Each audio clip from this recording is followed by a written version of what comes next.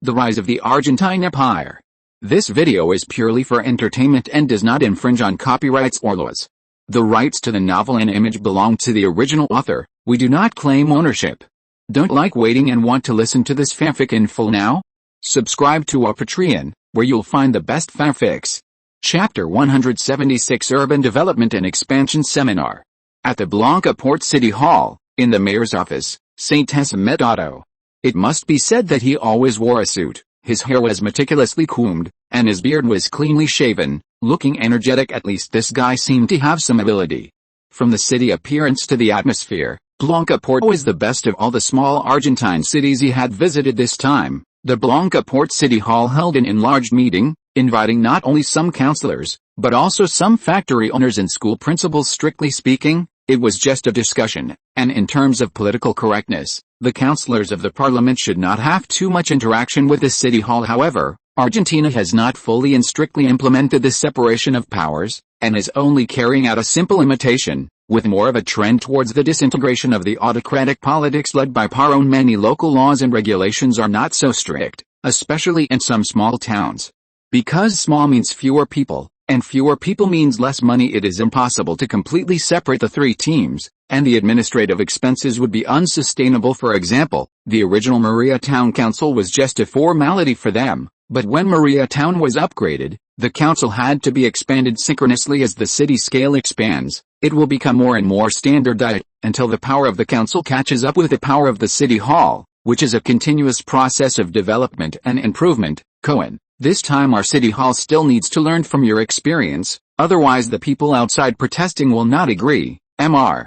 Mayor, you are too kind. On the way Saint Tessa had just arrived, some Blanca Port citizens were indeed holding demonstrations. Compared to the general strike in northern Argentina, the scale here was very small, with some minor disturbances, and the people from the police department were maintaining order. I have to say, the security of our city has been too poor recently, which is really regrettable, especially for them. Otto left his desk, shook Saint Tessa's hand tightly, patted Saint Tessa's back, and then slowly said, "That's right, the only thing that makes people feel bad is that they are just high school graduates who lack suitable jobs, which is caused by our inadequate work." Saint Tessa's body was a little stiff, and his face was a little ugly as he spoke. "Oh?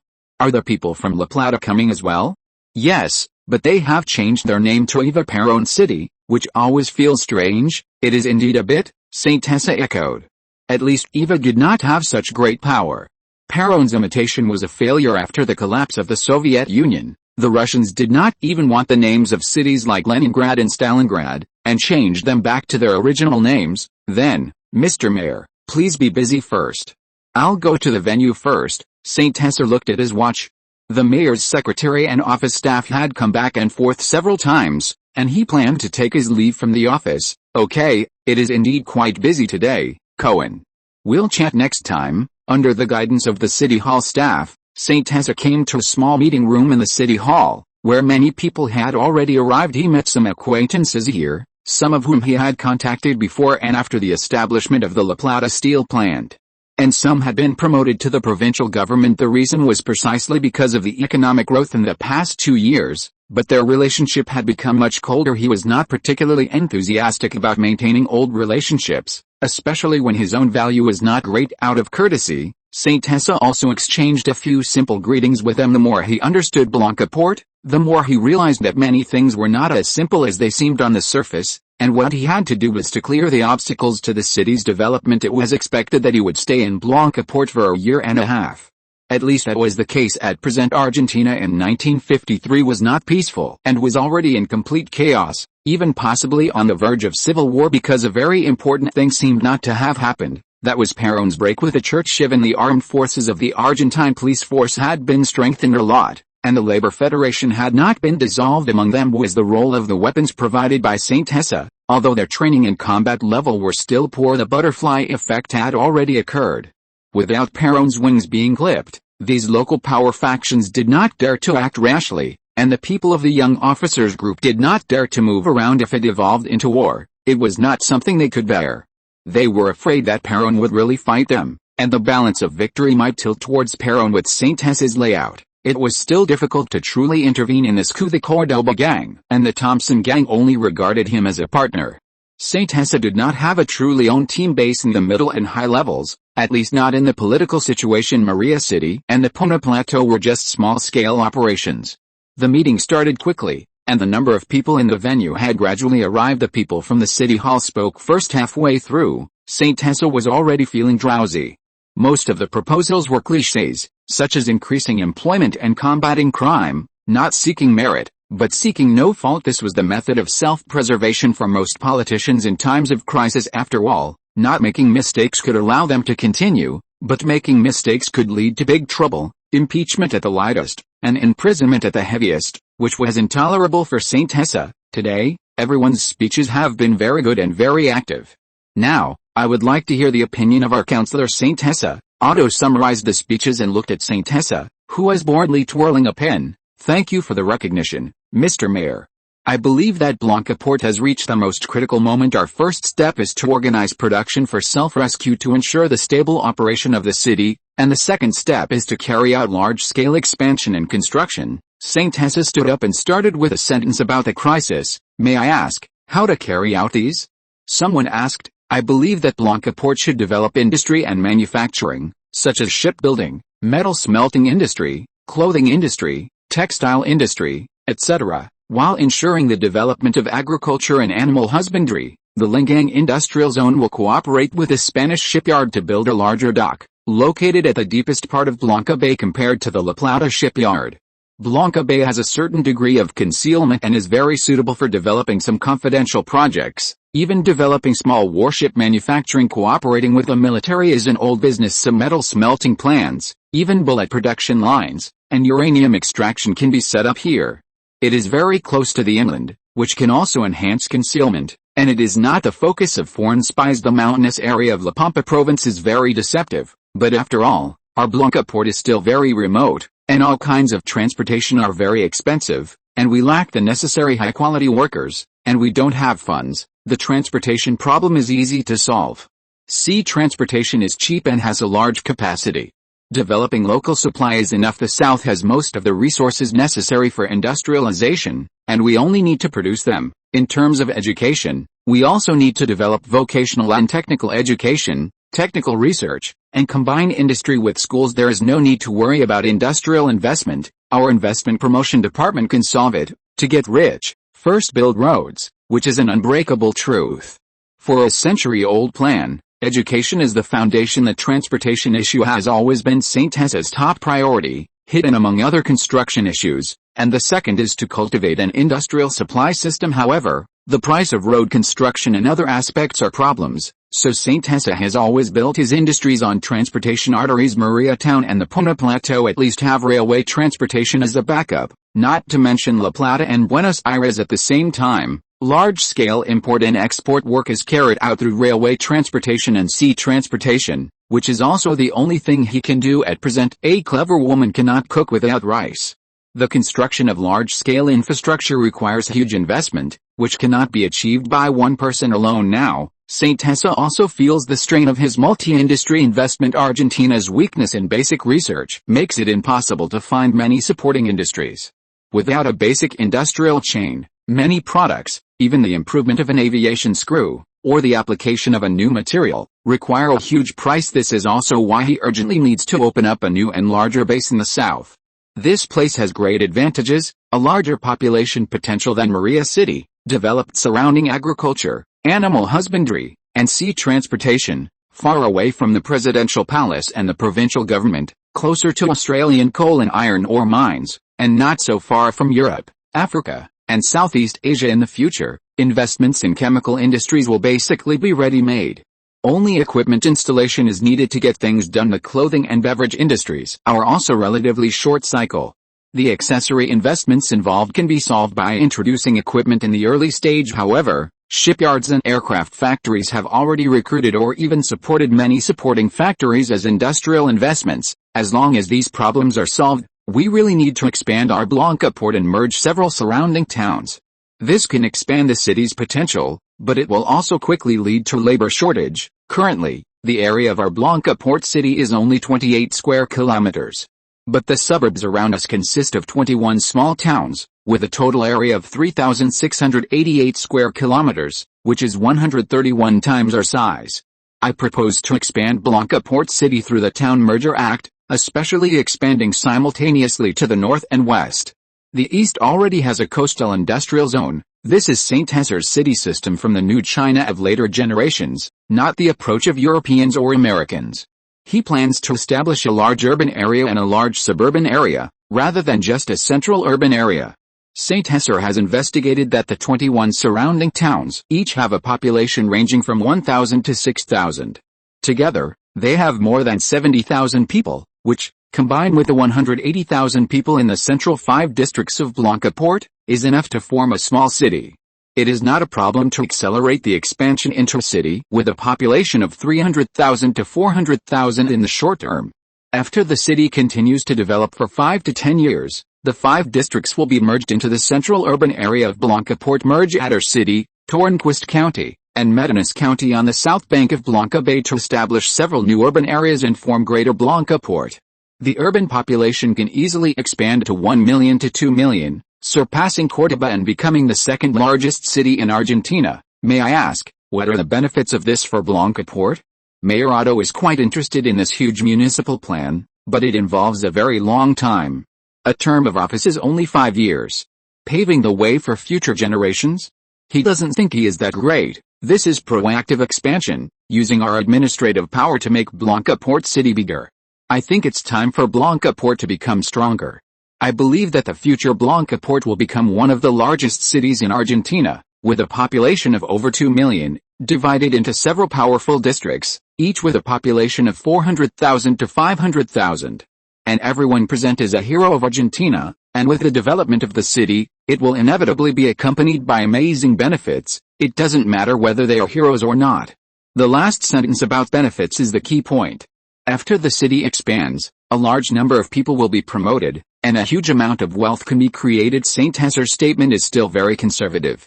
His ultimate goal is to build a city with a population of 5 million to 10 million in southern Argentina, and an urban agglomeration with a population of over 20 million, a super-industrial base nearby. There are the Benelux countries in Europe, with a future population of over 20 million in an area of 70,000 to 80,000 square kilometers, creating an economic scale comparable to Spain and Italy in the more distant future. The Pearl River Delta in South Guangdong Province, with an area of 40,000 to 50,000 square kilometers and a population of 50 million, has created a powerful bay area in just a few decades, which can already rival the strongest of the 4 little dragons. Its development model is very worthy of Blanca Port's learning. He now wants to build this point first, and then slowly expand and spread it to become a surface. How can this be done? At this time, many people stood up to ask questions. Such urban construction only exists in the capital of Argentina, and the development of the capital is also in small pieces, without this kind of large-scale district play at all. Or even in the whole world, everyone's emotions seem to be aroused. There is still this kind of gameplay, and it seems very likely to be realized. At least they can see the development of the coastal industrial zone. I think we can create more processing zones. There is a lot of land around the 3rd and 4th districts in the north, which can be used for clothing factories, textile factories, food processing, and other industries. St. Hesar is also involved in these industries. It is not a big problem to find a few partners here. Even developing OEM manufacturing is possible. At present, these industries in Argentina are still relatively crude. Also, the most important thing for the development and growth of a city is to attract more talents and establish a talent department to attract high-end talents. At the same time, I suggest that the City Hall introduce measures to encourage childbirth and increase the birth rate of the population. This can also stabilize a part of the employment rate, encourage women of childbearing age to have more children at home, and provide birth subsidies from the Blanca Port City Hall Finance Department. This is the way to long-term development, and it also reduces the unemployment rate. St. Hesar made his final remarks. In addition to having a broad vision, he also needs to be down to earth, otherwise it will be a castle in the air. He put forward his views on the growth of the city's population. In terms of national population growth, increasing the birth rate is the most important link. For the cities of the country, grabbing young talents is the most important. Argentina lacks coal and can import it from Australia, South Africa, Southeast Asia, and even Colombia and Venezuela. It lacks oil and also has oil from Brazil and the Patagonian Plateau. It lacks iron ore and can also import it from abroad. However, In terms of population growth, it is definitely not possible to rely solely on foreign immigrants. It is easy to cause the division of the Argentine nation, and there needs to be its own main population. The post-World War II period was the fastest period of population growth in human history. Countries such as India, New China, Egypt, Ethiopia, and Nigeria have an average annual growth rate of 6% or even higher. Each couple has 6 or 7 children, or even 8 or 9. The only 2 superpopulated countries on Earth are increasing their population by several million to tens of millions every year. On average, they can easily increase the population of an Argentina in 2 or 3 years. If we don't seize the opportunity, it will be too late, St. Hesser added, somewhat alarmist. Argentinians are different from Indians. Even if they lie flat, they will not starve to death, but that kind of future is too boring. Moreover, there is a great opportunity now. The north is very chaotic. Our Blanca port can take this opportunity to absorb more population. At the same time, with a population policy, more than 10 years later, our Blanca port will be a city comparable to Córdoba City. Compared to northern Argentina, the south is safer and more stable, and there are no very powerful forces or families in the south. Far away from the political center of Argentina, he is confident that he can build the south better, and by holding it, he can create a more powerful industrial base than Maria City and La Plata City. My proposals are roughly these, compared to the last coastal industrial zone development plan. St. Hesser's speech this time is more shocking and impactful. It not only involves changes in Blanca port policies, but also economics, administrative divisions, future goals, population, and other aspects. Most of the participants even began to look forward to that industrialized future, that urbanized future. Most Argentinians actually envy the American nightlife, but most Argentinians have not enjoyed the convenience brought by the industrialized society. Expensive imported products, agricultural exports account for a large part. Since the opening of the Panama Canal, Argentina has become the most remote corner of the world, even inferior to Africa. Mr. Counselor, can we really have such a future? Otto is not very confident. He wants to make achievements, but this is just Blanca port, not Rosario, nor La Plata. Yes, I think we can. I propose to launch Blanca port's first 5-year plan, and strive to expand the industrial scale by 5 to 10 times or more. Among them, the coastal industrial zone will be the first key base, as well as investments including port construction and food processing. Many new cities are rising in Brazil now. Brazilians can do it. Why can't we Argentinians? St. Hesser asked rhetorically, causing most people to be somewhat silent. Chapter 177 Big Town Hall Ideas and Freeports. What St. Hesser said was indeed a bit of a heart stab. Before the Great Depression of 1929, Argentinians considered themselves the largest country in South America, having completely surpassed Brazil for the first time after independence. During the colonial era of the Viceroyalty of the Rio de la Plata, Argentina had always been at odds with Portuguese Brazil. After independence, Brazil had always been the aggressor. Brazil became independent, established a Brazilian empire, completely unified, and merged the 3 southern states. The Viceroyalty of the Rio de la Plata eventually split into 4 countries, and Argentina began to lag behind Brazil. Later, it also established the Argentine Confederation in the Unification Wars, confronting Brazil and launching a series of wars to compete for Uruguay and Paraguay in the War of the Triple Alliance, eventually forming 2 buffer states. Speaking of which, these 2 buffer states were originally part of the Rio de la Plata, and Brazil's influence also cut into the Rio de la Plata basin after the Second Industrial Revolution. Argentina also moved from civil war to unification. The era of modern agriculture began, and the wealth brought by the vast Pampas cattle and planting industries made it the 5th largest exporter in the world, surpassing Brazil. Argentina became an important destination for European immigrants, and its population grew rapidly, catching up with Brazil. With political stability and social harmony, that golden age was the pride of 3 generations of Argentinians. Otto Leaf grew up in the best era before the Great Depression. Even during the economic crisis, Argentina remained the leader in South America until the arrival of the Peron era after World War II. The Second World War was a major watershed. Brazil formed an expeditionary force and sided with the United States, while Argentina was ambiguous with Nazi Germany, creating a mess.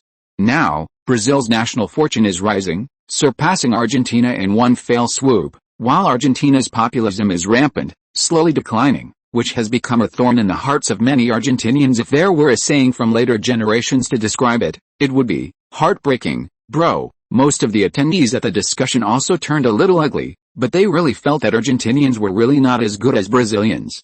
They were now a little lacking in confidence. Only 23 years after the Great Depression, the new generation of Argentinians seemed to have become more and more unconfident. People who grew up before the Great Depression began to be a little self-defeating, appearing somewhat like they were trying to find solace in the misery of others with the ebb and flow of national fortunes. Brazil actually emerged from the economic crisis the fastest before World War II, coupled with a rapid advance of 10 years after World War II, while Argentina's last year with an average annual economic growth of 6% was in 1919. The meeting had basically reached its end here. Everyone present was astute, and although they were tempted, they did not express it too much. The final decision on this matter still depended on Otto himself. He was the boss. St. Huther had conducted a detailed investigation of Otto himself. This person was qualified to become his ally, or at least a very good partner, otherwise, he would not have made such wild remarks at this meeting. If the Port of Blanca was to truly develop, it needed a strong city hall to clear away the internal and external monsters. If the city hall collapsed first, then all efforts would be in vain, benefiting others. The venue eventually fell into a state of silence. Mayor Otto's brow seemed to relax, and then he gently tapped the table. All eyes were focused on him.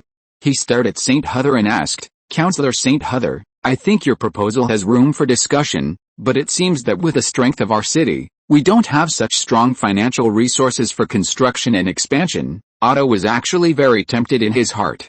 He was only 41 years old now, and he had been in politics for almost 15 years this year.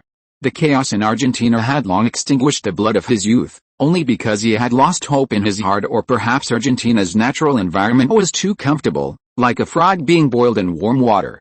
By the time he wanted to jump out, it was already too late. St. Huther wanted to be a catfish, making them stir up. He also had no way to change the entire current situation in Argentina, nor did he have the ability.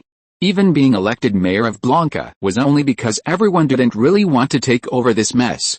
Even going to the provincial government as a small minister was better than the treatment in the Port of Blanca. My suggestion is to learn from Keynesianism during the American Great Depression, establish a large city hall, change the original small city hall thinking, and at the same time establish a batch of state-owned enterprises belonging to our Port of Blanca by starting with the construction of industrial zones, infrastructure, and other aspects. We can expand tax revenue sources and increase foreign trade, pursue interventionist policies, increase economic management and social control, increase government spending, formulate economic development plans, expand the economy, and create employment.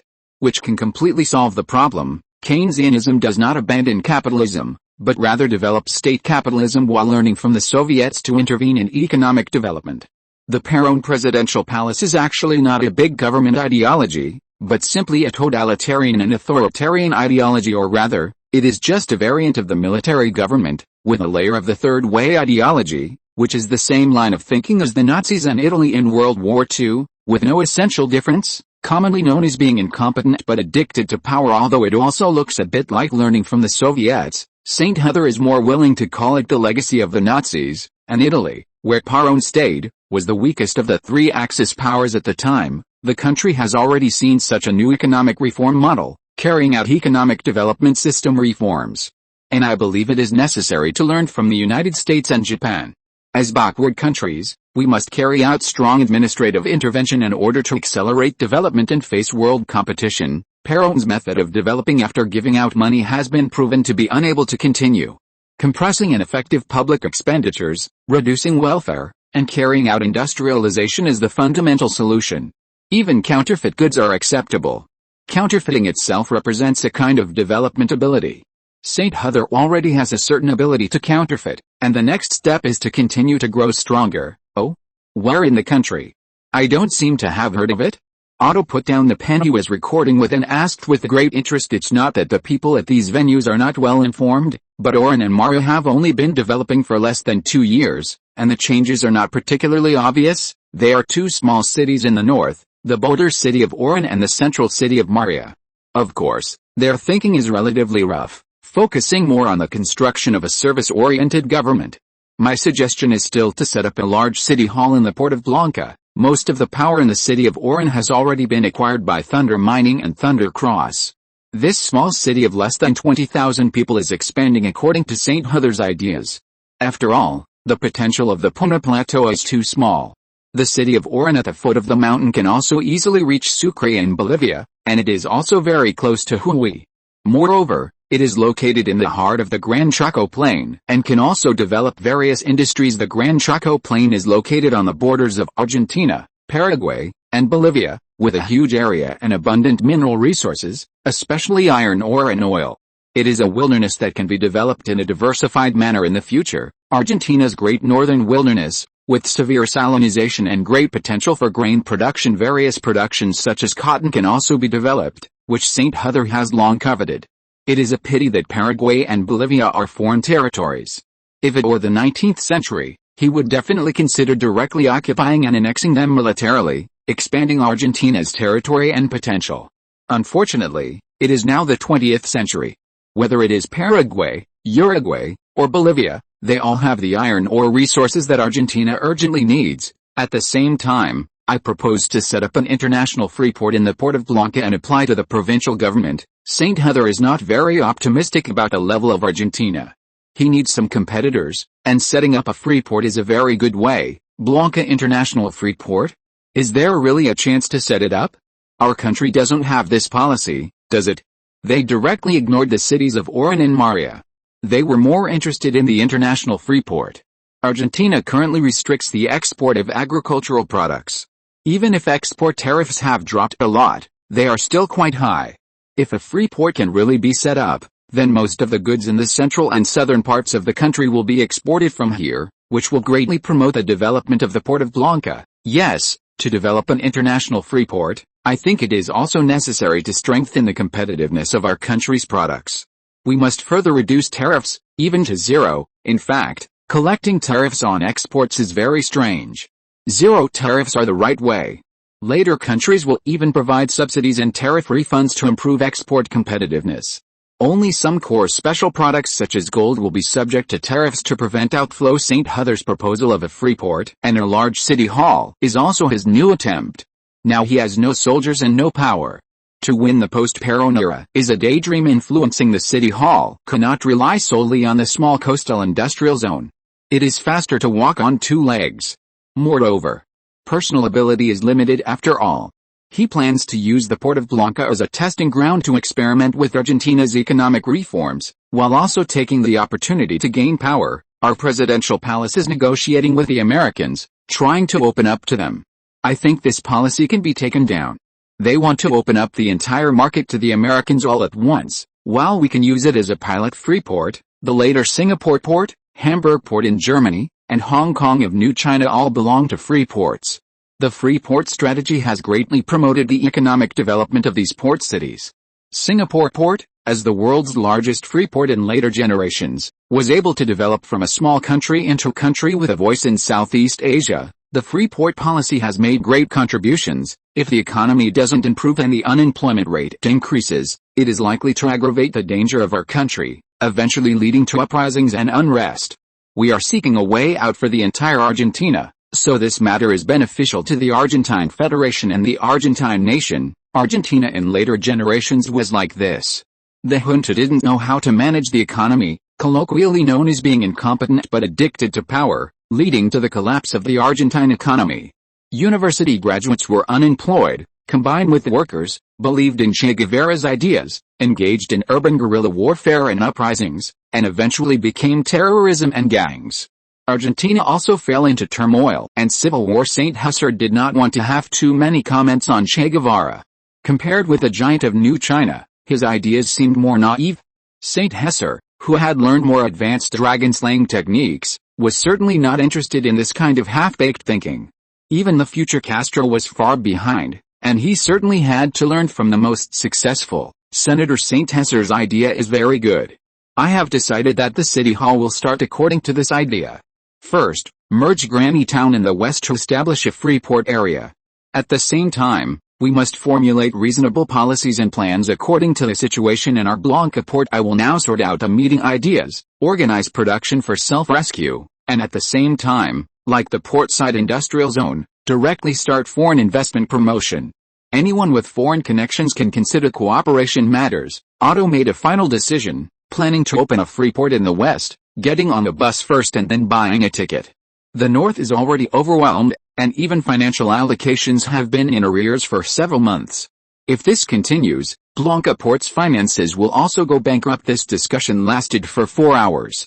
St. Hesser also answered many development and planning ideas, which made everyone very satisfied. This meeting to solve the unemployment rate evolved into the City Hall's development plan and the construction idea of the free port. Otto himself also showed amazing decisiveness, making a final decision and forming a meeting resolution report directly to the provincial government. If the provincial government really disagrees, he may really split Blanca Port and merge it with La Pampa province. The current La Pampa province is newly established and has no port and few people. If Blanca Port is merged, it is possible to directly become a provincial capital. This is the most extreme situation. Now the people of Blanca Port have a high support rate for Otto. Otto, who is responsible for Blanca Port, also has a good reputation. As long as he has the ability to solve employment problems and even create more employment, then the country will be stable. Otto's face seemed to bloom with a different kind of light, with a meaning of killing gods when gods block, and killing Buddhas when Buddhas block. He is going to persuade these 4 major families and local small and medium-sized forces. If the local forces in Blanca Port trip him up, it will not be easy to handle. He also wants to take advantage of the situation to integrate the police department and establish a city police force to maintain law and order, and at the same time, he can absorb idle youths and reduce the crime rate. St. Hesser provided a comprehensive development plan, including the reform of the City Hall, streamlining the departments and institutions of the City Hall, expanding security maintenance, and establishing a free port preparatory office. It integrated the reform ideas of Maria City and Oran City, and also referred to some practices of later generations. The possibility of realization is very high. Coming out of the venue, St. Hesser was already sweating profusely. He seemed to have exaggerated too much, and Otto also seemed to think that this proposal was very good. In the absence of other good solutions, expanding the power of the City Hall and increasing the area of Blanca Port only has advantages and no disadvantages. After chatting with Otto again for a while, and also simply greeting other municipal officials and familiar councillors, he found that their attitudes seemed to have changed a lot. They seemed to value St. Hesser more, and some became hostile. St. Hesser was also much more vigilant in his heart. Although these suggestions are to make the cake bigger, some people will definitely be left behind. He needs to be more careful in the future. It is also time to put the establishment of a formal security company on the agenda. This idea is actually to use work as relief, while increasing control over the economy, but adding a free port development idea. The most important thing is to develop and expand the city scale, increase population and tax revenue. After St. Hesser finished chatting with the others and was preparing to leave the City Hall, a middle-aged man in his 40s walked towards him and extended his hand. "Hello, Senator St. Hesser, I am Durand, the president of the National Southern University of Argentina. I had an appointment with you a few days ago, but you didn't have much time at the time. This time I was also invited to this meeting and made some suggestions, but not as detailed as yours. I think the suggestions you made are very likely to be realized." Durand seemed a little nervous and directly revealed his title. The National Southern University of Argentina is a very powerful title. "Hello, President Durand, these are just some trivial suggestions. The main thing is to see the leadership of Mayor Otto." St. Hesser's expression was gentle, and he also extended his hand to hold Durand's hand, which was slightly rough and with some fine sweat. "Senator, how about I treat you to lunch and visit our school in the afternoon? To be honest, I'm not used to the food here at the City Hall. I'm of German descent. Blanca Port is good in everything, but there are too many Italians.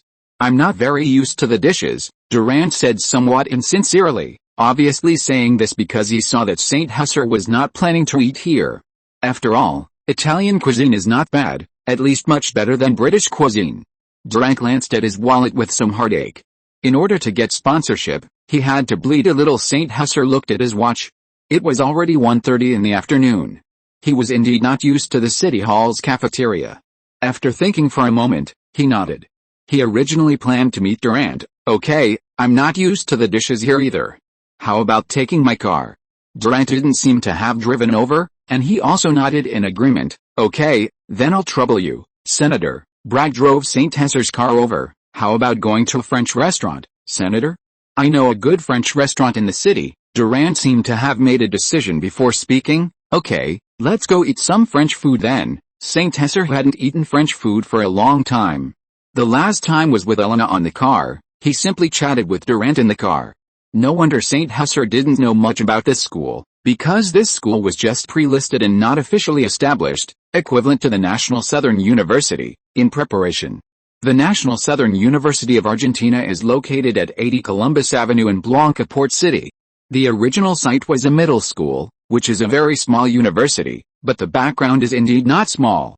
It is the 7th national university in the country. Strictly speaking, the National Southern University has not been formally established, but only a framework has been preliminarily built. The funds given by the presidential palace and the provincial government are too small, and Blanca Port's financial expenditure cannot support a national university, so Durant goes to alms to those who have money. On October 9, 1946, the National Southern University was established according to the provincial law number 5051, and teaching activities were carried out with the support of the National University of La Plata. In 1947, the presidential palace and the province of Buenos Aires jointly signed an agreement, in which both parties will provide funds for the operation and maintenance of the institute. On February 12, 1948, the presidential palace appointed Dr. Miguel López Durant as the president of the university.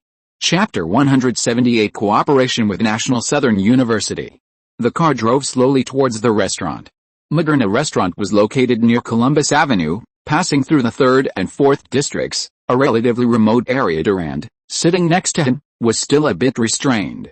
They chatted casually for a moment, and then the air fell silent. Saint Hesser didn't speak again, turning his head to look at the streets outside the car window. The early spring climate wasn't hot, with a slight cool breeze, making it a good time to start construction. The citizens were also gradually getting busy, giving a sense of prosperity. There were more people on the streets today than in the previous few days. Recruitment advertisements for the portside industrial zone were all over Blanca Port. Stimulated by the advertisements, many citizens left their homes, wanting to find jobs that suited them.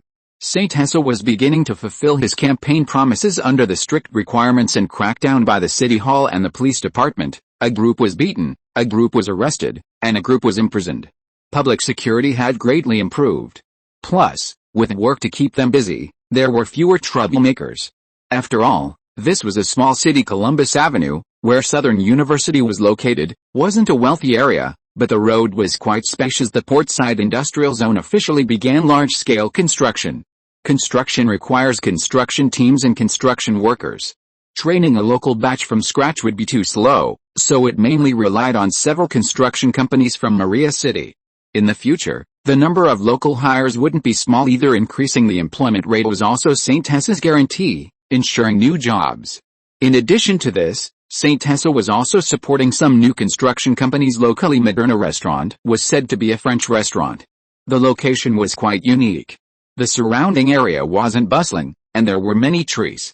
It seemed that because the owner, Monard, was French, he had spent a considerable amount of time in several major European cities such as London, Paris, and Berlin. After World War II, because the Pétain government surrendered, he felt the future wasn't too bright. He simply immigrated to Argentina, and even stayed in Buenos Aires for more than a year. Later, he came to Blanca Port, saying it was because it was very similar to his hometown of Lyon. Overall, it looked relatively clean and tidy. Monard also bragged about many things, such as how he killed Germans in the Battle of Verdun during World War I, killing them miserably. He also resisted the Germans on the Maginot Line. After being surrounded, he followed other troops to break through and escape to Paris. He preserved the vital forces for France and also participated in the Dunkirk evacuation. However, Saint Hesser saw that he was only 40 years old. Joining the army at 6 or 7 years old? He felt that bragging was quite outrageous. Saint Hesser listened politely, but the more he listened, the more he felt that at least some of what he said was quite true, and he told it quite interestingly, at least from the Maginot Line onwards. It seemed quite real. Today's meeting took a lot of thought, and Professor Durant didn't seem to particularly care about Monard's bragging. Anyway, the dishes at this restaurant were good, and as for the habit of bragging, the French seemed to be quite good at it. Monard opened a bottle of high-end wine that was said to be from a French winery, priced at $2, before slowly retreating. This price made Durant feel a sharp pang of pain. The next course is French-produced Gillardeau oysters, which are especially great raw, and the last course, foie gras, will be served soon. Before leaving, Monard said this sentence and then walked with small steps, quickly heading towards the kitchen. Saint Hessa and Durand also slowly talked about urban development, and they also talked a lot about the situation in Maria City. Blanca Port wasn't exactly a backwater, but there was indeed a big gap in economic development compared to the capital and the provincial capital. For example, the main force in building the portside industrial zone now comes from 3 construction companies in Maria City in the past 2 years. With Saint Hessa's deliberate support, Maria City's construction industry has advanced by leaps and bounds, with the emergence of Cohen Construction, Harris Road Construction, Kingayan Construction, and Yuho Construction, 4 construction companies with a scale of more than 1,000 people, responsible for most of Maria City's expansion and construction, as well as Oran City in the north. And they have begun to expand to other places. The boss of Kingayan Construction is Chen Kingayan, Saint Hessa's former employee. Chen Kingayan was initially supported by Saint Hessa. Being a construction worker isn't that simple, and even requires some retraining. Therefore, construction schools and the like were established. At the very least, a primary school diploma is required to become a construction worker, and most of the construction workers in Maria City come from Bolivia, Paraguay, and northern Argentina, and their education level is indeed generally low. The boss of Yuho Construction is also someone named Lin Yuho from the Chinatown of Cordoba, which was quite unexpected. During the Maria Town development period, he was a construction worker. Later, starting from contracting small projects, he slowly became a large contractor, and finally established his own construction company. He has a good relationship with Close now, and his methods are quite clever. Moreover, with Saint Hessa's approval, he obtained a lot of loans. Cohen Construction is Saint Hessa's own company, intentionally controlling its scale. After all, the construction industry and the real estate industry are not very suitable for Saint Hessa. He acts more as the man behind the scenes, and now it has become a training school-like position. Some of the team leaders who come out of here slowly become small contractors and the like. Harris Road Construction is mainly responsible for building cement roads and was also supported by Saint Hessa. Thinking back to when he came to Blanca Port 2 months ago to run for councillor, the Radical Party headquarters wasn't wealthy either. Apart from the official notification, it didn't give Saint Hessa too many resources. The Radical Party here was also severely suppressed. Fortunately, the Radical Party was able to maintain the scale of 2 candidates. Plus, with Saint Hessa's series of operations, he was elected as a councillor without any danger. It wasn't until after taking office and proposing the construction of the portside industrial zone, and establishing a relationship with the city hall, that Saint Hessa was completely rooted here. With this, he united most of the Radical Party members. Now the scale of the Blanca branch has expanded a lot, with several new departments established, and a new headquarters. A group of young and energetic members have been recruited and screened, trained, and his own people have been placed, and he has finally taken control of this branch. Maria City, as the first city in Saint Hessa's hands, its construction industry has been expanding faster and faster with urban infrastructure construction. Plus, with administrative reforms, the integrated development process of the city and county has accelerated, merging and developing with San Martin General County. The city's area has directly expanded from 20 square kilometers to 5,006 square kilometers. The resident population has also jumped from 158,000 to over 200,000. The original suburbs of San Martin General County also have more than 50,000 people. Now the new city has 220,000 people, becoming a veritable medium-sized city in Argentina and the second largest city in Córdoba province. The next step of expansion and construction can be carried out. The only problem is that Córdoba province is arguing with Maria City over whether the newly merged city should be called San Martin City or Maria City. Close has also sent a telegram, asking Saint Hessa to make a decision. Saint Hessa actually prefers San Martin City. After all, San Martin is Argentina's national hero, with greater fame, which is also conducive to attracting more people.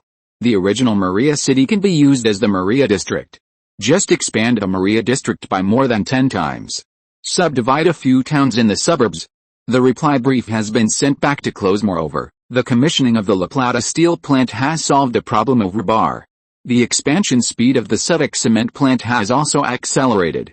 Argentina has no shortage of raw materials for cement production, and with French technology, the price of cement production will be greatly reduced as the scale expands. With cheap rebar and cement, The construction cost will also be reduced a lot. What surprised San Jose was the rapid growth of the Chinese population in Córdoba province, including Maria City and Córdoba City, which had increased from a few hundred in previous years to tens of thousands, including some unregistered individuals. San Jose instructed the Maria City Police Department to provide them with shelter and assistance to integrate into the local society. Most of these Chinese people came from the Nanyang region. Now, the national independence movements and frequent wars in Nanyang, especially in places like Indonesia and Malaya, had caused many people who sought advantages and avoided disadvantages to flee. Argentina had become one of the new destinations, second only to the United States as an international new arms dealer, excluding French arms sales. San Jose sold over $10 million worth of arms in Nanyang this year, earning substantial profits, a large part of which was through cooperation with local warlords, and even some Chinese organizations. Initially, it was pistols, rifles, firearms, and ammunition, military shoes, and military socks, but later it also included light artillery such as mortars. If he wasn't afraid of being too blatant here, he would even want to sell tanks. According to military factory arms experts, these batches of arms could at least arm a light infantry force of 30,000 people, which was already very astonishing.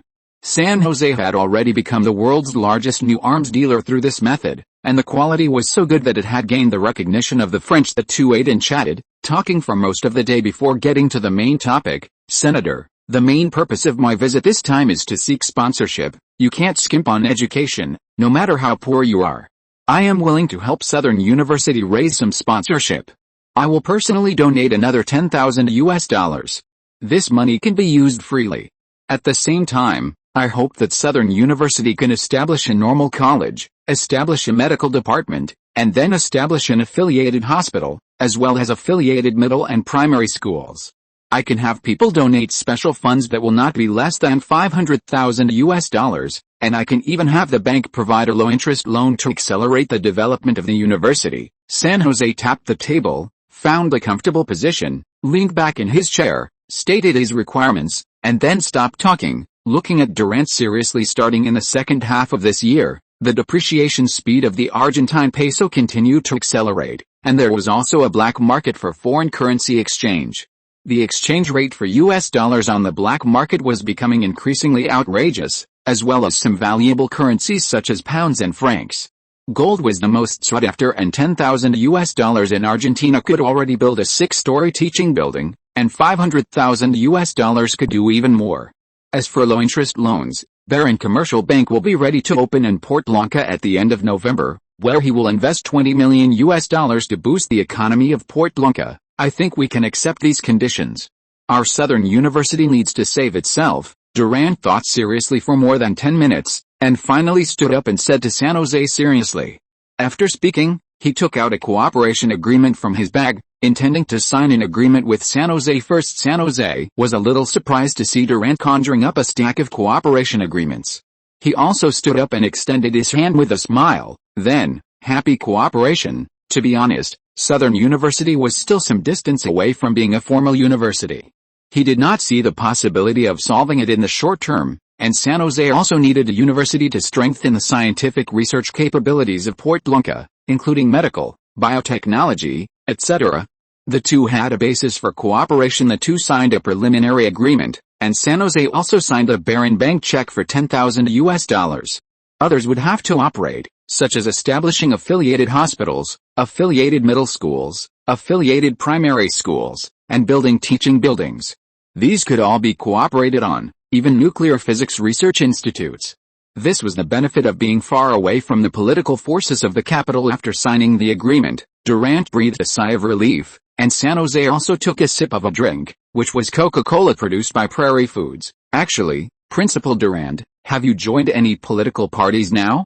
San Jose asked with interest. Even though National Southern University was still very weak now, with the progress of the construction of Portlanca, the development of this university would not be too bad, and Durant would definitely rise with the tide in the future. To be honest, there were not many talents in the education system in his camp. Durant was a very good target to win over if the Radical Party wanted to progress. It also had to win over some suitable progressive targets, especially in the political, military, and academic fields. Durant, a principal with good potential, was very suitable to be brought into his camp in a while. He planned to go to the naval barracks in Port Blanca to take a look. The Argentine Navy was also a very good target for infiltration.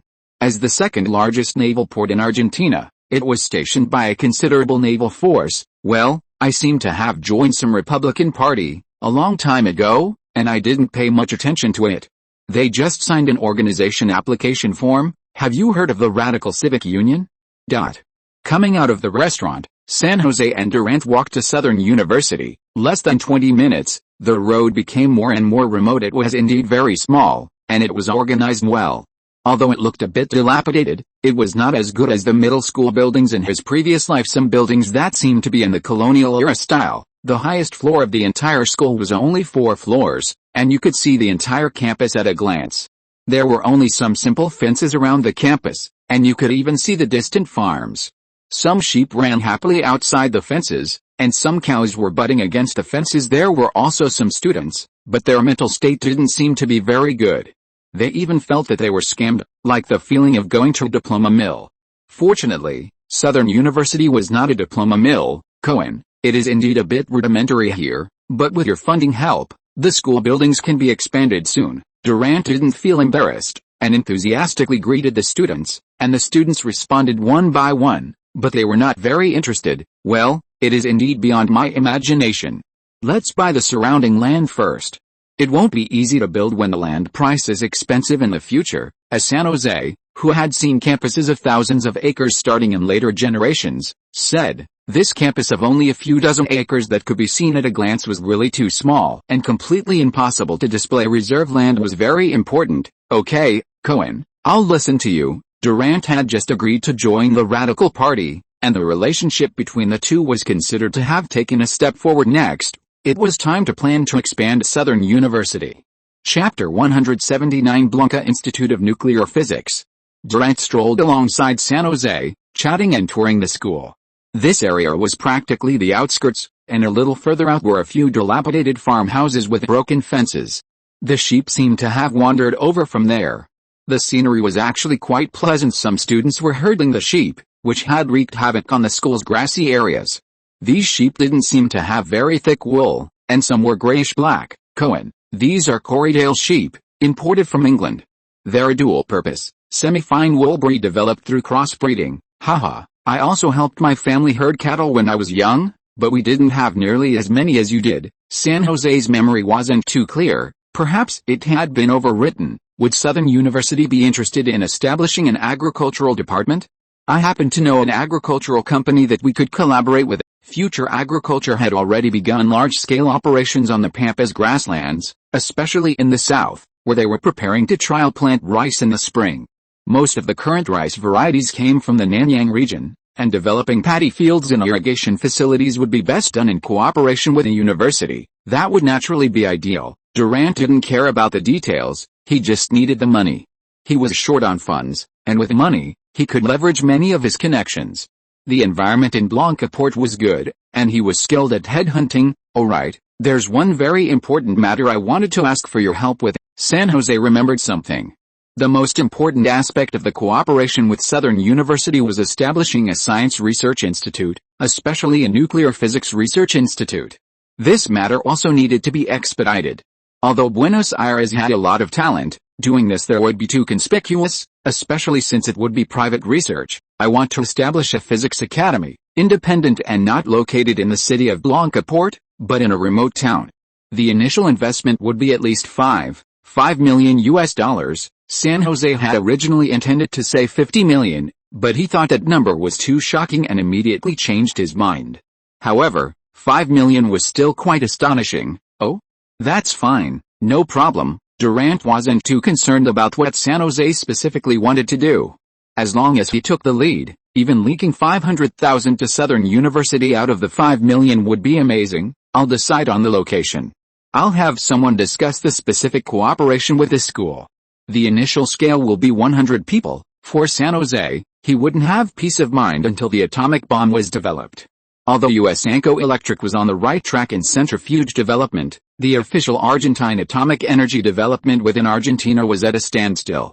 The Argentine National Atomic Energy Commission was running out of resources, and the hydrogen bomb program had completely failed. San Jose planned to secretly recruit some nuclear physicists and start anew in the south, establishing a private atomic energy organization. These scattered nuclear physicists couldn't be wasted. San Jose had the equipment, and the Argentine National Atomic Energy Commission had the talent. Now, poaching some people wouldn't be excessive, right? Whether it was La Plata, Córdoba, or even Maria City. San Jose didn't consider establishing a nuclear physics research institute there. There were minor reasons for each. Either the foundation wasn't strong enough, like Maria City, which didn't even have a university, and even if they were to establish Maria University or San Martin University, it would take 10 or 8 years. Córdoba was the stronghold of the rebels, and before completely controlling the city, it could only be considered relatively dangerous. La Plata and the capital had too many foreign forces, and doing things under the president's nose always had many constraints. Building an arms factory was already the limit, and adding nuclear physics would likely lead to infiltration like a sieve. While Blanca Port wasn't the most perfect, it certainly had a great opportunity for a backdoor listing and a subtle substitution. The two arrived at the principal's office, which was quite rudimentary. The wall plaster was peeling, and the desks and chairs were old and worn. They had barely sat down when a trendily dressed girl rushed in. Seeing San Jose, her eyes lit up. "Hello, are you my dad's student? I don't think I've seen you before. I think you're very handsome, my type. Can you be my boyfriend?" What outrageous words. Were female students these days so bold? San Jose rubbed his forehead, suddenly feeling a bit out of touch. He had only graduated less than half a year ago. "I'm sorry, I'm already married," San Jose refused directly. Although the girl was quite pretty, he didn't seem to like them too young. He already had one at home, and another in Maria City, and one in Buenos Aires, and even one in Iran. That was enough. "I'm really sorry, Cohen." Annie can be a bit too straightforward. Durant was somewhat embarrassed. He had a headache because of this second daughter. He should have married her off long ago. If it could be to someone as young and promising as Cohen, it wouldn't be impossible. In Chinese terms, the second daughter was a black-hearted little cotton-padded jacket, leaking air everywhere, unlike his eldest daughter, who was well-behaved and sensible. "It's all right, I just didn't expect you to have such a grown daughter, Durant," San Jose thought for a moment. Durant did look like a handsome older man, but he had been in a bad mood and very anxious before. Now it seemed there was indeed some heredity involved, at least better than that guy Cross. "Annie, hurry home. I have serious matters to discuss." "Okay, Dad." San Jose sat for a while and then planned to leave, while Durant was also in a hurry to convene a school meeting, so they didn't chat much. Leaving National Southern University, San Jose planned to walk to his residence this time to get a feel for the recruitment situation. He walked along the small road, with Buston and security personnel closely following around. The scenery here was quite rugged, and it took more than 10 minutes to reach a suburban street where a recruitment point had been set up, mainly because there were also many bankrupt farmers in some towns outside Blanca Port, mostly from several farming towns near Braca Port. These towns didn't have large populations, and their farms weren't very large either, but they had poor risk resistance. They sold their farms during the economic crisis and still couldn't make a living. Most had already gone to Buenos Aires, and La Plata as well. However, even in the capital and provincial capital, there was a lack of jobs these days. After hearing the news of recruitment in Blanca Port, they came here to look for work. Although it was already past 6 p.m. when they left Southern University, the road was quite lively. The newly installed street lights were still working, no longer a pitch-black scene. Blanca Port had an adequate electricity supply, and the city hall had urgently arranged for the installation of many incandescent lamps because the recruitment only lasted 3 days. Today was the first day, and it was incredibly crowded, with a very long queue at Maria. The booths of several construction companies were packed with people, along with some local contractors. This time, not only the industrial zone needed construction, but also the new port construction and road paving, all requiring many workers. The wages were quite high, with room and board included. Coupled with effective advertising, many people were afraid of the positions being filled quickly, so they rushed to apply. Basically, anyone with able hands and feet was accepted. St. Tessa took a brief look, chatted with some farmers and herders in the queue, and then returned by car. The cooperation with the Southern University project was also about to begin, requiring many workers. St. Tessa's reason for planning the construction of affiliated schools was also due to the lessons learned from Maria Town, The supporting facilities hadn't kept up back then. Some workers from other places brought their families, most of whom had children. The previously abandoned school was quickly reopened, but it lacked necessary planning. The former Cavo lacked a plan for urban development, or rather, had no experience in building and expanding towns, resulting in a barbaric style of development. It was only after Cross took office this year that Maria City began to slowly build a series of primary education systems such as building middle schools and primary schools, investing in finance, and recruiting teachers. The population of Maria City has expanded nearly 8 times, with a population of 160,000 to 170,000 in the urban area. Many new primary and secondary schools need to be established, which requires a lot of financial investment, especially to be completed within Cross's new term plan. The plan is to achieve a super high-speed growth of at least 20%-30% per year, and the population is expected to increase to about 1 million people. As for the reason for the growth rate, it is because Maria City's economic base is currently poor. This year, it is expected to achieve an industrial output value of $30 million. Even if it grows by 30% every year, it will only be $110 million, just enough to reach the level of Córdoba City. This year St. Hesse did not attend the official cooperation meeting with Southern University. The main partners were Prairie International, Rhine Military Industries, and Rieden Heavy Industries. Future Agriculture was also arranging personnel to come over. The Nuclear Physics Research Institute is still in preparation and is not being publicized. The name is tentatively set as the Blanca Nuclear Physics Academy, which sounds a bit bluffing.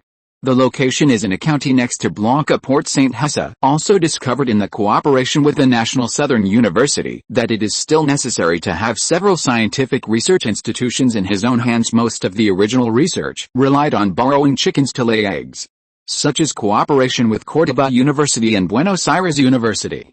However, most of the research in these research institutes was still a bit lacking. Relying on St. Hesse's some foresight and research ideas, Blanca Port itself is also a place where higher education is not very developed. To establish a scientific research island, a group of high-quality scientific researchers must be available for continuous development. After all, science and technology are the primary productive forces. Old Nick also said, large-scale industry incorporates huge natural forces and natural sciences into the production process, which will inevitably greatly increase labor productivity. Now Argentina relies on the West, and many technologies can also be directly imported from Spain, Italy, and even Germany. Truth is only within the range of the cannon. Dignity is only above the edge of the sword. The era of guns and cannons continues to prosper, but the future is the era of atomic energy. St. Hesse continued to export a large number of arms in the Nanyang region, with some reduction. The situation in the Nanyang region is not optimistic. The resistance forces in the Nanyang region are still quite weak, or rather, they have a feeling of peace for too long and have no intention of resisting. The Indonesian Republican Party has even abandoned the route and policy of seizing power by force. Local Chinese businessmen are more willing to do business and make money. They rarely get involved in politics and military affairs. In addition, the current influence of New China in the Indochina Peninsula, the Malay Peninsula, and the Malay Archipelago has long been weakened and has no power to protect them. The French are preparing to completely clear out the Indochina forces. Cambodia, Laos, and Vietnam have each established their own countries, and their military combat effectiveness belongs to the first level. In Nanyang they also have Soviet support behind them, but the ruling parties in these regions, especially in Cambodia, are severely nationalistic, making them one of the most dangerous regions in the future. Unfortunately, the Chinese here have no interest in establishing political power, and the Khmer people hold a dominant position. The United States is infiltrating Indonesia from the Philippines, and the United Kingdom continues to maintain influence in Burma and Malaya. The future Singapore is just a small island country, and the Dutch also have some influence, making it somewhat complicated. Burma still retains some local warlords descended from the expeditionary force, belonging to the most valiant region among the Nanyang Chinese. Thailand is considered relatively special, having some flirting with the Japanese, and the degree of feudalization in Thailand is very strong. The current Indonesian Communist Party is actually not too small. The head of the Indonesian Communist Party, Aidit, is still too young. He is the young leader of the Republican Party after the colonists' massacre and does not have a thorough socialist belief. Although the current Indonesian President Sukarno is a good president and a moderate, The local conflicts are too bad, but he underestimated the power of the Indonesian local military and did not understand the famous saying that political power comes from the barrel of a gun. This caused Saint Hessa to lose a lot of arms market, and he had to sell arms and ammunition to smaller resistance forces such as Aceh. On the contrary, the Malayan Communist Party and the Burmese Communist Party were more combative, allowing Saint Hessa to compensate for some market needs. Unfortunately, in the future, except for Singapore, none of the countries in the Nanyang region will be truly Chinese countries. As of now, no Chinese political party has this potential. The only one is the Malayan Communist Party, but its armed forces are too weak. It was tricked by the British into disbanding its armed forces and dare not completely mobilize the masses. The chances are very small in the future, which is a pity. If the Malayan Communist Party had the strength, Saint Hessa wouldn't mind helping to make a larger Chinese country appear in Nanyang. Malaya and Indonesia are both possible. If they don't establish independent countries, they will most likely be integrated into other ethnic groups in the end, as is the case in later generations of Indonesia, Thailand, and Malaysia. On November 21st, Saint Hessa, who had already handled his work, planned to enjoy rare Sunday leisure time. Durant invited him to go fishing on the island. Boss, an urgent telegram from Buenos Aires. Buston walked in hurriedly. Saint Hessa took the telegram and carefully read the contents. After many days of preparation, our team has a high probability of winning the Uruguay iron ore mine at the end of November auction, but it is also possible to fail. Yesterday at 5:30 p.m., U.S. Steel officially announced its involvement in the project in the Uruguayan Evening News. They have found many leaders and have been operating for some time. Although we have contacted many people and have the boss's help, there is still a significant probability of failure. Saint Hessa took a brief look and talked about some unexpected situations with the Uruguay iron ore mine. He thought carefully that his foundation in Uruguay was too shallow, and even if he found many channels, there was still a possibility of failure, which could not be underestimated. Life is always full of surprises and accidents, Saint Hessa said with a smile. Prepare yourself, go to Uruguay the day after tomorrow. Yes, boss. Chapter 180 The Big Iron Mine in the 33 Provinces. By the way, boss, are we still going fishing tomorrow? Boothston, holding a stack of documents and preparing to leave, turned back and asked. Of course, haha, change it to tomorrow night's ticket. Okay, boss. After Boothston left the office, Saint Hessa slowly sat down. It had been a while since he had seen Elena, and he planned to visit Busha. The matter of the Uruguayan iron ore was not urgent. He was determined to secure the iron ore in Uruguay. It was easier to mine than the Bolivian iron ore, and the mining costs, transportation conditions, and political stability could all be guaranteed. He would take it down no matter the cost. The newly discovered iron ore is located in the Treinta y Tres department, an eastern province of Uruguay. The capital, Treinta y Tres, is on the banks of the Alma River, 240 kilometers southwest of Montevideo. The city is named in memory of the 33 patriots of the Uruguayan War of Independence. This province is actually a very small place, roughly equivalent to the population of a town in Xinhuaxia in later generations. The entire province has only more than 20,000 people, with a slightly larger area, close to Brazil, with railways, close to Lake Marin, and close to the Atlantic Ocean.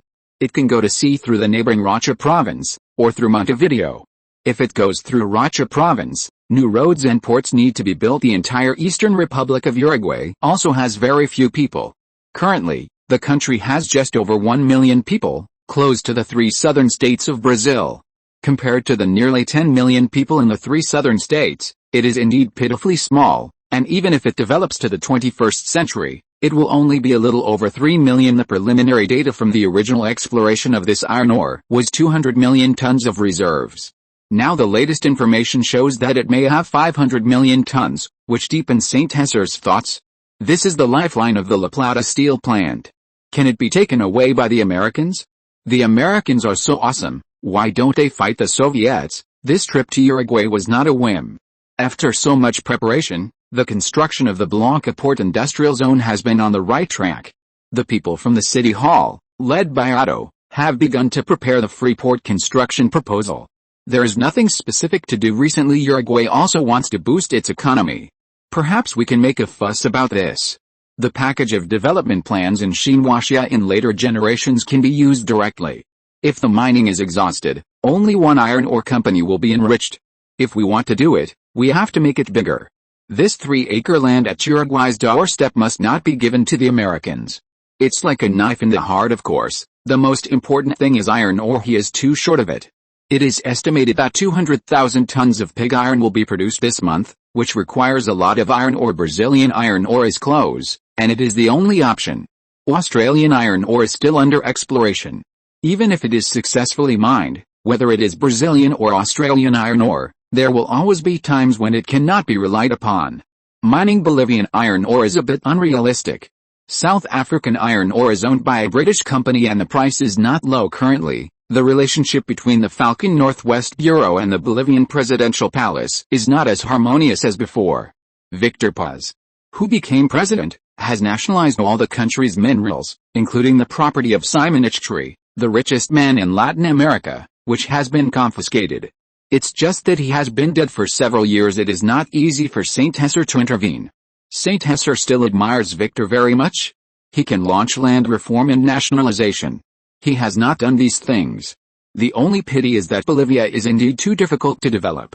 It is surrounded by a circle of poor countries, has no access to the sea, and its foundation is poor, which is more difficult than reaching the sky. The next day, Saint Hesser, Durant, a group of school teachers, several company heads stationed in Blanca Port, and a group of radical party members went fishing for leisure to Trinidad Island, which they had visited before. This time, instead of sailing boats, they directly rented a passenger ship. There were more than 50 people in the group.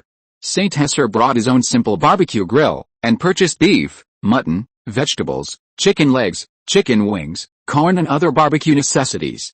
Besides fishing, how can there be a lack of barbecue? Staring at the industrial area, because the cafeteria was not done well, Saint Hesser could only eat something good on Sundays.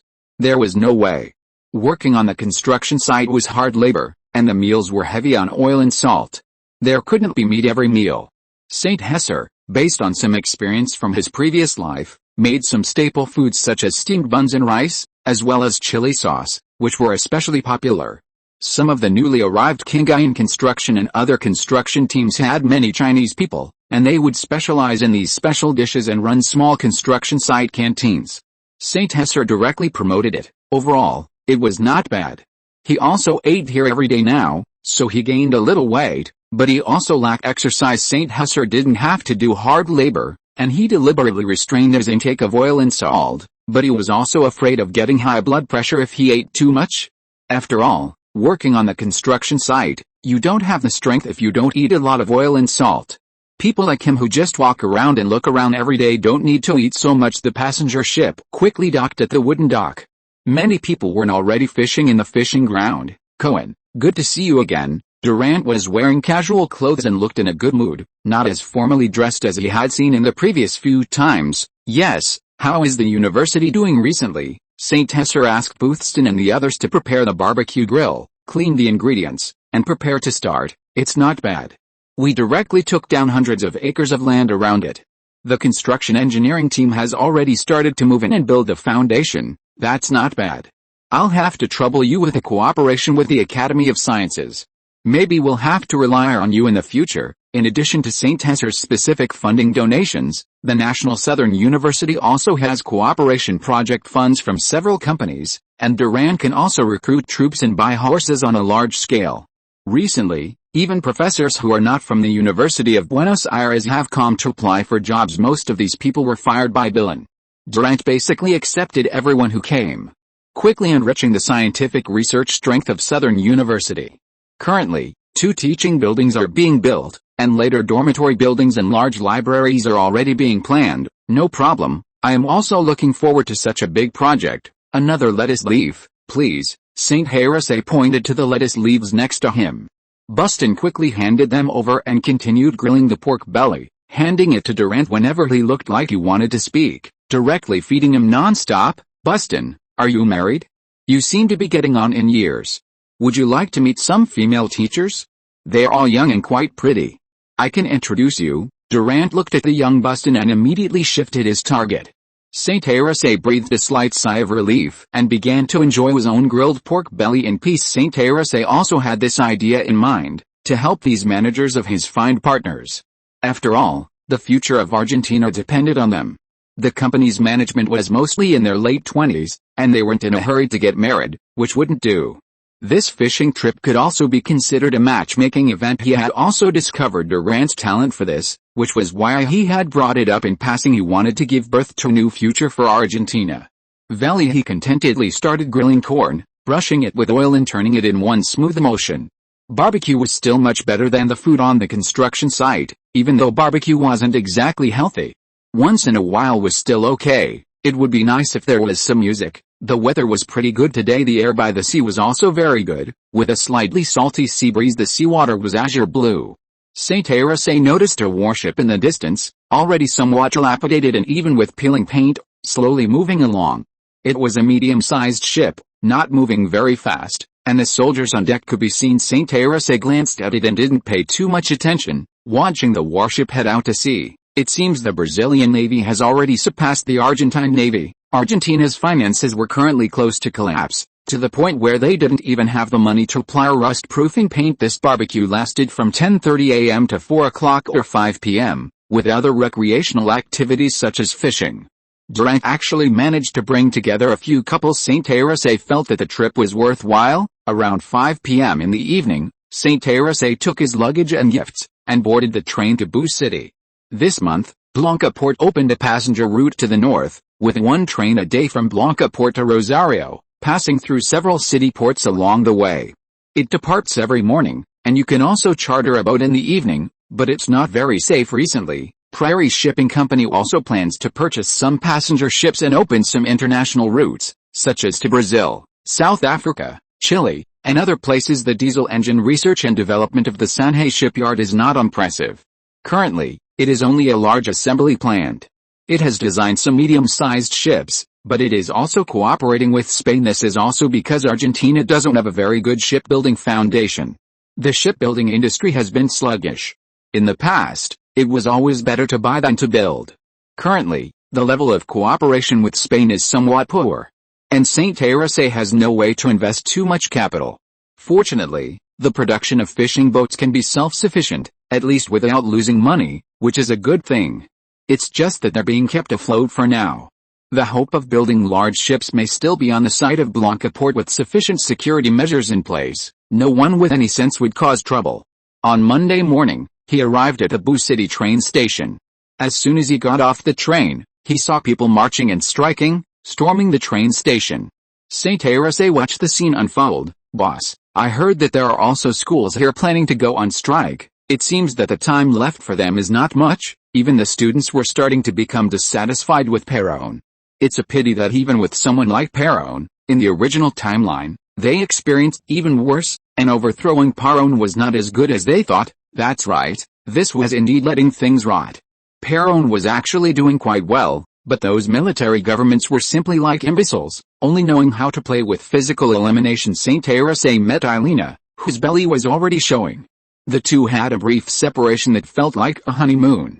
They spent a pleasant morning together before leaving Boo City and heading to Montevideo. "Cohen, how long are you going to rest on this trip to the East Bank?" "Okay." After having lunch with Ailina at noon, he didn't meet anyone else and hurriedly boarded a ship to Montevideo. Montevideo, a high-rise building in the southern part of the city. In addition to being the Uruguay branch of the Falcon Agency, it is also the branch of Prairie International Company. Montevideo, as the face of Uruguay, is very well built, with high-rise buildings everywhere, and it is home to more than half of the country's population. It is very well built. The iron ore mining site is located in the Train-to-Trace department in northeastern Uruguay, but to obtain a mining permit, it must be done in Montevideo, which, as the capital of Uruguay, is also the largest city, with a population of 700,000, which is quite a bit more than Cordoba. This was also Saint Aracé's first official visit to Uruguay. It was both strange and familiar to him. The investment and intelligence organization dispatched by Uruguay was larger than in any part of Argentina, and a specific division of investment was carried out last year. The Uruguayan constitution changed the presidential system to a collective administrative system. The current president is Andrés Martínez. "Andrew, any good news recently?" Andrew sat in the chair in front, and Saint Aracé sat leisurely in the recliner. "Our company, Thunder Mining, is also here." Saint Aracé sent his trusted general to sit in charge, While also attaching importance to the situation in Uruguay, there is almost no good news. Very few things have been accomplished. Uruguay's conditions are better than Brazil's, but that neighbor, boss, this steel project is being sabotaged by the Americans and Brazilians. They don't want us to take this iron ore, Andrew said. The real reason, damn it, the Americans don't lack iron ore, they also have a bunch of iron ore in Brazil. What's the background of this American steel company? St. José said with some complaint. Boss, we carefully investigated this American steel company. It's not a big American steel company. It's just a group of American mining companies that have been formed. They don't have any iron smelting business, Andrew carefully reported on the intelligence work this time, and St. José was also listening carefully. This could be regarded as an expression of intent before interception, so the Brazilians are causing trouble. It seems they are too idle and have time to mess around in Uruguay. We have to clean up these people properly this time. They are greedy and insatiable, St. José knocked on the table and said fiercely. After dealing with the iron ore, he didn't know what the situation was in Blanca port. Chapter 181 Uruguayan Ministry of Mining. Now that we know who the enemy is, things are much easier. Have the Brazilian branch continue to investigate the information of the people in Brazil who are opposing him. First, set his backyard on fire. As for the Americans, it will be a bit difficult, but it's not impossible.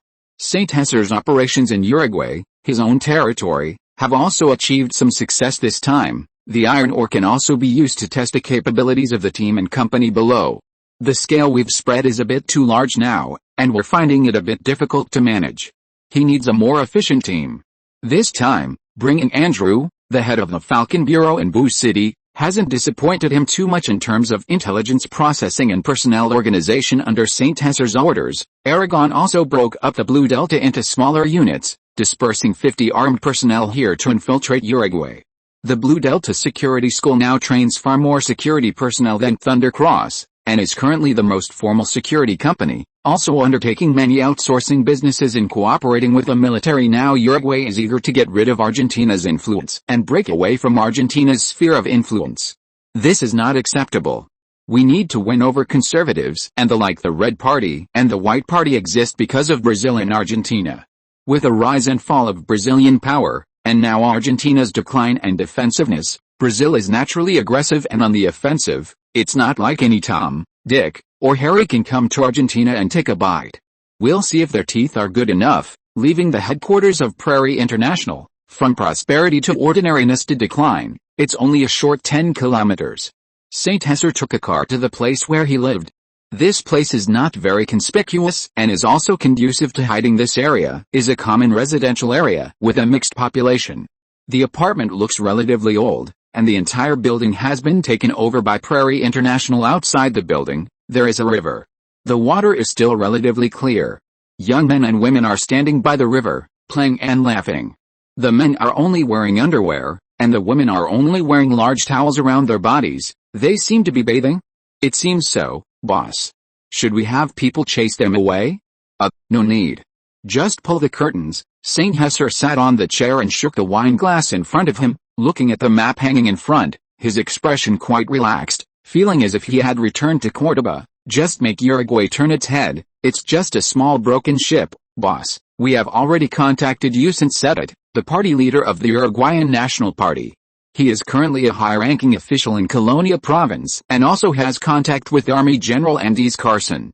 The 33 province is also supported by us, but the people who led the mining are from the Ministry of Mines. We have also contacted President Andrés Martinez, but he has not expressed his position. He doesn't seem to want us Argentines to mine. The Uruguayan Red Party has always been the ruling party in Uruguay, and has been the ruling party for more than 90 years. If it weren't for the existence of the White Party National Party, St. José would almost think that Uruguay was a Soviet-style country. The National Party has declined too much.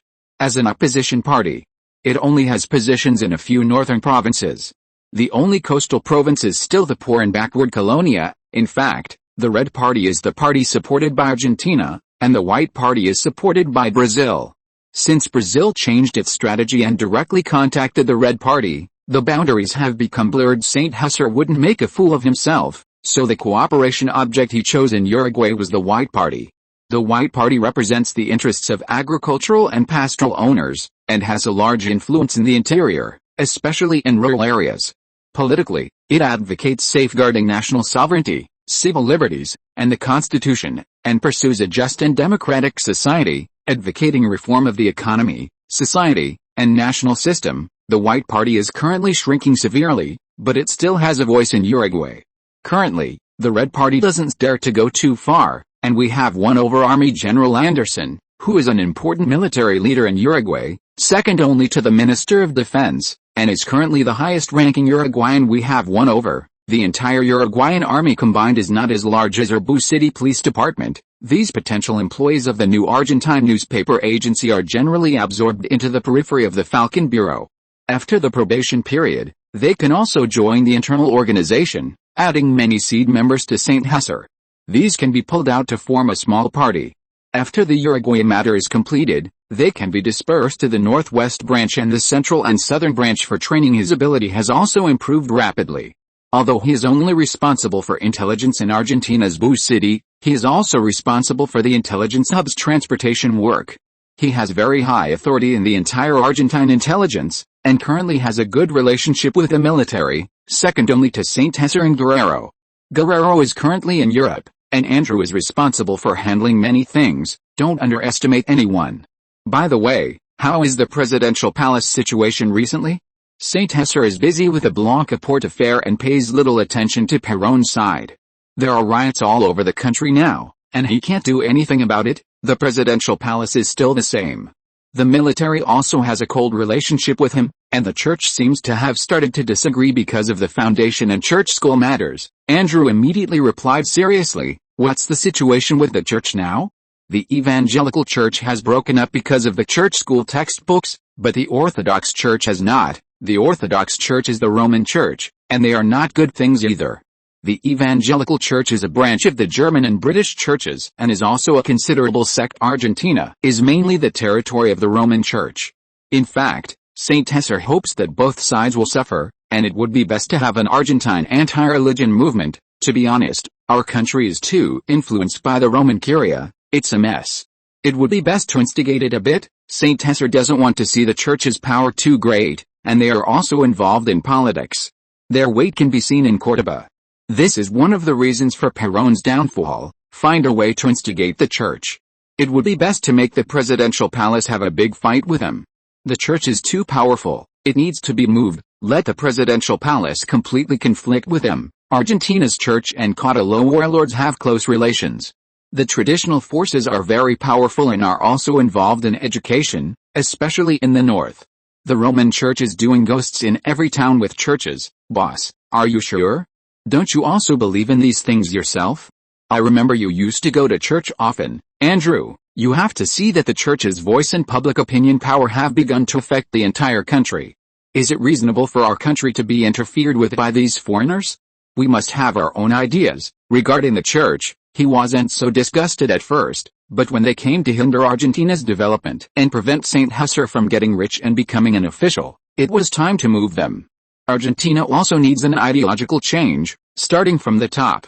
The church can exist, but it cannot have superhuman power. Boss, we don't have that many resources to deal with the church, right? Development is a bit difficult now, and the monthly expenses are a bit too much, Andrew said somewhat embarrassedly, looking at St. Hesser with some helplessness. Huh? What are we still lacking? St. Hesser flipped through the detailed information in his hand regarding cash flow. What exactly are we doing all this for? Is it really meaningful? Are we planning to start a war with the church? But weren't we against Byron? Why are we helping Byron this time? Andrew raised his voice, asking a series of questions. This doesn't seem like something you should be concerned with. Just carry out your mission, St. Hesser said impatiently, his voice becoming stern. He felt there was no need to explain too much and also wanted to test the mettle of the Falcon Bureau this year.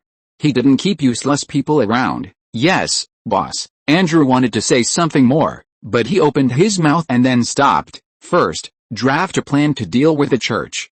The goal is to increase the conflict between the two sides, but without letting them notice. What St. Hesser said was simple, but it would be difficult to execute. Valley then, boss, I'll head out first. St. Hesser watched Andrew leave, feeling somewhat disappointed.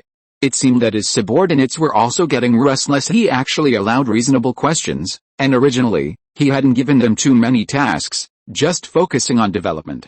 Unfortunately, they hadn't done very well. It's necessary to reorganize. The Falcon Bureau has developed somewhat abnormally. For a non-national official intelligence organization to develop smoothly wasn't so simple. Moreover, intelligence agencies differed from commercial institutions, relying entirely on St. Tessa's ideas. Besides, he had been hands-off, and the organizational structure hadn't been changed for a long time. Now, several branches had a sense of fighting on their own. Uruguay didn't have a formal person in charge. Best was the head of the international department, but there was no Montevideo branch center, only scattered personnel. Sao Paulo had a branch, making it very chaotic. Andrew was responsible for the intelligence in Bucha City, while the La Plata area only had the New A newspaper and a few intelligence officers, a complete mess. The original departmental structure was also very unreasonable, with many people and deputy ministers holding concurrent positions. Too much power was given, and the staff had become bloated. An organizational restructuring was necessary. The Montevideo operation was a joint effort of several companies, plus Andrew's intelligence organization and the recruitment of personnel from Plary International, each fighting on their own, wasting a lot of funds and resources. It seems that a branch needs to be organized in Uruguay as well, shrinking the staff and development. Currently, the international department will still focus on commercial intelligence and merge with a commercial intelligence department. St. Tessa briefly planned, intending to abandon intelligence gathering in some countries. There was no need to waste these funds. In Europe, only the London and Paris branches would be retained. In South America, only Brazil, Chile, Uruguay, Paraguay, Bolivia, and Colombia would be kept. In Southeast Asia, only Singapore would be left, withdrawing from countries like Mexico, Cuba, and Panama. In the future, the international department would only have a headquarters responsible for collecting, organizing, and transferring information. Other branches would be split off and cooperate with local politicians, mainly to provide services for the major companies. There would be no need to focus too much on the loyalty of the personnel, only requiring the senior leaders to ensure they were his own people.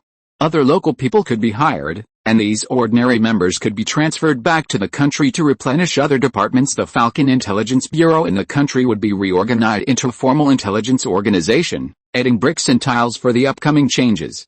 The next day, St. Tessa also met with some political figures from the Argentine National Party, finding them very concerned about economic development, and they had a pleasant conversation. The official bidding conference was in 3 days.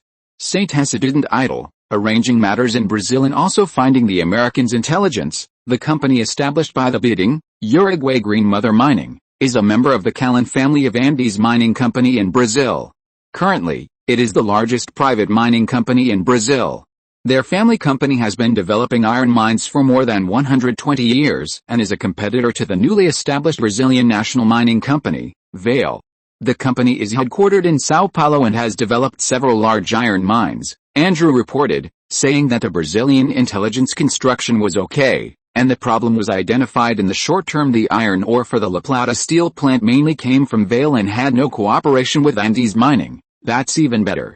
There's no need to go against the Brazilian national team. After all, our strength is limited. St. Tessa didn't want to directly confront the Brazilian national team now, focusing on making money.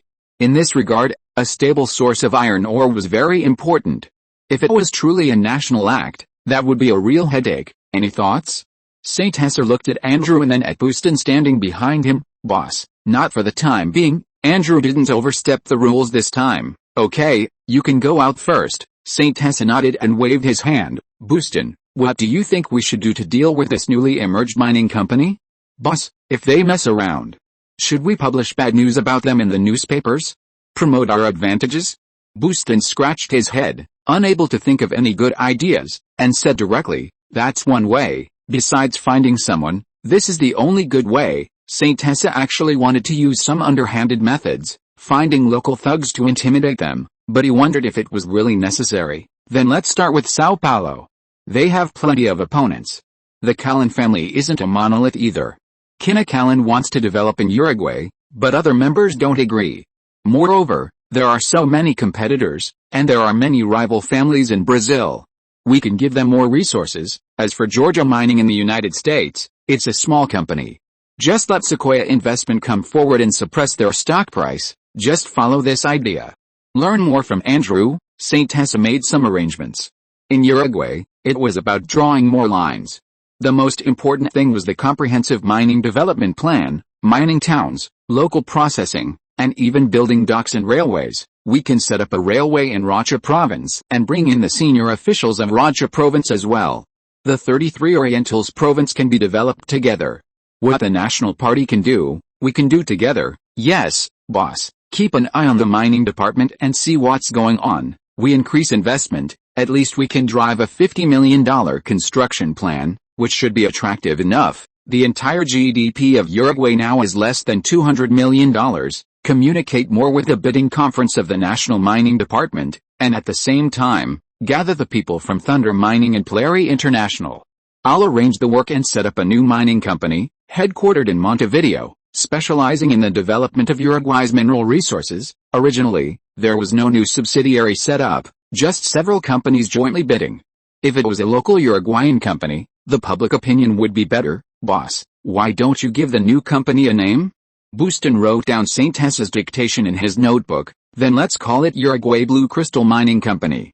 As for the shareholders, in addition to Thunder Mining, Barron Bank, and Plary International, let's find a local company as well. By the way, let's find someone from the National Party first. St. Tessa thought for a while and just made up a name. Uruguay has quite a lot of crystal stones. Okay, boss. Chapter 182 Uruguayan Blue Crystal Mining Company. Oh, right. Send a telegram to Little Nix, telling him to come back from Madrid as soon as possible. He can handle this matter. St. Teresa called Andrew back before he left and said again. He was quite assured of Little Nix's ability to handle affairs. He was very resourceful and had strong execution skills. His only flaw was that he was too fond of women. He was afraid that one day he would die on a woman's belly. Understood, boss. The telegram had to be sent to the embassy in Madrid. Fortunately, these foreign executives would submit weekly work summaries, so Montevideo could also contact Little Nix directly. This time, he went to Madrid to expand the international fleet. There were basically no good quality old ships left. This time, he wanted to order some new ships and, incidentally, help the Sanjay shipyard improve its shipbuilding technology. In general, Little Nix can be considered someone who is capable and works hard. St. Teresa watched the two of them leave to attend to their business, thinking about things in his mind. Currently, Plary International's development speed was still exceeding his expectations, and it was now involved in many directions. It must be said that Plary International's ability to develop such a large international network in just over 2 years was indeed due to Little Nix's contributions.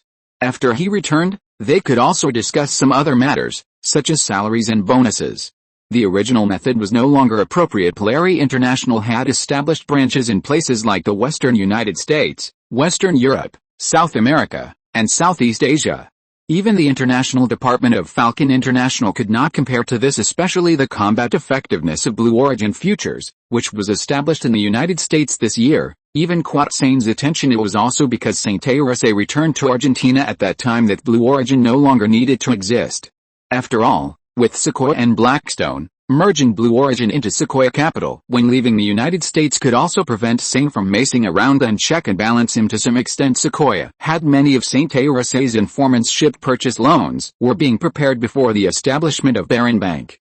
Originally, it was a completely independent system. St. Teresa had separate control over Plary International, but it was only recently integrated into Barron Bank's settlement system, which also strengthened Barron Bank's internationalization to a great extent. The establishment of Blue Crystal Mining Company is not only for the purpose of making money. Being able to cooperate with the local snakes in Uruguay also requires relaxing a bit. If you eat too much oil yourself, it won't last long. After all, a strong dragon can't suppress a local snake. Uruguay is just a small place, and it is not difficult to find a strong partner. A few days ago, I was a bit too high profile, which was not very good. Heavyweight figures should still be handled by Little Nix. Basically, what should be arranged has been arranged. This time, the goal has been achieved. Next, it is time to accept the results. St. Teresa and the team from Thunder Mining and Plary International arranged the bidding matters on the Brazilian side. Let Best, the current head of Falcon International's department, handle it and set fire to his backyard, that small steel company in the United States. with a total market value of only $70 million, is not difficult to suppress their stock price. The amount of capital required is not large. Suppress the price to absorb chips, sell high and buy low, wash it a few times, and then release some bad news to make it a junk stock, and finally acquire it at a low price. After a few rounds, not many companies can withstand it. Moreover, these Americans' goal is to play the game of empty-gloved white wolf. Most of the bidding funds come from bank loans. When the stock price is not good, release bad news, and the American bank will withdraw the loan. Basically, they can be easily played to death without the support of the Americans. The Brazilians will be alone and unable to support themselves. He has not entered the Brazilian stock market, but the Falcon Bureau wants to make some small moves. He is too familiar with this routine. Leveraged investment is legal gambling under the leadership of sane, Sequoia Capital on Wall Street. Not only invests in the stocks of large companies such as General Motors, DuPont, and Ford Motor, but especially in the last few months, it has invested in the junk stock Ford Motor, which has turned to full-scale revival. Under the leadership of Ford II, it has reemerged, allowing Saint RSA to make a lot of money. It also invested heavily in stocks in the electronics industry, such as International Business Machines IBM, during the brief recession in the United States this year, earning a lot of money. It is known for advocating value investing. Sequoia Capital began to release some wealth management products, such as hedge funds, and also packaged the main stocks of the New York Stock Exchange into an industrial index fund, releasing the American Sequoia Index Fund. Sequoia has become one of the hottest investment banks on Wall Street because of Sequoia. Saint RSA was able to have abundant development cash flow, which is his most powerful trump card. It present a few days ago, Enco Electric, located in Queens, released the company's first product, the KKR cassette tape recorder. Wolf hosted the press conference and began preparing the production line. The Toronto branch produced a prototype centrifuge, BOSS. These are potential partners. Buston compiled the intelligence of the Falcon Bureau into a book for Saint RSA's reference, including several local snake families in Uruguay. Night gradually fell. Saint RSA could vaguely see the distance from the top of the building. Basically, many places were dark, with scattered orange lights. The city center in the distance was a different scene, as bright as day. In addition to arranging work matters, Saint RSA took Buston to tour Montevideo. The gap in development with the Buston city was still quite large. Montevideo has a mild climate, with green trees and blooming flowers all year round, and has the reputation of City of Roses. Montevideo is not bad. It was a huge mistake to let Uruguay become independent back then. This place, like the other side of the river, is the heart of the Pampas grassland, as is the three southern states of Brazil. Saint RSA commented he also went to see Independence Square in Uruguay, the statue of Uruguay's national independence hero, just like San Martin he saw in Córdoba after visiting the Uruguayan Parliament building, one of Argentina's power centers. Valley could see locals strolling and drinking made on the streets of Montevideo. Compared to Argentina, the security here is much better, so it's no wonder there are fewer police compared to several cities in Argentina. The urban development here is not as good as La Plata. The only advantage might be that there are quite a few people. San Jose also visited Colonia, a coastal town full of Portuguese charm, and stayed there for one night, vaguely seeing the scenery of the Spanish and Portuguese colonial era. United States, New York, the 16th floor of Sequoia Investment Bank's new headquarters on Wall Street. Boss, this is our target this time. The big boss wants to bankrupt them. Are we still going to deal with Blue Origin? Sean carefully read the transatlantic telegram from Butchtown, a small, unknown company, so he didn't pay much attention to it. Let Martin and his BlackRock guys handle this arrangement. They need to carry out tasks too. Sean has been feeling a little overwhelmed recently, not only having to improve the business department but also having to set up funds, insurance, and other businesses. Moreover, the Blue Origin guys are too strong in combat, inheriting Little Nick's fighting style. Although they have won several battles for Sequoia Investment Bank, they are out of sync with Sequoia's overall style. It's both good and bad for Sequoia, but this is what the boss ordered. Even without deliberately expanding, Sequoia Investment Bank's personnel scale is increasing rapidly. Recently, they bought another office building, and Martin from BlackRock Investment has become even more mysterious internally. Sequoia Investment Bank now has a somewhat intense red versus blue rivalry. Moreover, the Blue Origin team's operating methods are relatively aggressive, and they execute San Jose's orders quickly and well, which should be a good thing. However, Since negotiating cooperation with Merrill Lynch, Blue Origin has messed up several major events that undermined the cooperation, leading to the breakdown of the cooperation with Merrill Lynch. Fortunately, San Jose didn't push it too hard. I don't know why the boss wants Blue Origin to merge into Sequoia. It's not easy to change it now. Blue Origin controls independent departments for futures, investment, and stocks, which overlaps with Sequoia Investment Bank Brazil, Sao Paulo, Rio de Janeiro, etc. The people from the Falcon Bureau's branches also took action, carrying out a series of operations in several branches of the Coroni family, impersonating local gangs, attacking mines, brutally beating miners, or using money to hire mercenaries to threaten and beat people. In addition, Zuna Media secretly acquired local newspapers to carry out a series of synchronized publicity and public opinion activities, making something out of nothing. These small things put the Coroni family in a very passive position. They don't know who the opponent is, and the police department also warned the Coroni family not to try to challenge the bottom line of the police department. Montevideo, Uruguay International Conference Center, in the center of the scarlet carpet, representatives from companies such as Plary International, Barron Bank, Thunder Mining, the Gosen family, and the Curate family attended simultaneously and jointly established a Uruguay Blue Crystal Mining Company. The proportion of investment varied, but the control was firmly in the hands of Thunder Mining. An opening ceremony was held under the guidance of the Uruguayan Ministry of Foreign Trade. Several managers jointly signed the contract and cut the ribbon. Under countless flashes, Packard Ants, the new head of Thunder Mining, gave a speech. Our Blue Crystal Mining will increase employment for the large iron ore mine and invest in building railways and ports to increase exports. San Jose also attended the opening ceremony in the audience. Then, they began to create public opinion and promote the development plan of the new mining company. This establishment meeting was heavily promoted, leaving no stone unturned, making many people naturally trust the local company. They also announced the composition and plans of the American company. After a few major newspapers promoted it, the public quickly became uncontrollable. Empty-handed tactics are certainly unwelcome. The Americans and Brazilians not only had problems in their own backyards, but also had all kinds of messy things, igniting some public opinion at this mining company establishment meeting. Army General Anders Carson and President Andres Martinez also had contact but did not express their views. The Minister of Foreign Trade attended San Jose, bought news articles as usual, boasting a lot, and vaguely revealed a package of development plans, helping the 33 provinces in Rocha province set up new railways, develop minerals, establish industries, solve employment, and subsequent investment. When the mining company opened, the scales of victory began to tilt towards San Jose's side, and the competitors obviously had many problems. Uruguay did not have the strength to develop independently.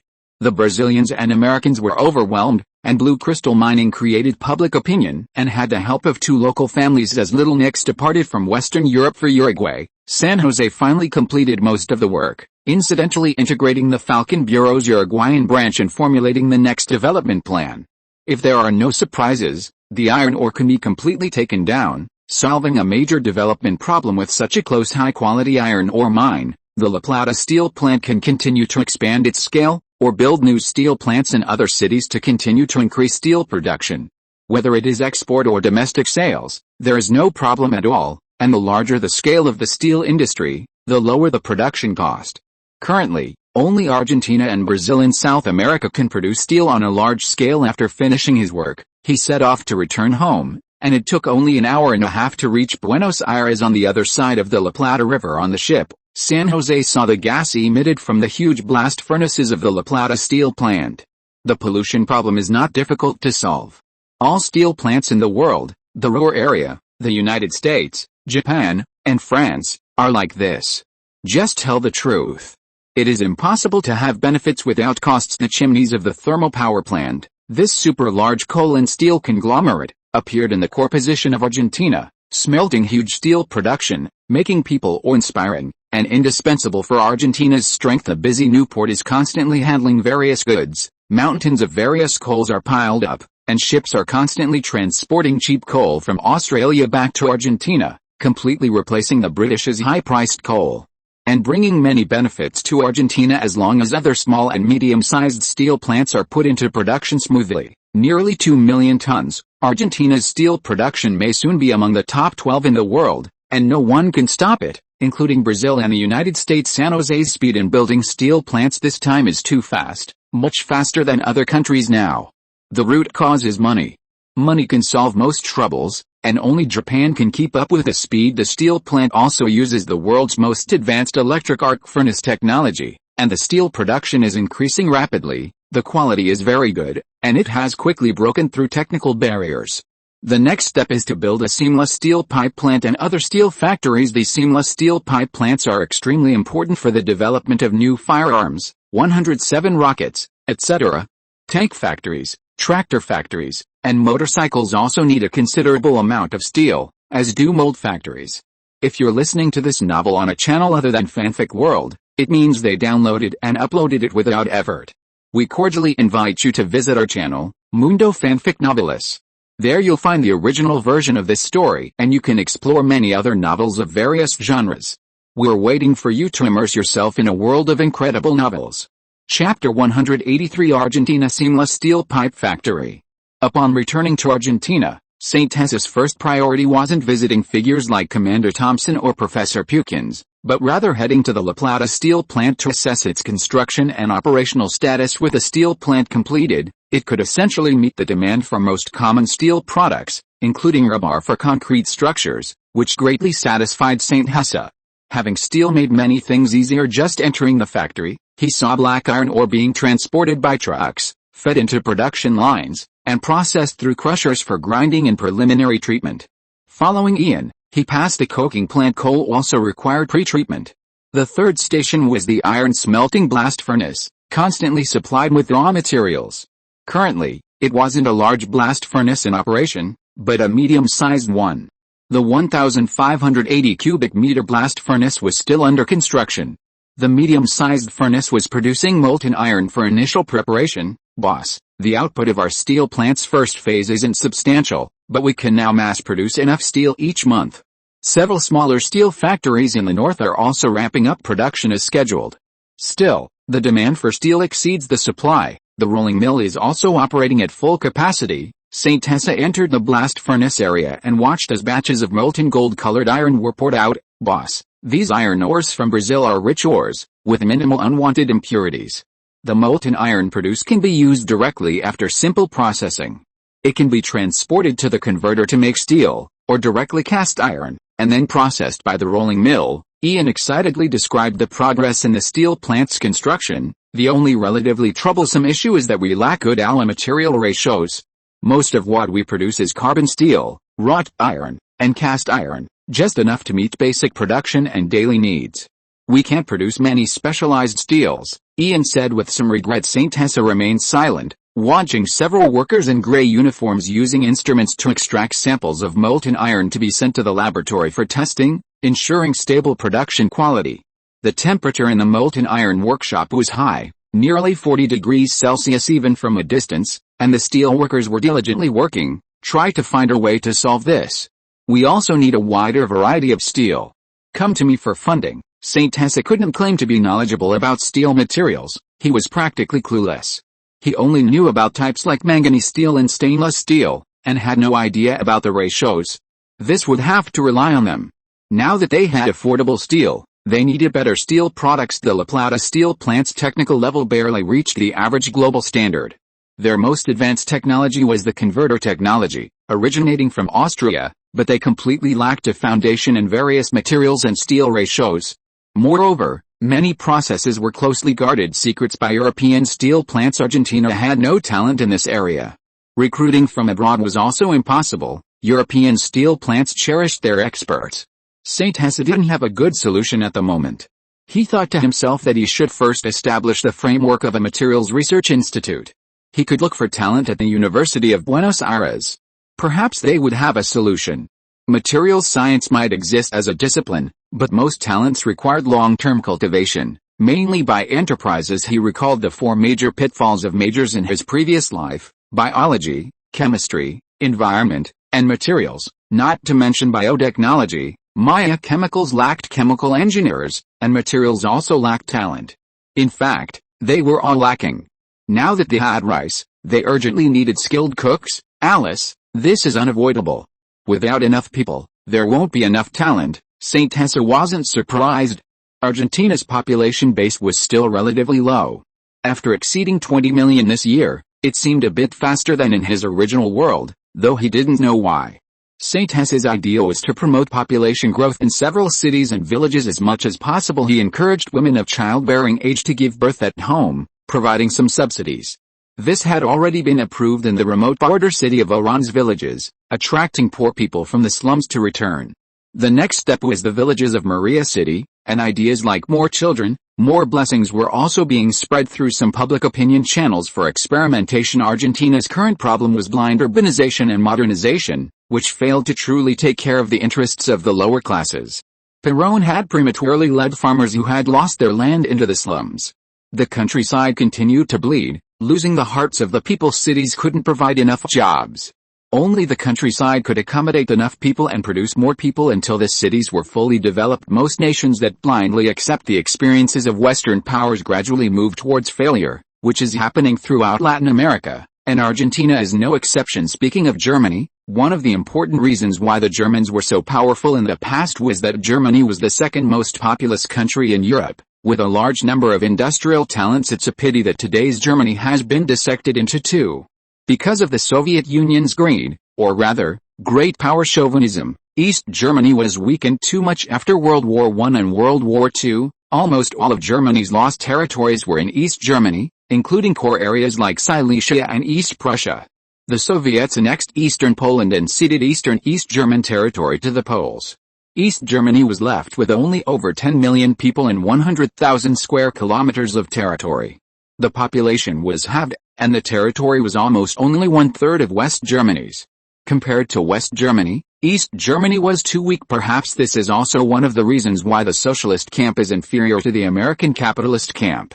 Not staying true to the original intention, not abandoning its own advantages, just comparing national strength, the Americans' allies, or rather, younger brothers and markets, are still too big. Saint Hesse thought that the Soviets in his previous life were too arrogant, engaging in great power chauvinism and pushing away all of their most capable allies.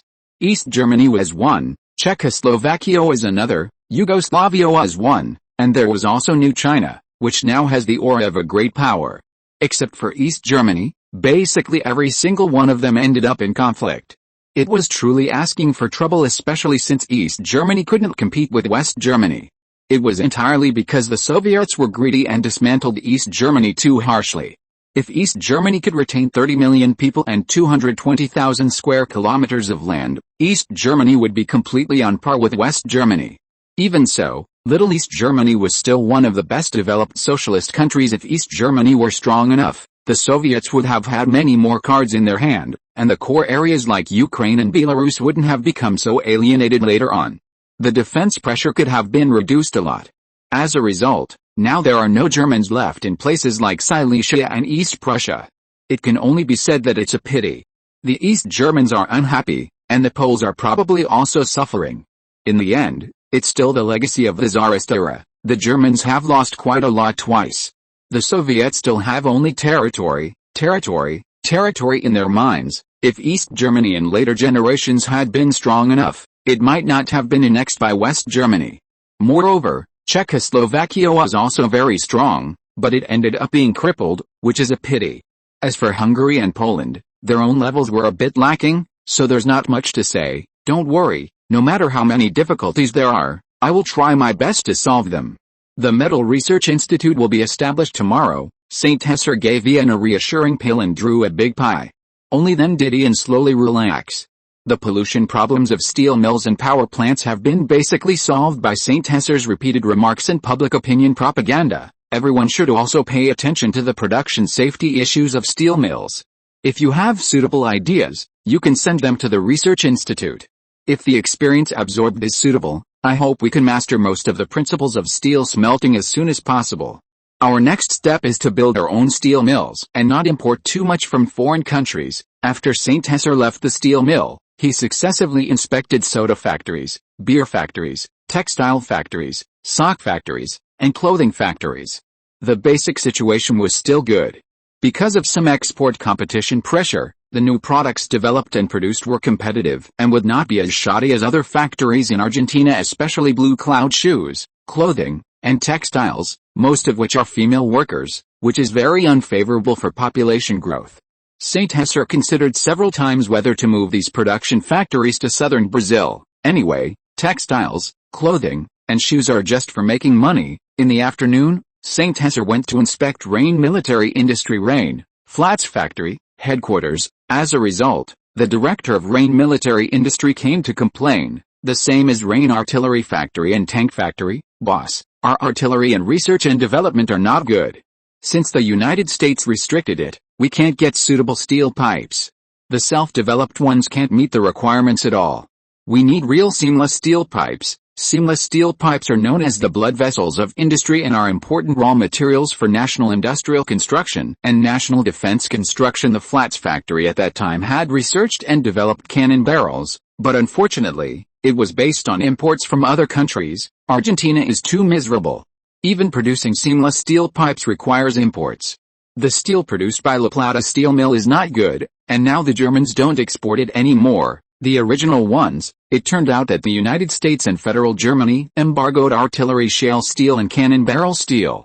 Now the production and research and development of artillery factories and tank factories have been stopped. After St. Hesser settled the factory affairs, he went to the New A newspaper office again and met the long-lost Natalie.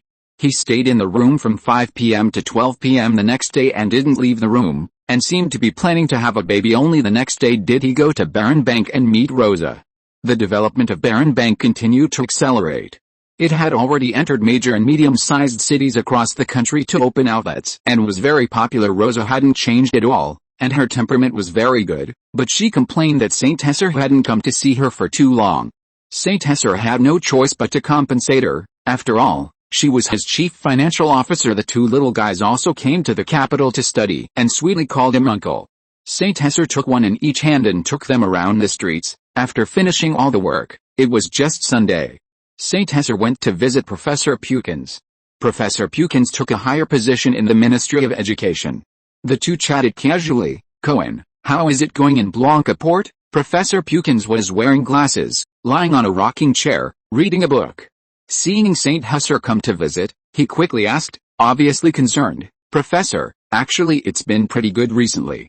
I became a counselor in Blancaport and also arranged for the development of the Lingang industrial zone. The Radical Party branch is also developing well. St. Hesser was not too modest and answered directly, well, that's not bad. After doing it for about a year, you can become a provincial councillor, or run for mayor. I think it's all possible, Professor Pukins said. This is also what many Argentines have gone through. I have to say it's not too bad, but unfortunately, Billen doesn't have much time, and his preparation is not sufficient enough. The main thing for now is urban development. I don't dare to think too much about other things. St. Hesser didn't talk too much with Professor Pukins about this, occasionally chatting about the Ministry of Education. By the way, Professor, do you know anything about Southern University? I know this school. It's been in preparation for several years, but it hasn't been done well yet.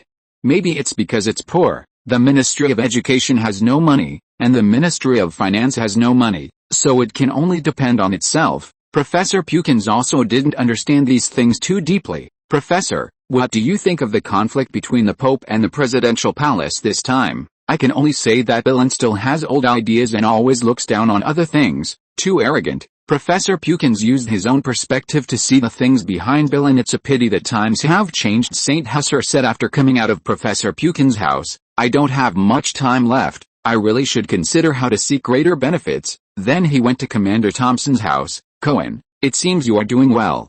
I heard that the naval members in Blancaport are giving me small reports. Thompson carefully looked at St. Hesser and found that his physical fitness was still as good as before, and there was not much change. You praise me too much. I just did some necessary things. St. Hesser waved his hand and did not take credit. General, has there been much movement in the Ministry of Defense recently? There are still quite a few. For example, some local troops have been reduced. Billen also plans to remove several generals from the military, which can be said to be very abnormal, only removing the heads of the army without changing the grassroots military power thinking. It is estimated that they all want to overthrow Billen. It's not a secret. Now our country's military strength are not bad, but the rift with Billen is getting bigger and bigger. The young officers who originally supported Billen have also begun to oppose him. The retirement plan will definitely offend a large number of people. Saint Hesser nodded in agreement. The young generals in their 50s are in the prime, and they are retiring.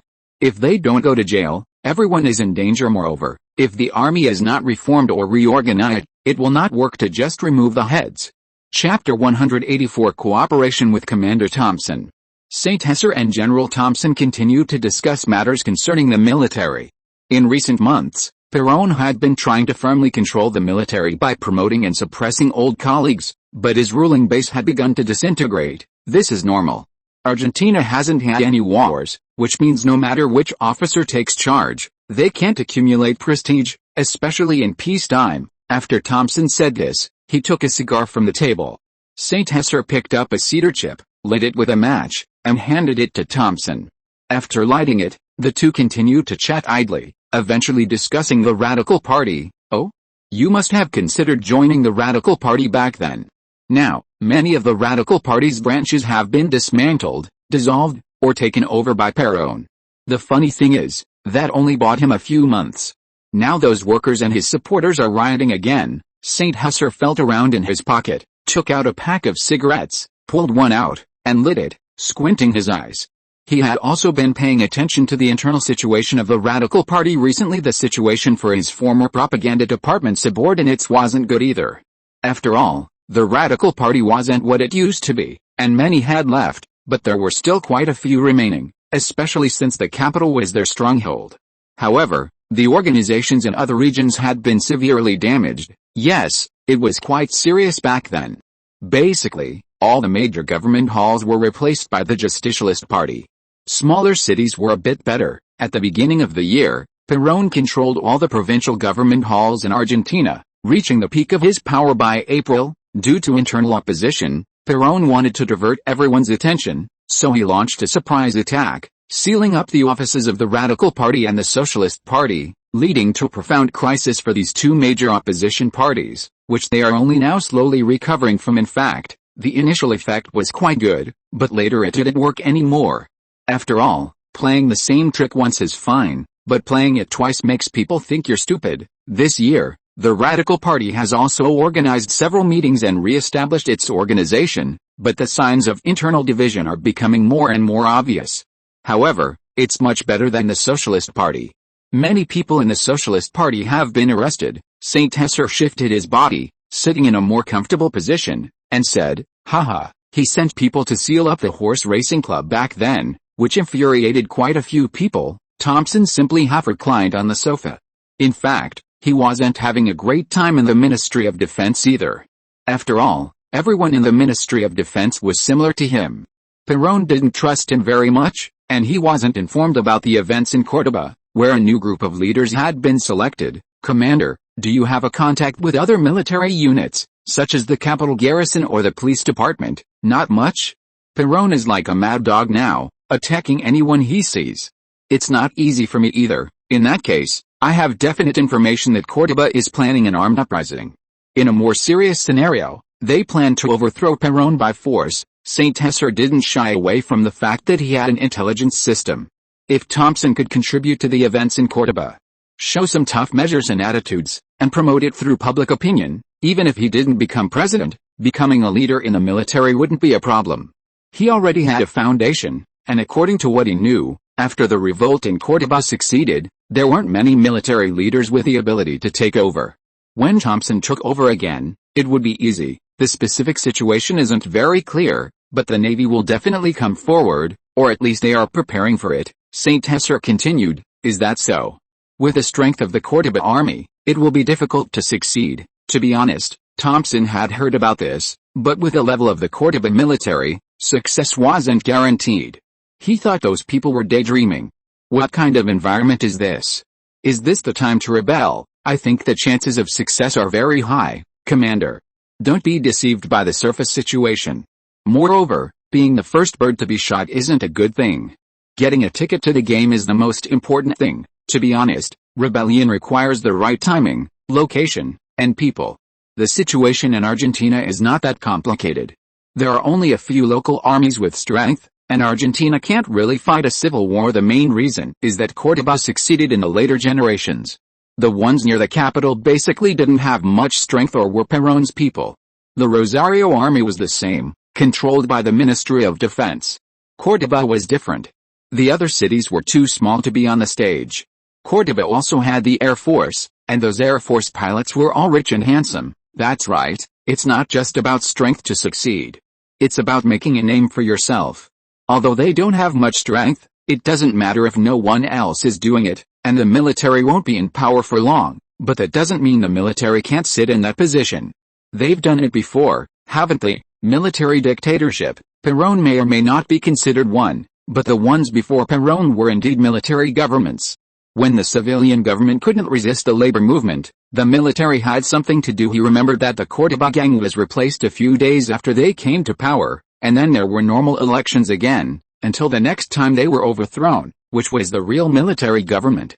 But the people in the Ministry of Defense, sitting tight and fishing, even being a powerful minister, the minister of the army, would be fine. At least there would be power and influence. Thompson could do it too. The army in Argentina doesn't need too much ability, it doesn't need to fight anyone, just needs someone with hands. He can do it for St. Hesser, he can really do it, is that so? Then I'll do some preparatory work. Thompson was a little moved by what St. Hesser said, and became a little serious. He originally felt that he couldn't stand out and might be removed at any time, so he became a bit of apathetic.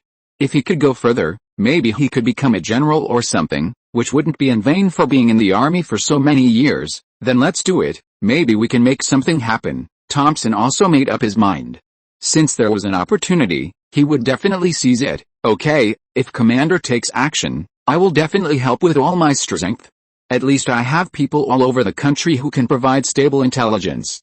I will have people send it to Commander regularly. Good, I didn't misjudge you back then. Thompson was excited and stood up, giving St. Hesser a bear hug. The two continued to discuss some details, including helping the San Martin aircraft factory, the framework of cooperation, and next, St. Hesser would provide some important cooperation lists, providing Commander Thompson with a large amount of activity funds through several shell companies, as well as personal security protection, for fear of being shot on the back. The last important thing was the military academies, including the National Defense Academy and the San Martin Military Academy. Many good seedlings inside should also be carefully cultivated. At this time, the newly established New Youth League could provide a lot of information to help St. Hesser once planned to do something in the military, but unfortunately his foundation was unstable, but he would not give up any opportunity to expand his strength. This time, he planned to go to Puerto Blanca to meet the people from the Navy Department. After all, Puerto Blanca, as a naval base, also had military personnel. General, if necessary, the city of Maria will restrain the Córdoba army. The police department and city guard of Maria will also continue to expand. The current mayor of Maria is a member of our organization. Ryan Metwell is not following the surface production plan. In addition to international exports, St. Hesser has also secretly hoarded a lot of weapons and equipment, which may be useful in the future regardless of whether it is from the map or from other perspectives. Maria, having developed to its current state, can completely become the biggest obstacle to Córdoba's army advancing east and south when necessary. There is a railway here that can be directly blocked, and eastward, it can directly advance to Rosario. Rosario is the most important blocking city at the mouth of the La Plata River, and can directly intercept the Córdoba army. This is one of his ideas. The combat effectiveness of the security team and militia team cannot be relied on too much. Of course, the Córdoba army should not have too much hope either. St. Hesser saw it when he was in the city guard. It was quite clear if one day it really comes to that point, it is estimated that it will really be a time for war and civil war. Argentina's land is flat, which is indeed very suitable for large-scale tank assault warfare. I see. Cohen, your view is very long-term. The city of Maria is good and can indeed form a deterrent to Córdoba. I also chose it randomly, and I have invested a lot of things here. Maria is indeed very important. The San Martin aircraft factory has been completely moved there. Tank leads the new San Martin Aircraft Design Bureau, continuing to design improvements to the Aero II fighter jet. As long as Thompson can go further, he will be able to get orders from the Argentine Air Force, and he will be able to make a profit internationally. The Netherlands and Egypt have also expressed strong interest in this fighter jet. Now the follow-up funding for the Aero II fighter jet has not been interrupted as in the original history. Saint Hesser promised to provide sufficient funds to continue to improve this aircraft, solving the problem of the funding chain being broken. Saint Hesser does not expect the Air Force to complete the original procurement plan of 100 aircraft. As long as it is guaranteed that Argentine aviation design talents do not flow out, then it can wait until the day when this fighter jet is completed. As long as the Aero II aircraft project can survive, the San Martin aircraft factory can continue to survive, and Argentina's aviation industry will definitely be preserved. This is Argentina's only high-tech industry. The previous few flight experiments were mostly due to material problems, and also because the manufacturing process was not up to standard. It is also time to upgrade various equipment. Moreover, the material problem of the aircraft project must be solved as soon as possible. After the funds are not lacking, it can be tossed slowly, as long as the design bureau is supported first. By the way, if Europe can't get the materials and the steel factory won't do it, then can't we get some from the United States? The United States is very developed in materials science. Wouldn't it be possible to directly establish a materials laboratory? As for processing, it would be better to go directly to Germany. Germany's machine tool strength is one of the best in the world. Get some more advanced machine tools. Saint Hesser continued to think about the affairs of the aircraft factory, and realized that he was too focused on independent research and development, and did not know how to use the wisdom of international talents. I think the material problem can be solved directly with Enco Electric. Chicago has a very developed automobile material steel factory. It is completely feasible to set up a material laboratory, acquire and organize talents, and then pass it on to the country after it is done. However, we must be careful and cautious and not let the CIA stare at us. That seems very possible. Saint Hesser continued to think about the advantages and disadvantages of aircraft design in his mind, and almost laughed out loud. Maybe this is the blind spot under the lamp. Thompson looked at Saint Hesser's silly smile, and didn't know why, only thinking that Saint Hesser was too happy. As long as the final strength of the Aero II can be compared with a British Meteor fighter, even if it is a little worse, then the Ministry of National Defense and the Ministry of Finance are likely to purchase domestically produced fighters next year. The Ministry of National Defense plans to replace the aircraft next year, which is the last bit of time. Perhaps it is time to contact Canada. Canada's aviation talent reserves are very amazing. It is now among the top few in the world, but the Americans' influence on Canada is getting bigger and bigger, and the Canadian aviation industry will be hit hard. When that time comes, it will be time to grab people. Saint Hesser continued to think in his heart that the Americans strangled Canada's aviation industry, and when that time comes, he would just grab people. The Canadian aviation industry was finally half dead, which was also thanks to the Americans. This was Saint Hesser's opportunity. After coming out of General Thompson's house, Saint Hesser directly stubbed out his cigarette. He planned to go to the Radical Party headquarters again. Currently, among the external cooperation aspects, General Thompson and the Radical Party are the forces he values most. One represents the military, and the other represents the largest opposition party. Others like Professor Plukins and the Import and Export Trade Association cannot quickly expand their strength in a short period of time, and they cannot be used too much. The Import and Export Trade Association can only be said to be a loose interest group. General Thompson is actually full of potential. There are not many military officers who are particularly capable. General Thompson is already considered relatively good, but he lacks an opportunity and a platform. Saint Hesser saw huge benefits and opportunities in it. Looking at the somewhat defeated Radical Party headquarters building, he had a feeling that things were different. He walked straight in, and even the security guard didn't react. Now the security guard has gray hair, and is probably still presbyopic. I still remember when I first came to the Radical Party for an interview, the decoration was very high-end, and there were many staff members. The security guard was tall and mighty, and only in his 20s. Now it is very different. Entering the building, there was a cold feeling. Saint Hesser walked and looked around. Many of the building's offices and office buildings were empty. Occasionally someone passed by and asked Saint Hesser what he was doing. After answering, they took him back upstairs. Saint Hesser saw the haggard-looking Arturo, the number one person in the Radical Party. His hair looked a little gray, and his spirit was not as good as before. Mr. Arturo, I am here this time to report on my work, regarding some issues in Puerto Blanca. Chapter 185. The Suppressed Radical Party. Arturo was completely different from the last time I saw him. The entire Radical Party organization could indeed be said to have been severely damaged. It's Cohen. Have a seat. Has something happened in Bahia Blanca? Arturo seemed accustomed to branches from all over the country coming to seek help. Nothing has happened, and development is still good. I was just wondering if we could expand the staff and upgrade the scale of the Bahia Blanca branch. We also have some situations to report. Saint Tessa took out a stack of specific materials from his briefcase, which he had brought a few days ago, and handed them to Arturo. They included some development information about the Bahia Blanca branch in the last 3 months, including some specific matters, meetings, and projects. Oh? Let me see. Arturo took the Bahia Blanca data report, including expenditure, income, submitted funds, and some corporate donations, which were already considerable in principle. Saint Tessa should have submitted it directly to La Plata.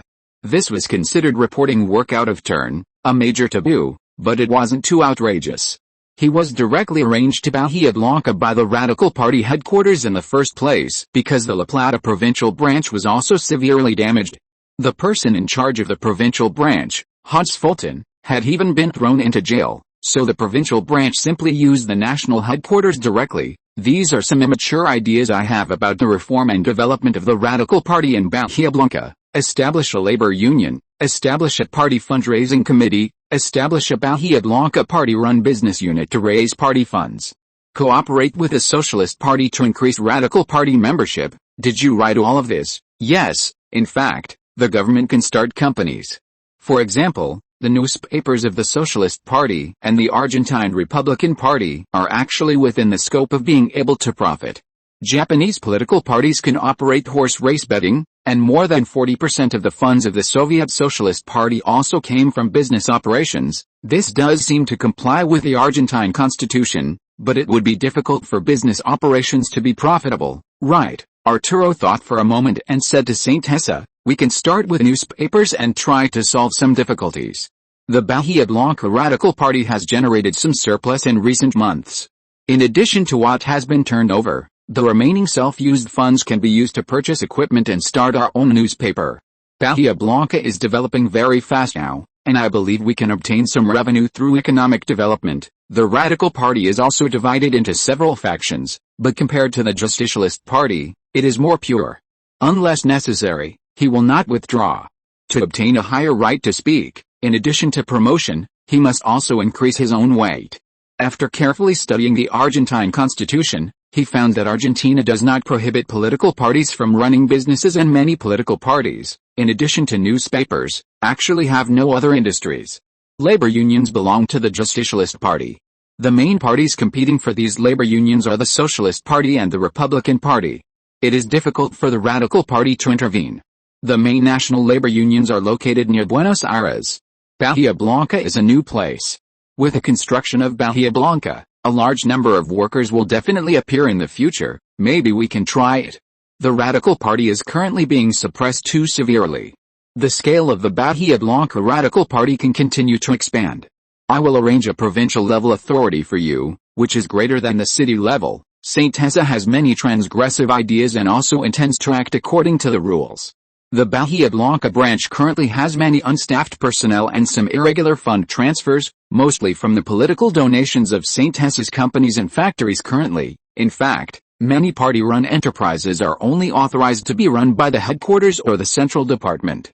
Decentralizing power is also a kind of internal power dispersion, MR. Arturo, I was wondering if I could gather some of the people from the former propaganda department to Bahia Blanca.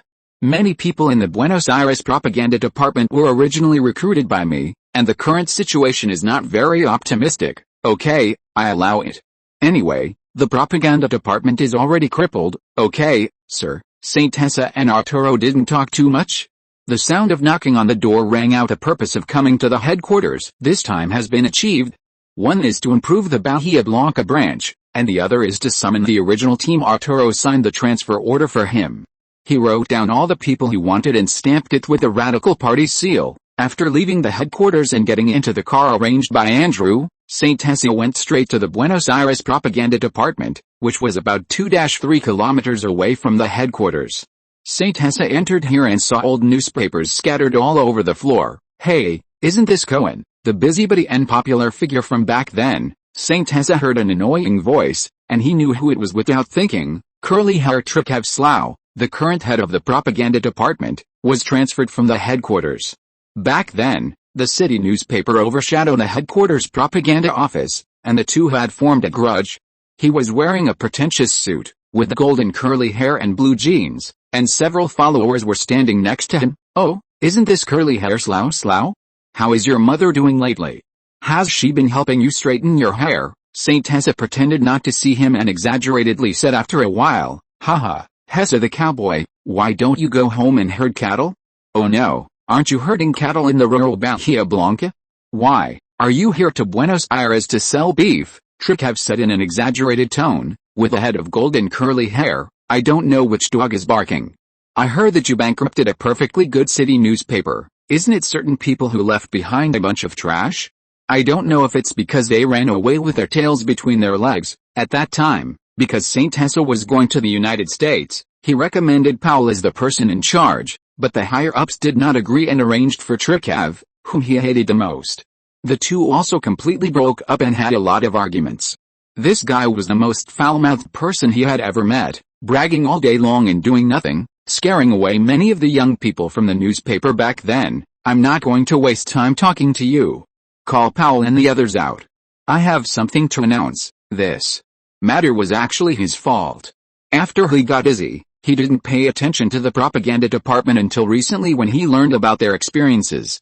Those who left, and those who dispersed. Those who remained were all this person's lackeys, or newly transferred ones, but the few he needed were all here. He wanted them all and sent them to Bahia Blanca in a package. "Oh, busybody, you are no longer the head of the propaganda department. What qualifications do you have to order the people here around?" Saint Hesse didn't speak, directly calling the security guard stationed at the door to pull away these worthless fellows. Then, he announced the headquarters transfer order and summoned Powell and the others. "Good, Cohen, you're trying to disrupt our radical party, letting outsiders into our ranks. I'll have headquarters expel you. Take a good look, open your beady little eyes and see, this is our churro from headquarters signature, and the radical party's seal." Saint Hesse handed it over, saying nothing more. Others nearby watched the excitement, going back to call more people. After a while, more than a dozen people gradually emerged, including Powell, Little Tom, Don Miguel, and Rudolph Anti. They were somewhat excited to see Saint Hesse. Saint Hesse felt quite guilty. These classmates should have left long ago. Except for Powell and Rudolph, most of the others came from families with less favorable conditions. As staff members of the propaganda department, they relied on the self-sustaining newspaper business. The work opportunity was rare, so they hadn't left. With their abilities, they could have easily been arranged to work at the New Argentina newspaper, so he hadn't paid much attention, never expecting Curly Dog to be so shameless, and Powell and the others had truly endured it, also because the Argentina newspaper and media industry was in serious decline. Powell and Rudolph hadn't left in order to protect these people. Saint Hesse had also issued orders regarding some Falcon Bureau identifications. "You've really worked hard during this time. Follow me from now on, and I will absolutely not let you suffer this kind of humiliation again." Saint Hesse patted each of their shoulders, earnestly promising. Of the original dozens of people in the propaganda department, 20 had left. The remaining 12 were all Saint Hesse's staunch supporters. He planned to call back those who had left to Blanca Port. Those unwilling would be sent to the New Argentina newspaper. The curly dog next to him was still foolishly clamoring. Saint Hesse ignored him, instructing the security guard to arrange vehicles and book a restaurant for a meal. "Powell, Tom, Don Miguel, Rudolph Anti, 12 people, proceed to the Blanca Port branch to report as soon as possible." Yes, Saint Hesse directly led these people away from here, disregarding the frantically shouting Trikev. He watched him leave the propaganda department in anger, seemingly intending to complain. The Delta security personnel drove several cars over. "Boss, the cars are here, okay, find a barbecue restaurant. We're going to have a gathering today." "Understood, Mikkel's barbecue restaurant, boss." This time you really slapped that curly dog's face hard. Powell gnawed on a piece of barbecue, excitedly saying, "Sigh, it's also my fault. I went to America for so long and forgot about things when I came back. You've really worked hard this past year, actually. It was good at first, but it slowly deteriorated later on. Mendez and the others really couldn't take it anymore, so they left. There's no need to worry about that. I've already made arrangements. You can go wherever you want. Of course, I can also recommend companies. I'd prefer you to come and help me, boss. The people have been invited over. The security guard outside the door knocked and came in to say, boss, who is it? Haha, our good brothers from before, Mendez and them. I called them over together, boss. I really miss the old days. Back then, we would work overtime until late at night, and you would take us out for barbecue. I still remember little Tom always eating the most and taking some back for his mother. Back then, St. Husser often worked overtime until late at night in order to expand the scale and quality of the city newspaper as quickly as possible. Either he brought food, or he went out for supper, and he always paid, because everyone else was working out of passion until the city newspaper became profitable. Alice, don't mention it. Mrs. Tom passed away 2 months ago. Mrs. Tom's biggest wish was for Tom to continue to live a good life. St. Hesser remembered Mrs. Tom, a 58-year-old mother who was lying in bed every day, suffering from cancer. St. Hesser had even helped contact the hospital, but unfortunately, it spread too quickly. She had already passed away 2 months ago. At that time, Tom was diligently taking care of his mother. Let's mourn for Mrs. Tom. Let's mourn for Mrs. Tom. The atmosphere was momentarily heavy. It's already in the past, Tom said. Everyone who is willing to come to Blancaport this time will have double the salary and benefits here. It's not just in terms of publicity, I will also provide other opportunities. Talking about money is vulgar, but it's necessary to talk about money. Perón is trying to solve the inflation problem but continues to print money, making the problem even more serious in the end. Most people were willing to go to Blancaport for development. The capital is currently a place of trouble. St. Hesser was also happy for them. The work scene from a year ago appeared before his eyes. Everyone, eat and drink well today. Let's toast to the upcoming development. Around 6 o'clock in the evening, the security guards brought people who were working at other newspapers one by one, and some who were directly unemployed at home. St. Hesser shook hands and met them one by one, promising to arrange their work. These people were all good seedlings, just lacking opportunities. St. Hesser returned to his residence, sobered up, and continued to arrange office matters. With the permission of headquarters, he planned to do more than just run a newspaper. In addition to handling the Radical Party's affairs, St. Hesser also made arrangements for other matters. In such a large place as the capital, it is difficult to take care of everything. This trip to the capital was very rewarding. After finishing most of the things, St. Hesser went to Elena's house and met many people. Elena's family was helpful to St. Hesser. After dinner, St. Hesser personally drove back to his home, which had already been cleaned. Elena, you've really worked hard this time. Elena leaned against his shoulder, her heart pounding like a drum. It's okay. Actually, the reaction isn't very obvious. I can already feel the baby moving in my belly. Yes, don't work too hard usually. Are you used to living here? Should I arrange a residence near the hospital? St. Hesser looked at the somewhat haggard Elena with heartache. When they were eating just now, Elena gagged several times and didn't eat much. The two sat affectionately on the sofa in the room, talking about recent events, including Southern University, the Nuclear Physics Academy, the Radical Party branch, and some interesting stories about slapping faces in the propaganda department, successfully making Elena laugh. Cohen, you're too busy, but it seems like you returned to Blanca City 2 days ago. Why did you only come to see me today? Looking at Elena's smiling face, St. Hesser felt a burst of emptiness, and a cold sweat broke out on his back. It's mainly because I'm busy with things. Those people are too worrying, and there are too many things to deal with. St. Hesser reached out and hugged Elena, holding her hand, and said apologetically, when the hospital in Blancaport is expanded, I'll take you to Blancaport. I'm also a little worried. After all, the medical conditions there can't compare to here. Actually, it's pretty good at my mother's house. It's just that without you, I always feel empty in my heart. Chapter 186. The battle with the Pope begins. Haha, Elena, the weather is nice today. How about we go shopping and buy something? Suddenly, a strong wind blew and a heavy rain began to fall. St. Hesser's laughter stopped abruptly, and he felt a little awkward for a moment. Cohen, no need to explain too much. St. Hesser scratched his head, feeling a little embarrassed. After a while, the rain stopped and the sky cleared. The wind and rain on the Pampas grasslands can be very sudden at times. This rain came quickly and left quickly. St. Hesser opened the window. The two stood silently in front of the windowsill. It was dusk, and the surroundings were bright and clear. The sky was a pale blue, and the freshness after the rain made the green leaves, trees, flowers, and plants look like they had taken a cold shower. Saint Tessa even saw bees since becoming pregnant. Eleanor had become much fuller and often threw small tantrums at him. Saint Tessa enjoyed it, and after comforting her, the two would quietly stay together. In fact, she wasn't really angry with him. Their relationship, which started out ordinary, was now as rich and deep as the sky after the rain, like a cellar-aged wine at night. The two lay in bed. Saint Tessa's lust made him feel a strong impulse. He and Elena stayed quietly together all night. Elena had a charming danger about her. When he was deeply fascinated by her, he felt that every move she made was so seductive. Lust pressed down on him, making it hard to breathe. He had to forcibly control himself to prevent any harm to the child in her belly. Perhaps it was really spring, the season of recovery. The next morning, Saint Tessa got up early and made a hearty breakfast. Cohen, I heard the doctor say it'll be okay after 3 months. You don't really have to hold back, you just can't be as rough as before, it'll affect the baby. After getting up, Elena looked at Saint Tessa, who was full of energy and had nowhere to vent, and chuckled, covering her mouth. Actually, she had been holding back all night. Saint Tessa was speechless, not paying too much attention. He walked over and gently ruffled her hair, telling her to wash up and eat breakfast. He had to go and arrange some work later. He needed to make overall arrangements for the church and Perron's affairs, which he couldn't put his mind at ease about. On December 8, large-scale strikes, marches, and demonstrations broke out again in Buenos Aires.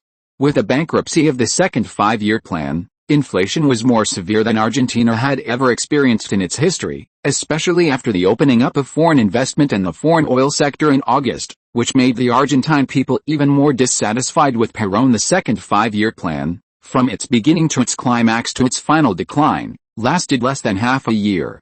The storm-like advance and then the curtain call briefly controlled inflation and froze wages. Perón used the police force to arrest the troublemakers and the Socialist Party again, confronting them again and driving away the crowds. The church played a special role in this, fueling the strike from behind. Saint Tessa had some academic discussions with Lilia, a senior student in the economics department. The two were at their desks, constantly discussing policy loopholes and Perrón's gains and losses.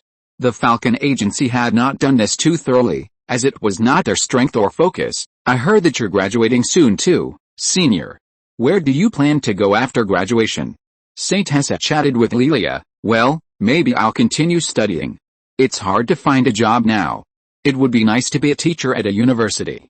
Many jobs are hard to find, too much trouble. Senior Lilia gently pulled up her hair, revealing her beautiful collarbone, and tied it into a pretty bun. That's good, continue your studies.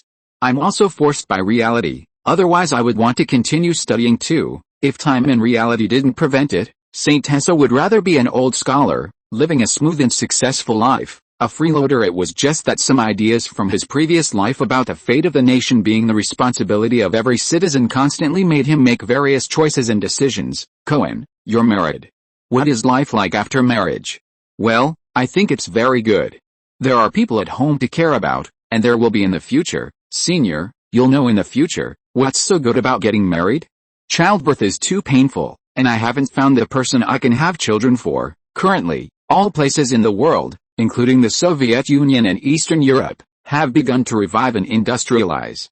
The Soviet-style centralization transplanted to Eastern Europe has allowed many countries destroyed by World War II to begin the process of industrialization. Argentina is still struggling, and the private steel industry has become the only bright spot in Argentina's industrialization process this year. In fact, the initial stage of centralized industrialization is very effective. Currently, almost all of Eastern Europe has adopted a socialist system, including countries like Albania, Romania, Poland, and Bulgaria, and Balkan countries, which have begun to become industrialized countries, achieving results in recent years that Perón would be ashamed of. Perón's original intention was good, but unfortunately, there were no supporting political and economic system reforms, which led to many plans only being on paper. Lilia didn't tease Saint Tessa anymore, and the two casually discussed. This time, they would not only attack the church but also Perón, in order to increase the damage to each other, but it was very difficult to operate. The economist's promotion was a part of his plan. He had been waiting for this day for a long time. Lilia's teacher had discussed it with him, and he had begun to form his own theoretical system. He needed scholars to wave the flag and cheer for him. Currently, besides the American model, there is the Soviet model.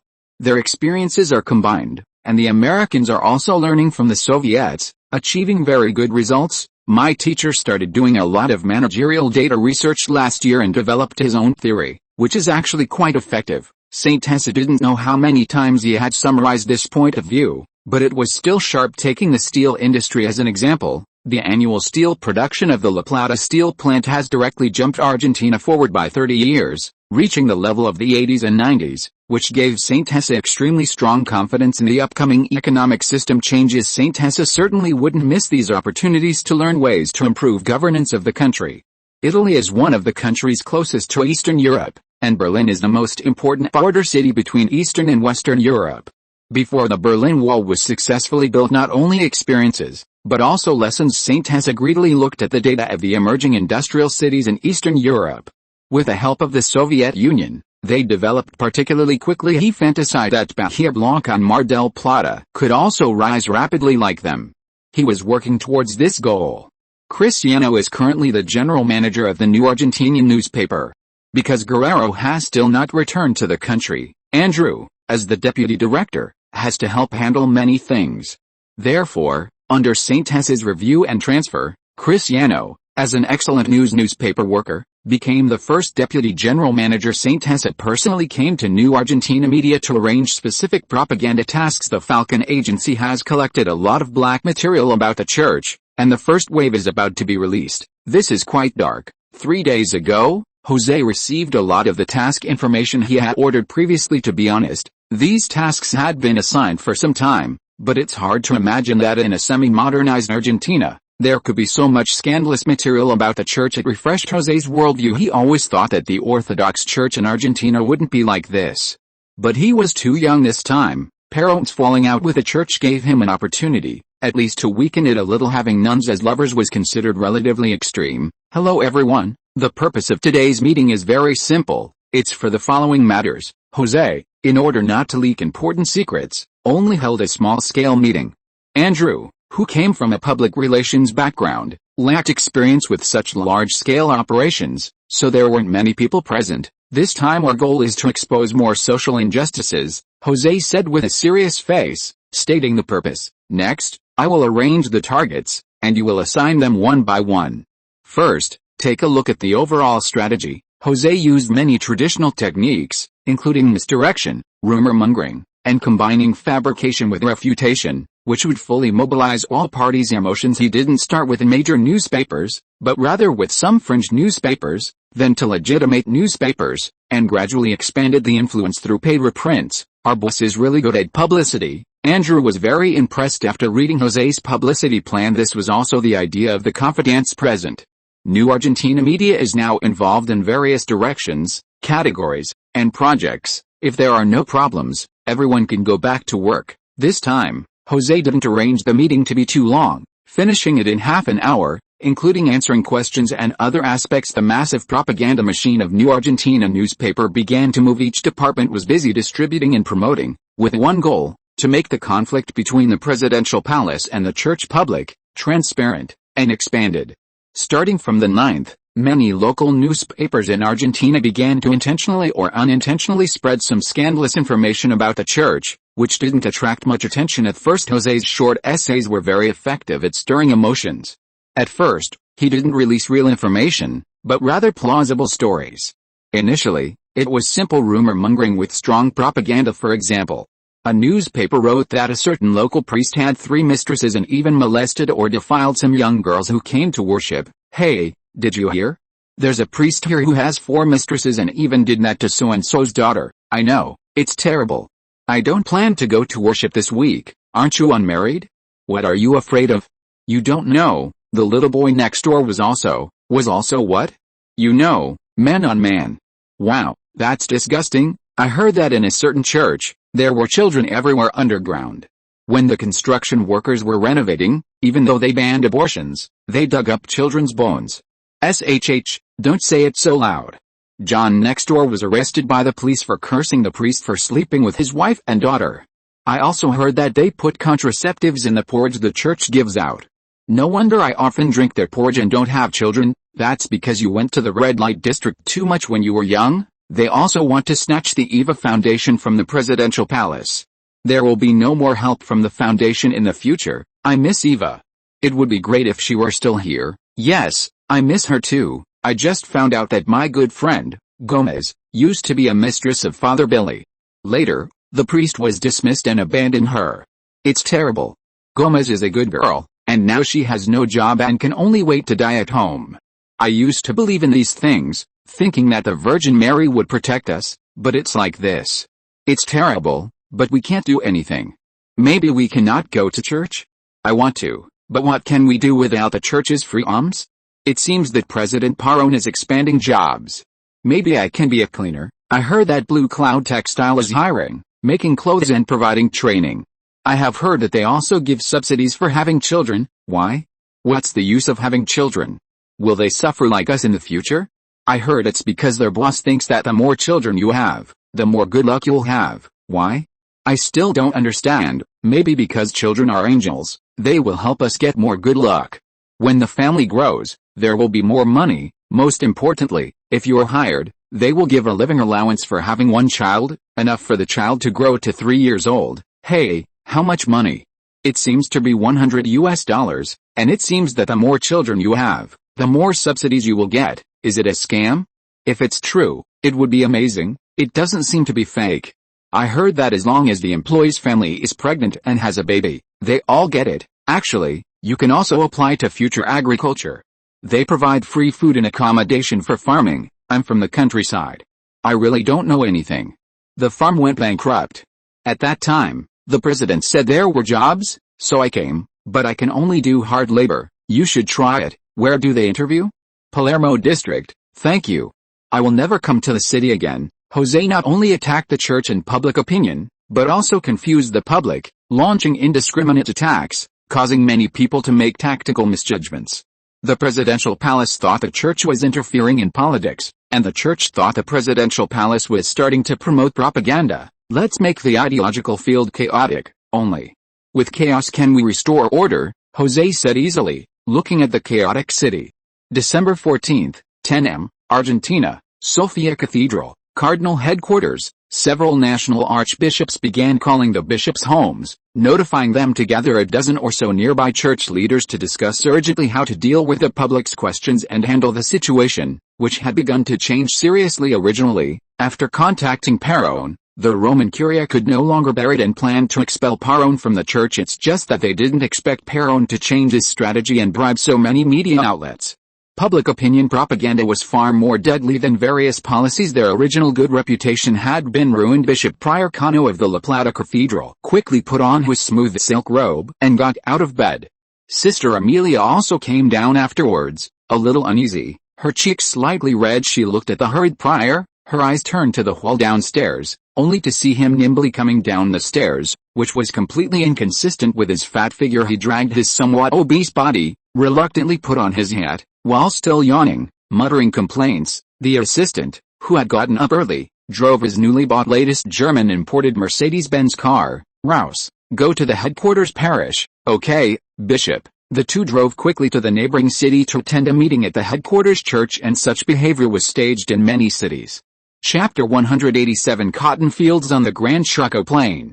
While the church was diligently trying to mitigate the negative impact, the Perón government didn't forget to beat a drowning dog, rigorously investigating the church's criminal activities. Meanwhile, Saint Tessa continued to stir the muddy waters through newspapers, intelligence agencies, and public opinion lobbying groups, attempting to further disrupt Argentina's spiritual sphere and suppress the church's influence. Moreover, through this public opinion campaign, he disseminated many ideas about fertility in Argentina, leading him to re-emphasize the clothing industry. Initially, he had copied some brands that would appear in later generations, focusing more on producing high-quality, affordable products. Currently, Blue Cloud Textile has begun operating as a group, with factories like Blue Cloud Textile General Factory No. 1 and No. 2, Blue Cloud Clothing General Factory No. 1, No. 2, and No. 3, Blue Cloud Home Textile Factory, and Blue Cloud Shoe Factory, 7 or 8 textile and clothing factories of varying sizes, playing different roles in the church's public opinion and fertility subsidies. The Blue Cloud Group originated from a sewing machine part-time group of Chinese Lin Yun, in Córdoba, initially producing military uniforms. Later, it was acquired by Saint Tessa, gained sufficient funding and talent management, and gradually transformed from a ragtag army into a regular army. However, because Lin Yun was older and lacked the ability to keep up with the factory's development speed, Saint Tessa invested a batch of talent and a lot of funds.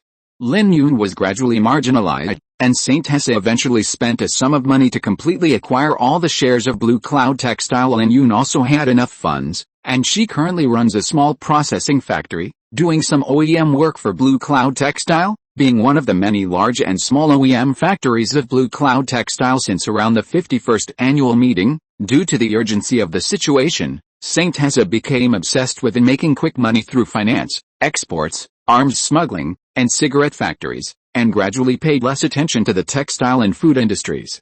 Therefore, Prairie Foods and Blue Cloud shoes and clothing did not develop rapidly, and even showed signs of decline, especially after the establishment of the Argentine Import and Export Association. He focused more on heavily invested industries such as steel, petroleum, chemicals, and machinery, which could truly improve the country's overall national strength. This year, the United States recovered a large sum of money, giving Saint Tessa a lot of confidence in expanding his factories. The textile factory that failed to be established in 1952 accelerated its construction this year. The economic crisis in Europe, especially in the United Kingdom, severely damaged the British textile industry. Saint Tessa, who had originally planned to build his own new factory buildings, keenly realized that he should have little Nick stop directly purchasing new production equipment and instead go to the United Kingdom to buy second-hand equipment from bankrupt factories, saving a large sum of money. The ample equipment was enough to open 2 factories, establishing the Textile General Factory and Factory Number 2. The textile industry is a labor-intensive industry with a high degree of external dependence, and the Industrial Revolution in many countries started from the textile industry. The United Kingdom, the United States, France, Germany, Italy, and Japan are all traditionally strong textile countries. Only emerging countries like New China and India are now booming. As the old saying goes, clothing, food, housing, and transportation are essential, and the clothing and textile industry still has great potential. The United States is currently the world's largest textile and apparel producer and exporter, occupying a very large share. The continued stability and growth of textile and apparel exports are crucial for Argentina to ensure foreign exchange reserves, balance of international payments, exchange rate stability, solve social employment, and achieve sustainable development of the textile industry. There was only one thing Saint Tessa didn't guess correctly: Argentina doesn't grow much cotton, or rather, the entire South America doesn't grow much cotton. Moreover, Argentina's main textile raw materials are cotton, cashmere, and wool. Except for wool production, cotton production is not high. Saint Tessa's sunshine agriculture has rapidly expanded to several thousand people, and the scale of land affected has also rapidly increased. He proposed the Northern Development Plan last year, but it was not adopted by the Argentine government, so he focused on farming. The amount of capital invested in acquiring farmland is very large, so agriculture as Saint Tessa's experimental product has actually cost a lot of money. Saint Tessa has 2 core figures in future agriculture: the general manager and chief expert of future agriculture, Scudder Farn, an agricultural expert, and Indian chili pepper Nora. Both are important leaders in future agriculture. After investigation and research in the spring report of future agriculture, it was found that the poor and backward Chaco province and Formosa province are very suitable for growing cotton. Preliminary trial production has already opened up 2,000 acres of cotton fields, producing high-quality cotton. This matter is still related to Blue Cloud Textile. If you can't buy it from outside, you can only find a solution within the country. If others don't sell, you can grow it yourself. This year, it was discovered that the 2 northeastern provinces next to Salta province are not suitable for growing grain, but are suitable for growing cotton. Economic incentives are very effective. Trial planting will begin immediately this year, but the scale is not large due to lack of experience and seeds. Chaco province is located in northeastern Argentina, with its capital in Resistencia. It covers an area of 99,633 square kilometers and has a population of only over 500,000 people. It is part of the Gran Chaco Plain and has a midwestern subtropical climate, dry and hot, and is quite poor, even poorer than Salta province. If future agriculture wants to expand agricultural production, it needs to acquire enough land for cultivation and mechanization. Salta province is the location of future agriculture's first industrial farm, and has also opened up many farms, consuming huge amounts of capital and remaining in a state of loss. The new head of Blue Cloud Textile Group, Keynes Duchamba boasted that he would enter the textile industry and issued a military order, especially in the cotton textile industry. As a result, Argentina's meager cotton production was not enough, and the cotton from many cotton fields in Buenos Aires province was not supplied domestically. After being acquired by the National Foreign Trade Department, it was sold to Europe, and St. Hesse didn't bother to manage this matter. The cotton available on the international market is very scarce. Like Central Asia in later generations, the United States has no possibility of exporting to Argentina, and the cotton fields in Australia are also controlled by the British. Don't even think about other countries, the freight is not as good as the cost. As a result, the 51st annual growth target was not achieved at all. Later, the people from Blue Cloud Shoes and Clothing were reprimanded by St. Hesse and had their wages deducted. Also, because of the economic crisis, St. Hesse invested heavily in various textile industries, planning to establish a jeans production line and preparing to acquire a large number of equipment, but the raw materials could not be solved, which reduced the development speed of the Blue Cloud Group. Keynes found Future Agriculture and said that there was a shortage of cotton, trying to get Scudder to help open up cotton fields in Argentina, because many textiles, especially those exported to Europe and Southeast Asia, do not need wool products, and Argentina does not have enough raw materials. Scudder thought for a long time and reported to St. Hesse and received support. But the scale is not very large at present because there is no experience in this area. This year, the scale of Blue Cloud Group has expanded to more than 10,000 people, an increase of 4,000 people compared to 1952. Future Agriculture was also the company most miserably tormented by St. Hesse.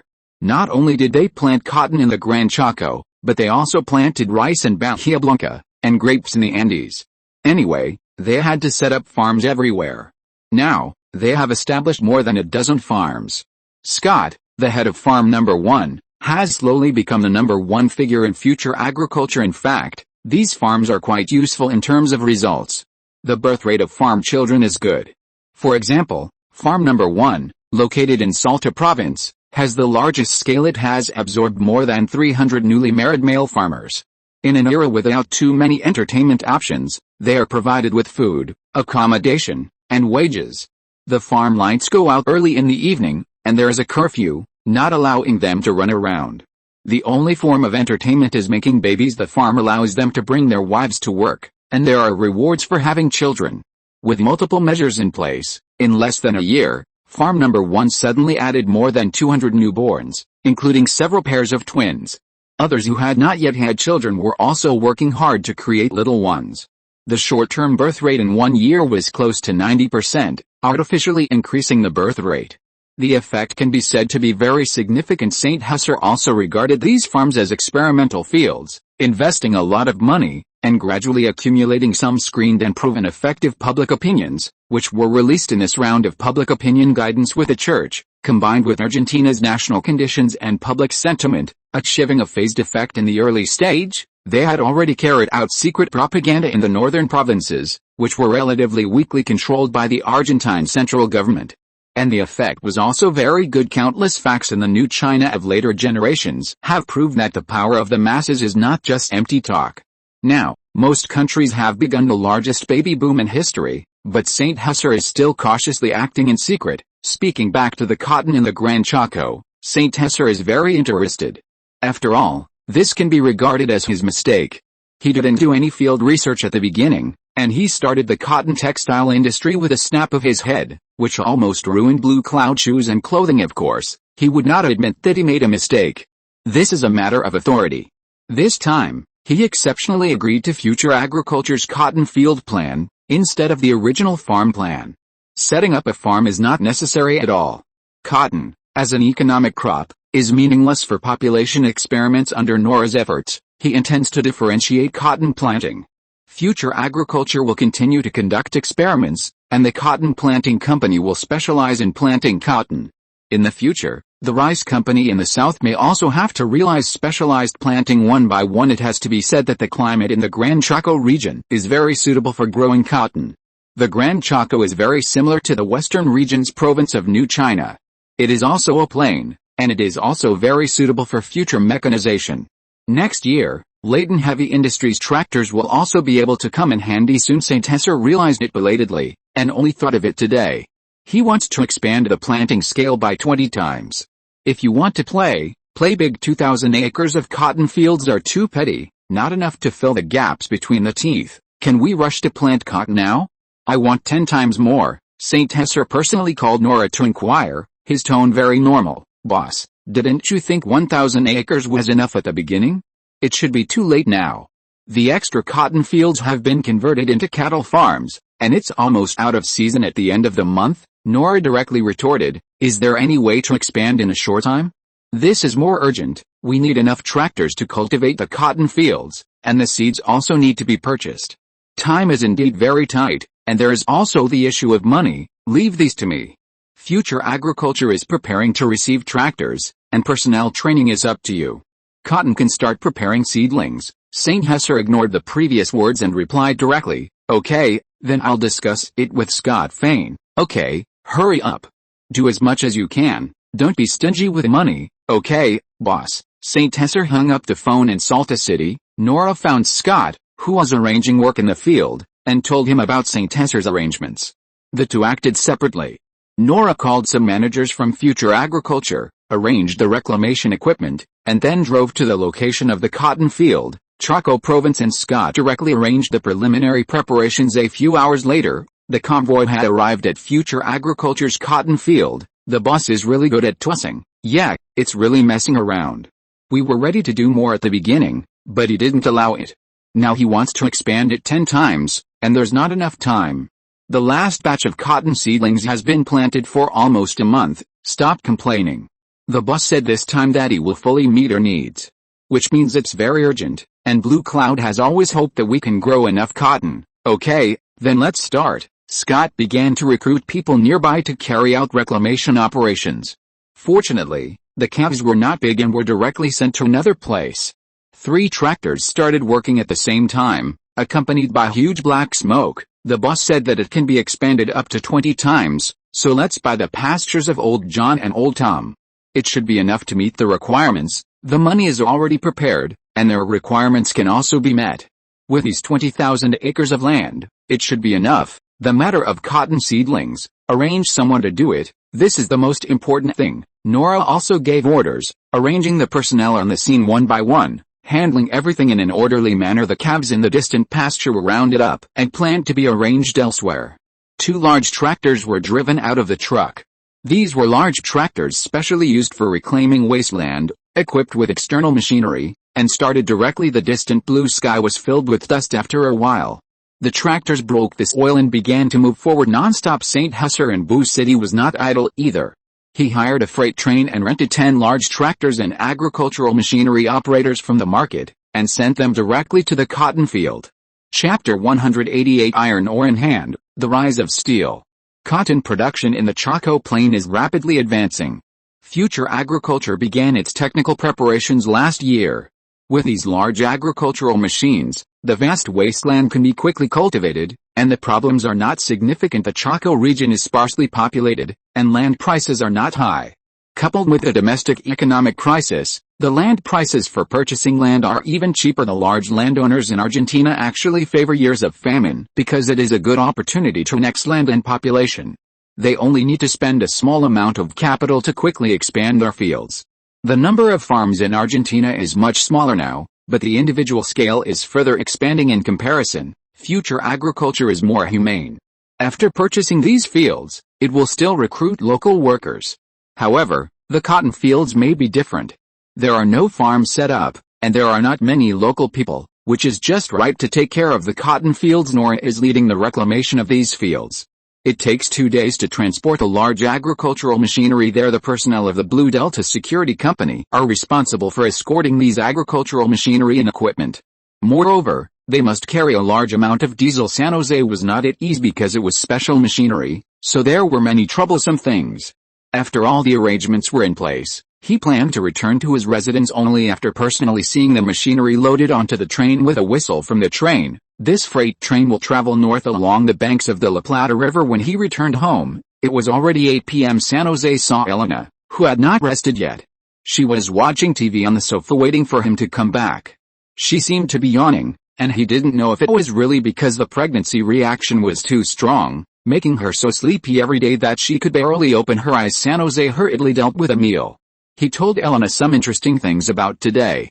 TV programs were quite rare in this era, of course, not interesting as San Jose spoke. Elena occasionally responded. The air suddenly became a little quiet. Elena was so sleepy that she couldn't open her eyes and directly leaned on San Jose's shoulder and fell asleep. He looked at Elena's tired face with some guilt, stretched out his thick arms, gently picked her up in a princess carry, walked from the living room to the bedroom, and gently placed her on the made bed before going back to turn off the TV. Today, he did not continue to work. After taking a bath, he dried his hair before turning off the lights, and the two lay together. December 14th. The auction of the Uruguayan iron ore mine has been postponed for more than 10 days due to San Jose's interference. Little Nix has also returned to Uruguay from Spain and is continuing to advance the work arranged by San Jose non-stop. Good news came one after another. Not only did the Americans withdraw from the bidding, but the Brazilians also couldn't hold on and didn't even want the deposit on the American side. Georgia Steel Company and Georgia Mining were suppressed. All kinds of negative news and false news flew everywhere. After completing the preliminary preparations, Blackstone took action. In just a few days, the stock price plummeted. And the stock price was cut 3 times. Several American banks that received the news also tightened their credit and directly carried out loan withdrawals and collection. The two companies directly ran out of cash flow and planned to auction the company to prevent bad debts. The American Georgian family was originally just an immigrant family with ordinary heritage and was unable to resist the secret black hands. Blackstone Capital has always been ruthless and does things regardless of the consequences. Other American families did not dare to provoke too much, and the Georgian family would not pay attention to South America, so they had to withdraw. The headquarters of Brazil's Anders Mining Company was also messed up by the Falcon Bureau, reporting some tax issues and spreading false news. At first, it only circulated on a small scale, and then it suddenly broke out because of Brazilian public opinion. The Brazilian IRS thoroughly investigated. Originally, these families basically didn't have much clean stuff, and the melons exploded directly. Even more tragically, the Karen family had too many opponents and enemies, so they beat a dog in the water. The Karen family was directly defeated. The main members of the family were directly imprisoned, their assets were frozen, and the company was sealed up. It is impossible to imagine how weak this so-called century-old family was. In fact, he also saw the general situation, that is, the Brazilian political situation has changed. The international financial group led by the United States conspired to undermine Brazilian interests, and the Karen family directly ran into President Vargas and his disciples leading the IRS and Ministry of Finance. The real reason behind this is that Brazil's economy has fallen into a state of collapse this year, a sharp drop in international coffee prices and a large domestic inflation. With a large amount of American capital flowing out, international capital is good, and it is a booster for the economic development of late developing countries. The Americans are also continuously drawing blood from the Brazilians who are in crisis. Foreign capital is fleeing wildly, the Brazilian stock market is plummeting, and a large number of wealthy Brazilians are rapidly going bankrupt. San Jose would definitely not miss this good opportunity. A few months ago, he directly arranged for the person in charge of Prairie Foods to go to Brazil to purchase and hoard coffee raw materials and carry out bottom fishing operations. A large amount of US dollars flowed from the United States to Brazilian banks, and Argentina's Balan Bank also stored a lot of foreign exchange, flowing in the opposite direction to Brazil, acquiring some cheap assets. Brazilians have no good way to deal with inflation for the time being. The Brazilian currency continues to depreciate, which in turn makes Brazilian exports less competitive because Brazil's industry is not developed and does not mainly export industrial products, which is somewhat different from Argentina's situation. Speaking of the Uruguayan iron ore mine, this magnetite mine located in the 33 department in central Uruguay no longer has major competitors. Local companies have no ability to do it. The Uruguayan government directly announced that the auction would be turned into a presentation. The Uruguayan national newspaper jointly reported that Blue Crystal Mining, as a joint venture between Argentina and Uruguay, has successfully obtained 12 exploration permits in Uruguay. Some exploration work has been carried out, and the Aratiri Mining Company has been established specifically for development and mining work. This large-scale iron ore project has previously attracted widespread attention from the Uruguayan government and political circles. President Andrés Martinez, as the head of the Red Party, has met with the leadership of the Red and White parties and Uruguayan influential parliamentarians to discuss the matter. National Party, White Party, leader and Colonia Province senior official Vicente Setot has publicly expressed support for the project. Many Argentine heavyweights, such as José Star of the Ministry of Foreign Trade and Army General Andrés Carson, have also publicly announced their support for the mining. Most of the parliamentarians at the meeting emphasized the need to do a good job of compensating the occupied farms. Blue Crystal Mining announced that, in addition to the necessary senior personnel and technical workers, most of the recruited workers and employment and taxes will be handed over to Uruguay. At the same time, compensation for farmland will be carried out at a reasonable assessed purchase price. At the same time, it was announced that the iron ore exploration in Treinta y Tres province met expectations and construction would begin in January 1954. The initial investment is estimated at $20 million, with a planned annual output of 10 million tons, which can be mined for 30 years. It is also possible to start small-scale mining in advance, with an annual output of 2 to 5 million tons. Uruguayan national report stated that Florida province and Durazno province, adjacent to Treinta y Tres province, are also likely to have iron ore deposits, but the reserves may be less than 500 million tons. The former Director General of the Uruguayan Port Authority is currently the General Manager of Blue Crystal Mining's Aradiri mine. Uruguay has the right to know about the mining part due to the poor infrastructure conditions in the mining area. If mining is carried out, the land and sea transportation of iron ore and the construction of wharves will be put on the company's agenda. After receiving the news of successfully securing the Uruguayan iron ore mine, Tessa was very excited. The main raw materials of the Argentine steel industry have been resolved. With the iron ore mine, he would no longer be subject to others. The La Plata steel plant can also continue to expand production. A larger upfront investment is acceptable this time. Leaving Bahia Blanca for more than half a month, there are many things to rush back to deal with, far exceeding his expectations. Many things have also happened in Bahia Blanca. This time, being able to secure the iron ore mine with Thunder Mining is of great significance.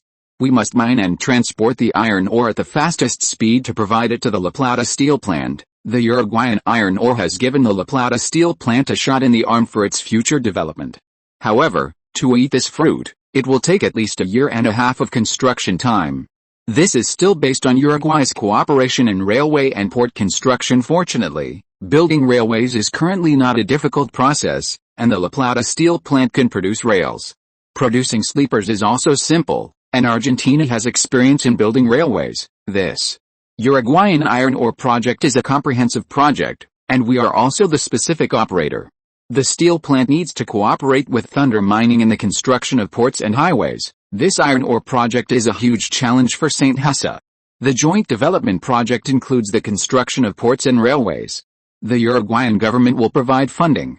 The two major export ports are the Port of Rocha and the Port of Montevideo, mainly connecting Minas, which is 200 kilometers long. If it is connected to the Port of Rocha, a new port must be built, which can only be postponed. In fact, many iron ore mines in Uruguay have begun to be abandoned because there are too few people. The Treinta y Tres province iron ore mine being built this time also has very few people. There are many difficulties and the investment is huge, but we should not only look at the current cheap international iron ore prices and not do this.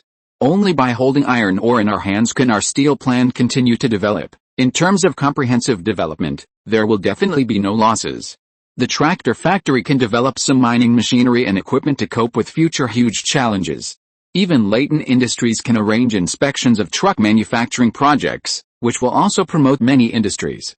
A large part of the construction funds for this huge iron ore mine can be returned through various cooperation projects. The meeting went smoothly. After ideological work was done, the La Plata steel plant and the rolling mill also need to further upgrade equipment and raw material processes. These machinery factories, motorcycle factories, lathe factories, and aircraft factories all need very good steel. As the scope of business involved in these factories becomes wider and wider, Tessa is also constantly creating more opportunities for them. After this meeting, Tessa will also return to Bahia Blanca. The mayor has urged him several times, especially regarding the construction of the new port, and intends to seek his opinion. After all, Bahia Blanca is strictly speaking only an agricultural city, with only a few meat processing plants originally. Cohen, you must come back quickly. There are too many problems with a new port now, and we don't have any practical experience. We need you to help. There are also too many problems with construction funds. Okay, Mr. Mayor, I will return to Bahia Blanca tomorrow night. After Tessa hung up the phone, the corners of his mouth turned up slightly. This time, He left Bahia Blanca for so long. In addition to the mine and the church matters, he also had the intention of secretly competing with the city hall. After all, the mayor's side did not discuss too much with him, and seemed to intend to kick him away and do it themselves, which made him a little annoyed, so he simply took the opportunity of the iron ore matter to leave for a while as he expected. Even if they were given so many opinions, the city hall team was still unable to solve the problem on their own. Lacking huge external funds, most of the newly established companies in Bahia Blanca came from St. Tessa's banner. They want to attract investment in the country, but it's not that St. Tessa looks down on them, but that they simply don't have it. They are unwilling to leave their base camp, and it is impossible to invest in Bahia Blanca, which now looks like a desolate place. Bahia Blanca only looks like it has good prospects. The pie that St. Tessa drew is actually himself.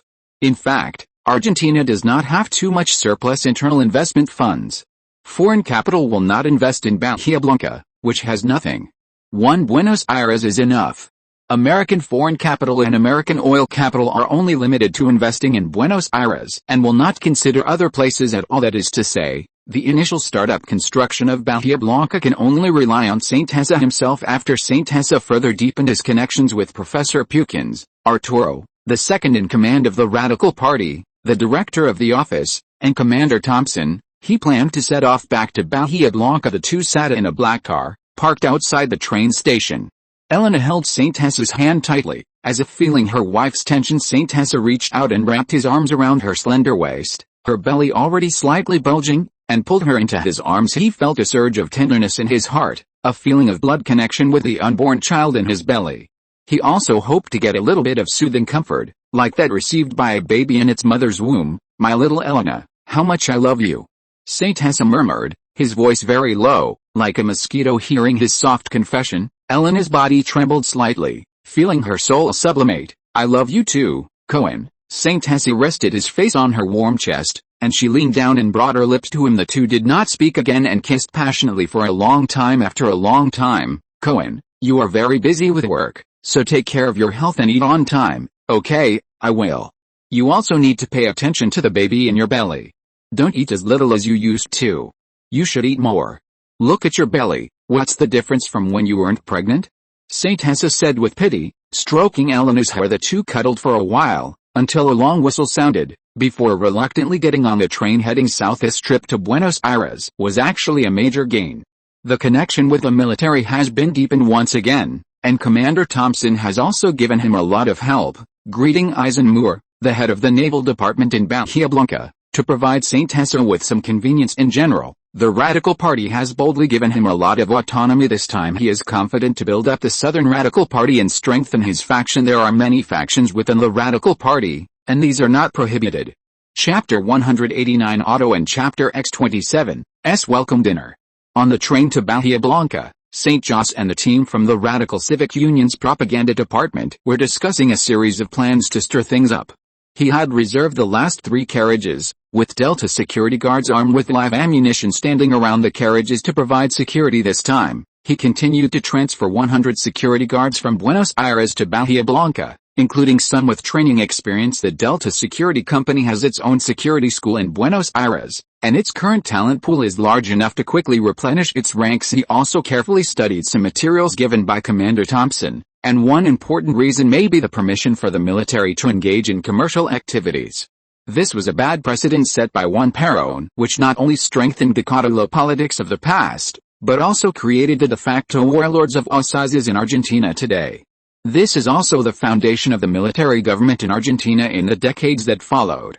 Fortunately, these warlords have not completely merged with the local governments, preventing division. After all, even warlords like the former Commander Thompson only had power but lacked governance ability, and were willing to unite around Buenos Aires. They would not stay in the local areas and could be transferred at will. Such authority still existed. All local administrative regions in Argentina are about to become provinces. In addition, Argentina's policy of not distinguishing between ethnicities means that Argentina has almost no natural basis for division. This is unlike later Yugoslavia and the Soviet Union, which were composed of autonomous republics and were prone to disintegration. This can be considered an advantage for Argentina. In the 1920s, during the Argentine National Unification War, they fought from the capital one by one, forcing the autonomous republics to dissolve their independence, change to provinces, divide and disintegrate. The powerful ones were split up, similar to the administrative divisions of New China. Provinces with relatively strong power in the past, such as Córdoba, or those with independent tendencies, were split up, such as San Juan, Tucumán, and Jujuy. Many provinces in northern Argentina have been split up, and their strength has been greatly weakened. They no longer have the strength to confront the Argentine presidential palace, while Argentina firmly controls the most powerful Buenos Aires province in the capital. Other provinces with some strength, such as Córdoba and Santa Fe, cannot cause any trouble. Of course, there is also a relatively large drawback to doing this, which is that each province is weak, with a small population, making it difficult to develop economically. This is also something that cannot be helped. In addition, Argentina itself has a sparse population, which is also the reason for the economic backwardness of many provinces in Argentina this time. A total of 16 young people were transferred from the Radical Civic Union's propaganda department in Buenos Aires. Besides Powell, who has not yet graduated, there are also 2 former colleagues who were determined not to leave home too far and were arranged to work in the New Argentina newspaper. Others, such as Tom Carlos, Don Miguel, and Ron Anti, agreed to go to the Bahía Blanca branch for development. After discussions, the Bahía Blanca Radical Civic Union branch is currently developing and operating well. The second in command, Cleederman, is completely convinced by St. José. The two of them have jointly made the branch flourish. The number of staff has also increased, more than doubled from the 17 when St. José took over, to the current 47. Adding the 13 people brought from Buenos Aires this time, there will be 60 people, which is enough to unleash their potential. In terms of generating revenue for the Radical Civic Union, these people can be used to run some cultural industries and develop and create news publications to influence the southern provinces. At the same time, they can develop more economic benefits, which is very important for expanding their influence in the Radical Civic Union. The development of Bahía Blanca needs to be accelerated. Currently, as a congressman, it is indeed difficult to directly steer the economic development, so St. José played a little trick. Even though he proposed a complete urban development plan, he lacked the startup funds for urban development. This time to Bahía Blanca, I have arranged specific work for you. Our Radical Civic Union must regain this place. This is our goal. Boss is still amazing. We will fully cooperate. Tom used to have messy black hair. He was the team leader besides Powell. When he came to Bahía Blanca, he changed his hairstyle and cut his hair short, looking very capable. Tom is tall, well proportioned, with naturally curly, slightly dark brown hair, and wears glasses.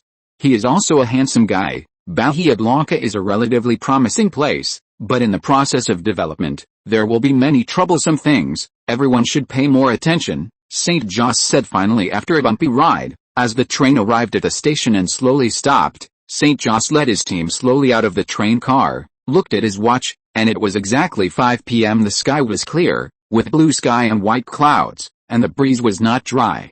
As soon as he got off the train, he saw the welcoming team from afar. The people who officially welcomed St. José included Mayor Otto Cleederman from the Radical Civic Union, 2 young people sent by friendly families, people from the Republican Party, as well as other social celebrities and City Hall officials and their wives. This surprised St. José. After all, this time he only reported his return to Bahía Blanca to the Falcon Bureau and the City Hall. Oh right. President Durant of Southern University also came for some reason. Fortunately he didn't bring his daughter, Mr. Mayor, I didn't expect you to arrange people to pick me up here. To be honest, St. José was quite surprised. After all, it was the first time he had been welcomed like this. He didn't want to be too high profile. He even saw some reporters taking pictures around him, preparing to give him a headline. Fortunately, St. José's image today was not bad and he was very photogenic. Most of these newspapers were local newspapers that had been around for a long time. People from the New Argentina newspaper also came, but were waiting in the back. Cohen, this time we organized a welcome meeting to handle the port construction and Freeport matters well. Most of the documents can be handled, and the presidential palace also allows us to run a pilot project here, but we have no way to directly go to Europe to find those people to invest. The economic situation is still very difficult. Everyone thought of you. After all, you were the one who proposed it in the first place. Otto had no embarrassed expression at all, warmly shook hands with St. José, and gave him a huge hug, as if they were brothers. It seemed that everything was as he said. In fact, Besides providing convenience for the Lingang industrial zone at the beginning, he had not discussed the free port and other matters with him later. Otto shook off St. Jos and did it himself. St. Hesser was too lazy to go to the city hall and be snubbed. Although the Lingang industrial zone was not large, it could be used for real factory construction. The free port was much better in all aspects. I think the city hall will definitely solve this problem. St. Hesser did not easily agree to Otto's words. Expansion-style development had its problems, and things had to be done step by step. Let's not talk about this. I've arranged a welcome party for you. Otto didn't care about what St. Hesser said and directly changed the subject. St. Hesser kissed the hands of the ladies one by one and shook hands with these administrative officials. He was adept at those tedious etiquette and social interactions. Before the wedding, Eleanor had given him special training. The city hall dispatched more than a dozen cars. St. Hesser told Buster next to him to settle Tom and the others. St. Hesser had purchased a lot of real estate in Blancaport through some channels, which could be used as residences for these people, and other arrangements would be made separately. The motorcade moved slowly forward, with police motorcycles leading the way. It took a big detour, passing almost all the prosperous areas of Blancaport, before arriving at the City Hall's special gathering place. St. Hesser and Mayor Otto were in the same car, this black car of British brand that looked a bit old. A faint, imperceptible smile appeared on Otto's lips, and he turned to St. Hesser and said, "You and I both know very well, Councillor Cohen. I won't say too many useless words. This time, the construction of the free port in the city really needs your help. It's impossible for the City Hall to intervene in the affairs of Blancaport. I hope you can continue to do so. At least, it's not a bad thing for our city to develop. Of course I know, but I haven't figured out the specific arrangements yet," St. Hesser said with a smile. Truthfully, he wasn't so stupid as to agree directly, and just laughed it off. He had seen this kind of flattery seen at least 80 times if not 100. He would not be foolish enough to work for others for free unless he was given a suitable price. A group of people hurried towards the banquet hall. Most of these people were from the City Hall's faction and had some connection with St. Hesser. "This banquet is a welcome banquet for our councillor St. Hesser Cohen. He represented Blancaport in the capital and obtained many large projects, laying a very good foundation for our Blancaport's decisive victory in construction." Mayor Otto spoke first, giving a long speech, directly putting a high hat on St. Hesser, and then said a toast. "Cheers to the future development of Blancaport. Cheers to Councillor St. Hesser." Then it was St. Hesser's turn to speak, and he finally said a toast. "Cheers to the health of our Roman Pope," St. Hesser said against his will. At this time, the Roman Pope was quite old, and the Argentine church was at great risk of falling apart. It was said that he was so angry that he was sent to a Roman hospital and was receiving treatment. The Argentine church was hit hard and had completely broken with Perón. Originally, it was nothing, with a large family and a large business, but I don't know where a lot of negative news about the church came from, making the church very passive and even feeling helpless. The guests present all toasted together. Then, there were some banquet performances, a piano solo by a beautiful woman. St. Hesser held a wine glass and wandered around the hall, greeting everyone in turn. With his good memory, he could recognize everyone he had met, and the Falcon Bureau would often collect information about these people. He chatted with almost everyone in the hall for a few words, and his etiquette was impeccable. His voice was strong and powerful, steady and dignified, and his affinity was also very strong, and he was very popular. These people were all potential partners. Years of living abroad had not changed his accent. It was still a pure Iberian accent, as if it was engraved in his mind. This was a bit different from the Buenos Aires dialect in Argentina, and it was also different from the British accent in Blancaport. He had even noticed it when he was in Cordoba. Most Argentine Spanish has been completely localized, whether they are of Spanish or Italian descent. They all speak Spanish, and there are differences in various places. The Spanish sneer at Buenos Aires, this former unfilial son. According to Andrew's negotiations in Madrid, he found that those former suzerain people had a trace of envy and contempt for the current Argentines. However, this does not affect the current cooperation between the two countries. The Spanish state-owned shipyard is also very willing to cooperate with Argentina's Sanjay Shipbuilding and Plary International, and the negotiations were very successful. The accent in Blancaport is somewhat influenced by the British. After all, this is the port that exports the most beef in Argentina, and all four major families have a good relationship with British meat and wool importers. Faced with the somewhat strange accent of the people in Blancaport, he sometimes felt that his accent was a bit stiff, but he rarely changed his pronunciation. Saint Hesser had more to talk about with Principal Durant. The two chatted and joked in the corner. People kept coming over to toast. He was the absolute protagonist in this banquet all day long. Saint Hesser had not eaten anything except for having breakfast with Elena in the morning. This party was obviously a big investment, with a lot of exquisite food. He quickly filled his stomach. He felt a little tipsy after drinking 3 glasses of champagne just now. Saint Hesser was handsome, tall and well-built, and had been an officer in the army, exuding a kind of soldier's temperament, which was actually very attractive to girls. He unconsciously puffed out his chest. Many wealthy ladies and young girls came over to invite him to dance. He mostly declined those women with dance partners to prevent some jealousy from happening. As for some obviously single girls, he didn't mind dancing with them to relax. Madeleine Gray was a lady from the Gray family, wearing a light-colored dress, and her clothes and headdress were quite exquisite. Her lips were painted with light lipstick. She didn't bring a dance partner this time. The two danced a dance. After the end, she flicked her hair with her fingers and enthusiastically invited him to her house for dinner. Saint Hesser declined with a smile. The banquet lasted until after 11 p.m. Saint Hesser finished dealing with the affairs of this party before returning home tiredly. The time was after 12 p.m. as the car stopped. The cook Anna and the butler Luke came out to welcome him, and the two said in unison, "Welcome back, sir. You guys go to rest. Don't worry about me, okay, sir?" Saint Hesser didn't drink much alcohol. He drank a lot of low-alcohol champagne tonight, and taking a hot bath would worsen the drunkenness, so he simply laid down. If you're listening to this novel on a channel other than Fanfic World, it means they downloaded and uploaded it without effort. We cordially invite you to visit our channel, Mundo Fanfic Novelis.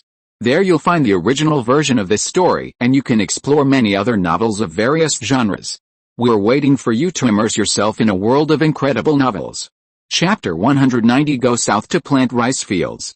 The next day, at 8 o'clock, Saint Hesser woke up to Luke, the butler, having already prepared a hot water still reeking of alcohol. He took a bath, changed into clean clothes, and shaved his beard before sitting at the table for breakfast. Buston was already waiting in the living room, reporting on his work. Boss, Tom and the others have had their accommodations arranged, in a building next to the Radical Party, the residential building purchased under the name of the New newspaper. Saint Hesser took a sip of milk. "Arrange for 2 large buses for us today, to go to Future Agriculture." "Very well, I'll go take care of it immediately." The foundations for the port industrial zone have been laid, and preparations for the first floor's construction are underway.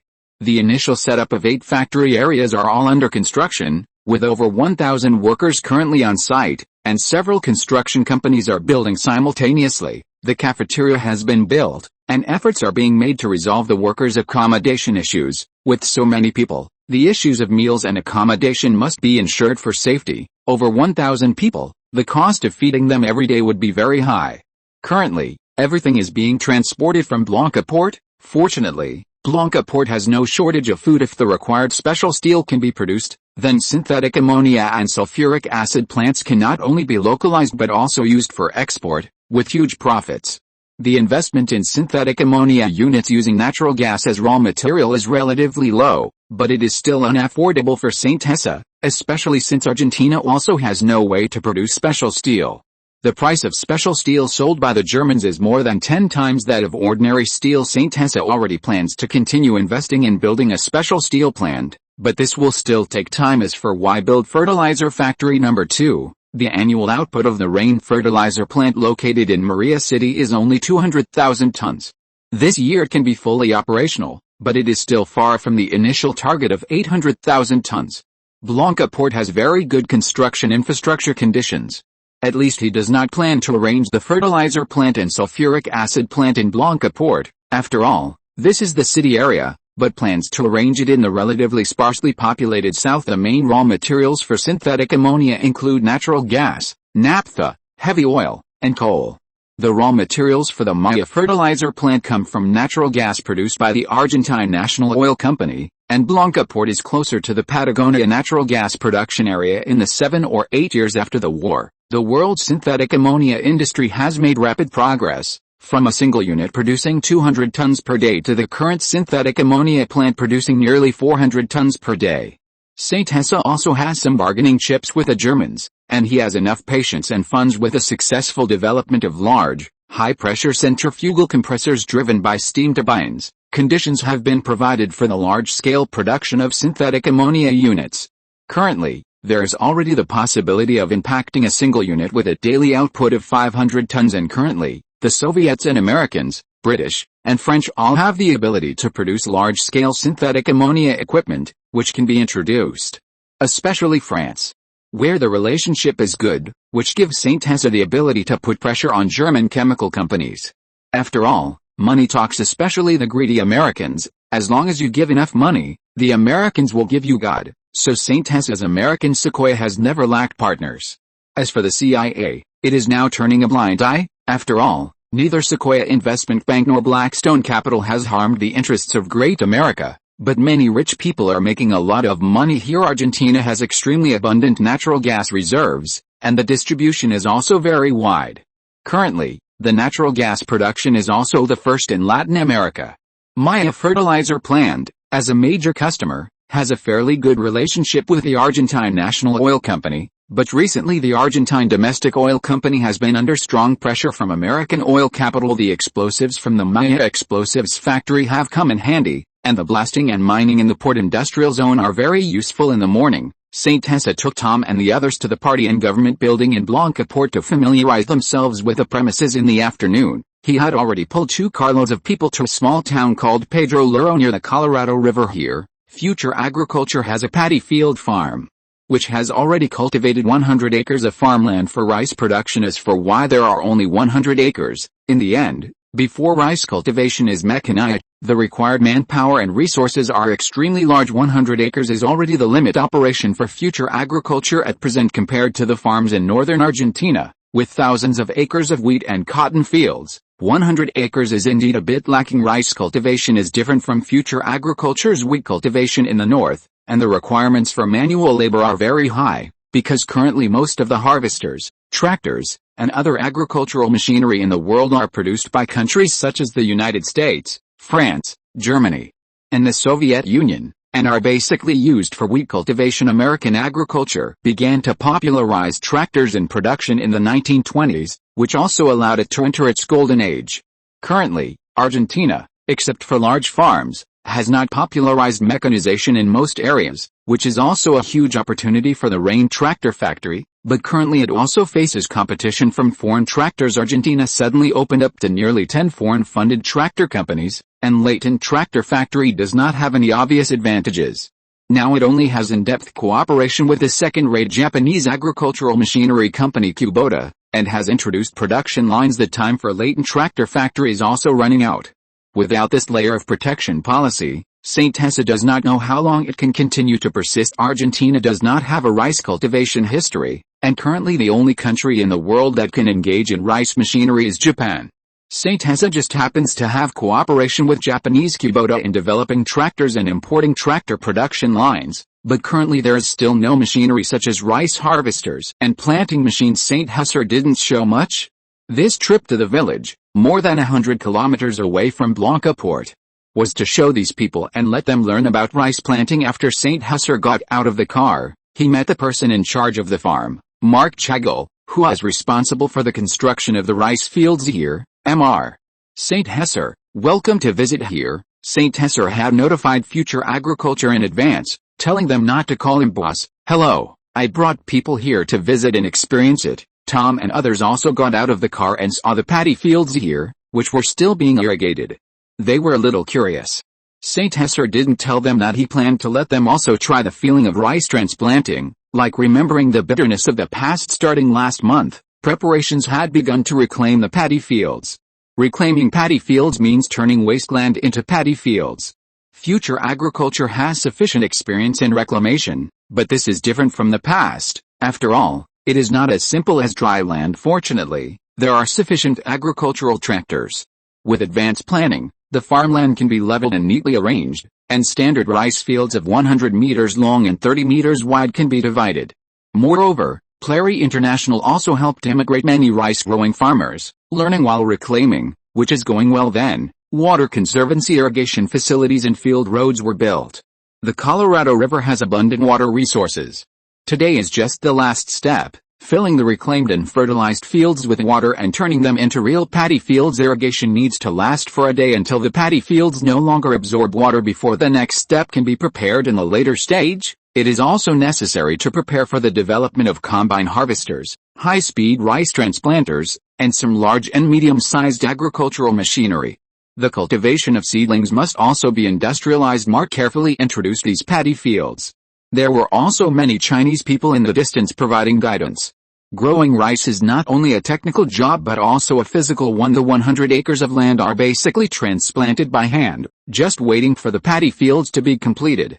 In fact, paddy fields are also troublesome, especially the rat holes underground. If they are not blocked, the water will flow away in vain due to imperfect water conservancy facilities. St. Husser also carefully learned that these rice varieties are all experimental products, and the 100 acres are divided into several plots. In the evening, they spent the night here. This is an ordinary small town. Early the next morning, St. Husser got up early to prepare for rice transplanting, and also took these partners to experience life. These are all considered to be an important foundation for him. Most parts of Argentina are still dominated by agriculture. If you don't understand these, it will indeed be difficult to integrate Argentina in the future. South of Blanca Port, there are very few big cities. This place has rich agricultural potential. Minister. Councillor St. Husser, do we really have to go down to farm? Tom was a little unaccustomed to it. Most of these excellent young people came from the city. Coming to Blanca Port was already a huge sacrifice. Really going down to the field to transplant rice would be a big breakthrough. Try it, it's actually pretty good. This doesn't count as anything. St. Husser was wearing a shirt and trousers. He rolled up his sleeves and trouser legs and walked down to the paddy field from the edge of the field. There was no slippery feeling. It could only be considered raw fields, not ripe fields. The soil in the paddy fields had also been broken many times by tractors, and the fertility was relatively ordinary. The situation was relatively tight. He picked up the seedlings tied with cloth strips and skillfully threw them into the distance. He took a handful in his hand, turned around, faced the edge of the field, calculated the spacing, and began to retreat step by step to transplant rice. This time, more than a dozen high-quality rice seeds were transported from the Philippines, Thailand, South Korea, Vietnam, Cambodia, and Japan for cultivation and planting. For trial planting, each plot is a bit different. Currently, there are no hybrid rice varieties in the world. The yield is not very high. It is not easy to screen out rice varieties suitable for Argentina. Fertilization is also required to prevent diseases and insect pests. There is still a long way to go for scientific breeding, and large-scale promotion will also take a lot of time. It can only wait for agricultural mechanization, otherwise it will be difficult to promote successfully because rice planting is far more labor-intensive than wheat, and there are not enough people to plant it. There is not too much to worry about fertilizers. The promotion of Maya fertilizer factory is quite difficult. A large part is exported through Plary International, and a small part is given to future agriculture. Agricultural production and industrialization require a lot of materials. If you simply rely on imports, that is very terrible. Once an international blockade or embargo occurs, it will become scrap iron, similar to North Korea in later generations. A stable industrial system is still very important. Tom and the others hesitated for a while and also went down to the field to start imitating, transplanting rice. A dozen people were each responsible for some areas, slowly retreating backward. The Chinese people next to them gestured some basic techniques and guided the planting. In the morning, they transplanted more than 10 acres of land. A very good thing about these paddy fields is that there are no stones. Simple rest at noon, continue in the afternoon. The speed of rice transplanting has accelerated a lot. By the time they finished work in the evening, many people could hardly straighten their backs, but no one complained of being tired. St. Husser's speed was quite fast, and he was a good hand. Counselor, you really helped a lot this time. 100 acres, not too much, not too little. In addition to the St. Husser team, Future Agriculture here also hired many people.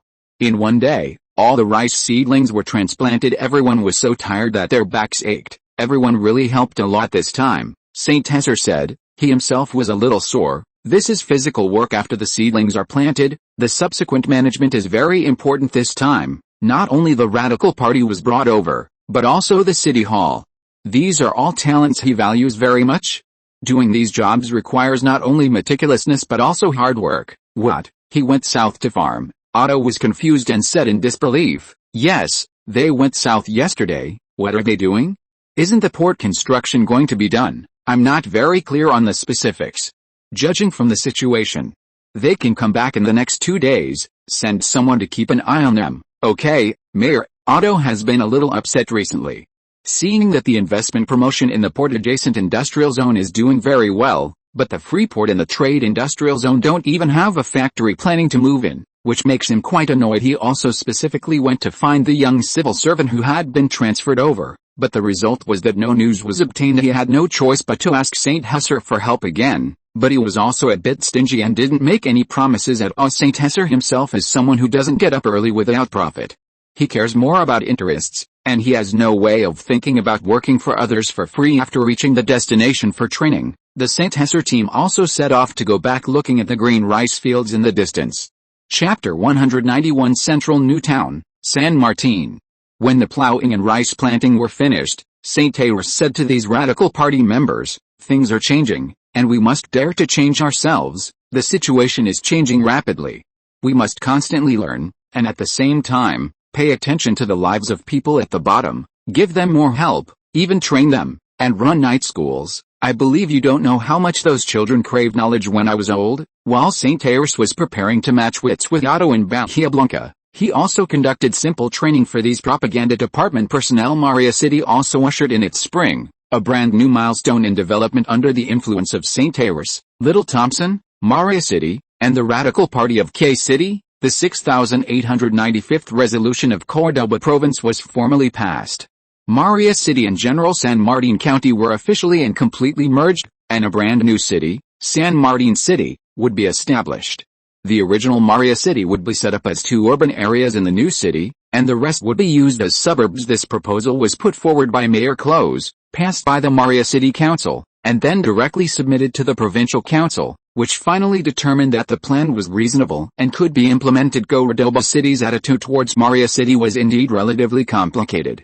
A small town 3 years ago, from small to large, from nothing to something, in just a few years, it has begun to catch up with and even intends to challenge the economic development achievements of the provincial capital.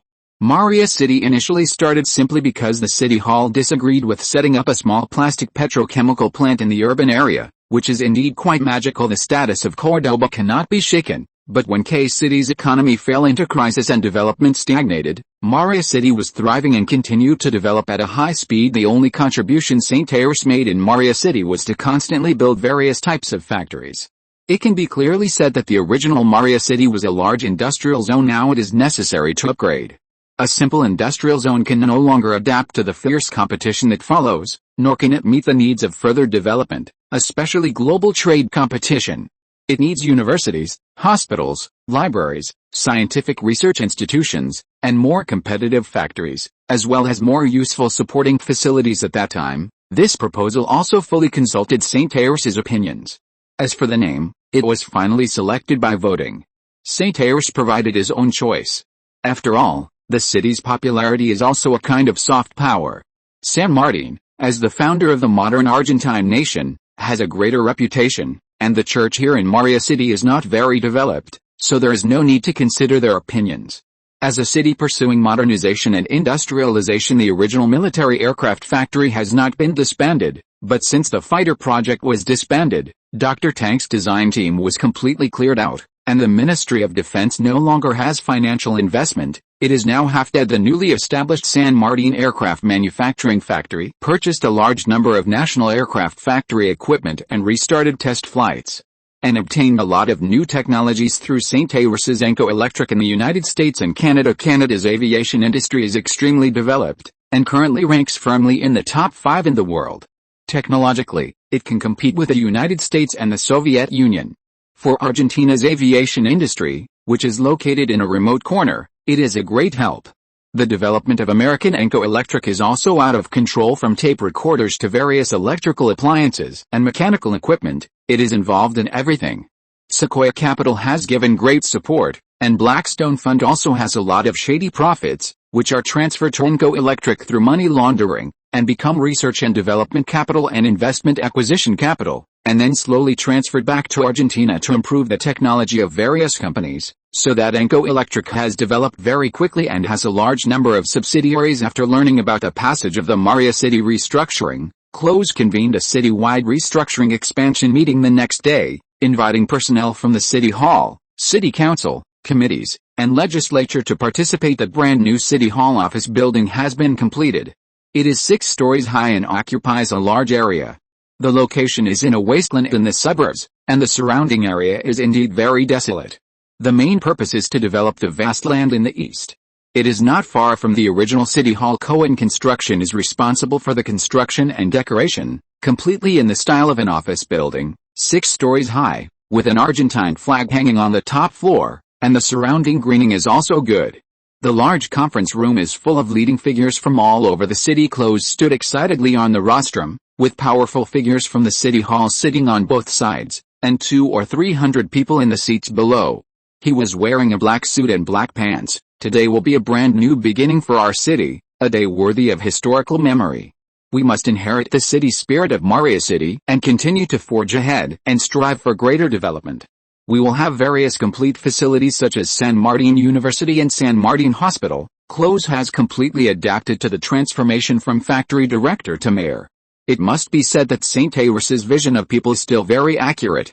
From a factory director with 0 experience to a mayor who is now handy, it cannot be achieved by external assistance alone. Moreover, as far as Close's work is concerned, he has completely adapted to the development of the city, and has also transplanted the Maria Committee system originally founded by St. Tyrus to the development of the City Hall. It has become an institution similar to the Municipal Consultative Conference, a regular institution independent of the City Council, attracting trade unions, factory directors, employee representatives, and industry associations located in Maria City to participate in politics and promote the democratic development of Maria City, which is extremely remarkable overall. The development plan of Maria City, which is now San Martin City, is very well done. The brand new integration of city and county has also expanded the development space of San Martin City. This kind of wide area prefecture level city system from later generations is a system that St. Tyrus is familiar with, and it is designed in advance. It is completely different from the narrow area city system in other parts of Europe and the United States, and it is even larger than metropolitan areas. The jurisdiction area of the newly established San Martin City is 5,000 square kilometers, which directly exceeds all the current cities in Argentina, such as Buenos Aires and Córdoba. The advantages of a metropolitan area are actually numerous.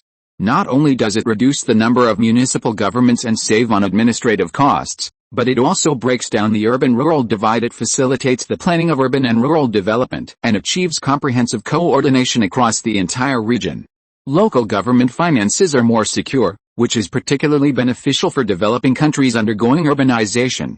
For Cross, who urgently needs to expand the economic development scale of San Martin City, he has long been attracted to the system proposed by St. Husser. It coincides with a greater municipality idea proposed by St. Husser and Blancaport. The purpose of designing this metropolitan area is to rapidly develop the economy.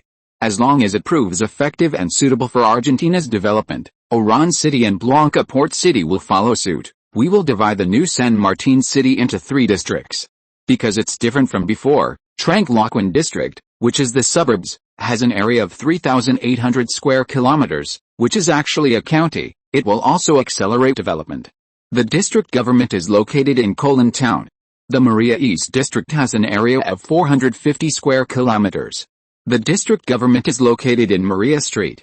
Most of this area is where we originally developed, and it is also where the San Martin City Hall is located. The Maria West District has an area of 750 square kilometers, and the district government is located in Azul Street. Cross continued, touching on urban planning. St. Husser designed a brand new city, dividing the original San Martin County into 19 towns. The 2 relatively prosperous towns that developed into cities were changed into streets, namely Maria Street and Azul Street. This is also the core of San Martin. The divided Tranquilloquin District also has more than 30,000 people, divided into 10 towns. Maria East District has 5 towns and 1 street, with a population of 120,000. West District has 4 towns and 1 street, with a population of 140,000. Recently, it has increased a lot because there are many job opportunities here. At the same time, in order for the City Hall to have sufficient control over the towns below, These towns and streets will exist as dispatched agencies of San Martin City. Appointments are also made through here, with independent appointment rights, and need to pass the civil service examination and assessment of the City Hall, rather than through election. This is a distinction cross-explained to these expanding city halls. Currently, San Martin City already has 4 major power institutions: the City Hall, the City Council, the City Court, and the City Committee. The City Hall, as the highest administrative institution, can influence the other 3 major institutions when San Martin City is established. We will continue to expand our City Hall. The City Hall will add 3 deputy mayors, 3 district heads. The deputy mayors will be in charge of different tasks. The district heads will also have deputy district heads. At the same time, we will set up industrial development departments, education departments, medical and health departments, etc., to further improve our city's governance structure. While Cross is promoting the improvement of the City Hall's administrative system, he is also carrying out a series of reforms. After all, if San Martin City wants to catch up with Córdoba City, then the development scale must be expanded by at least 3 times.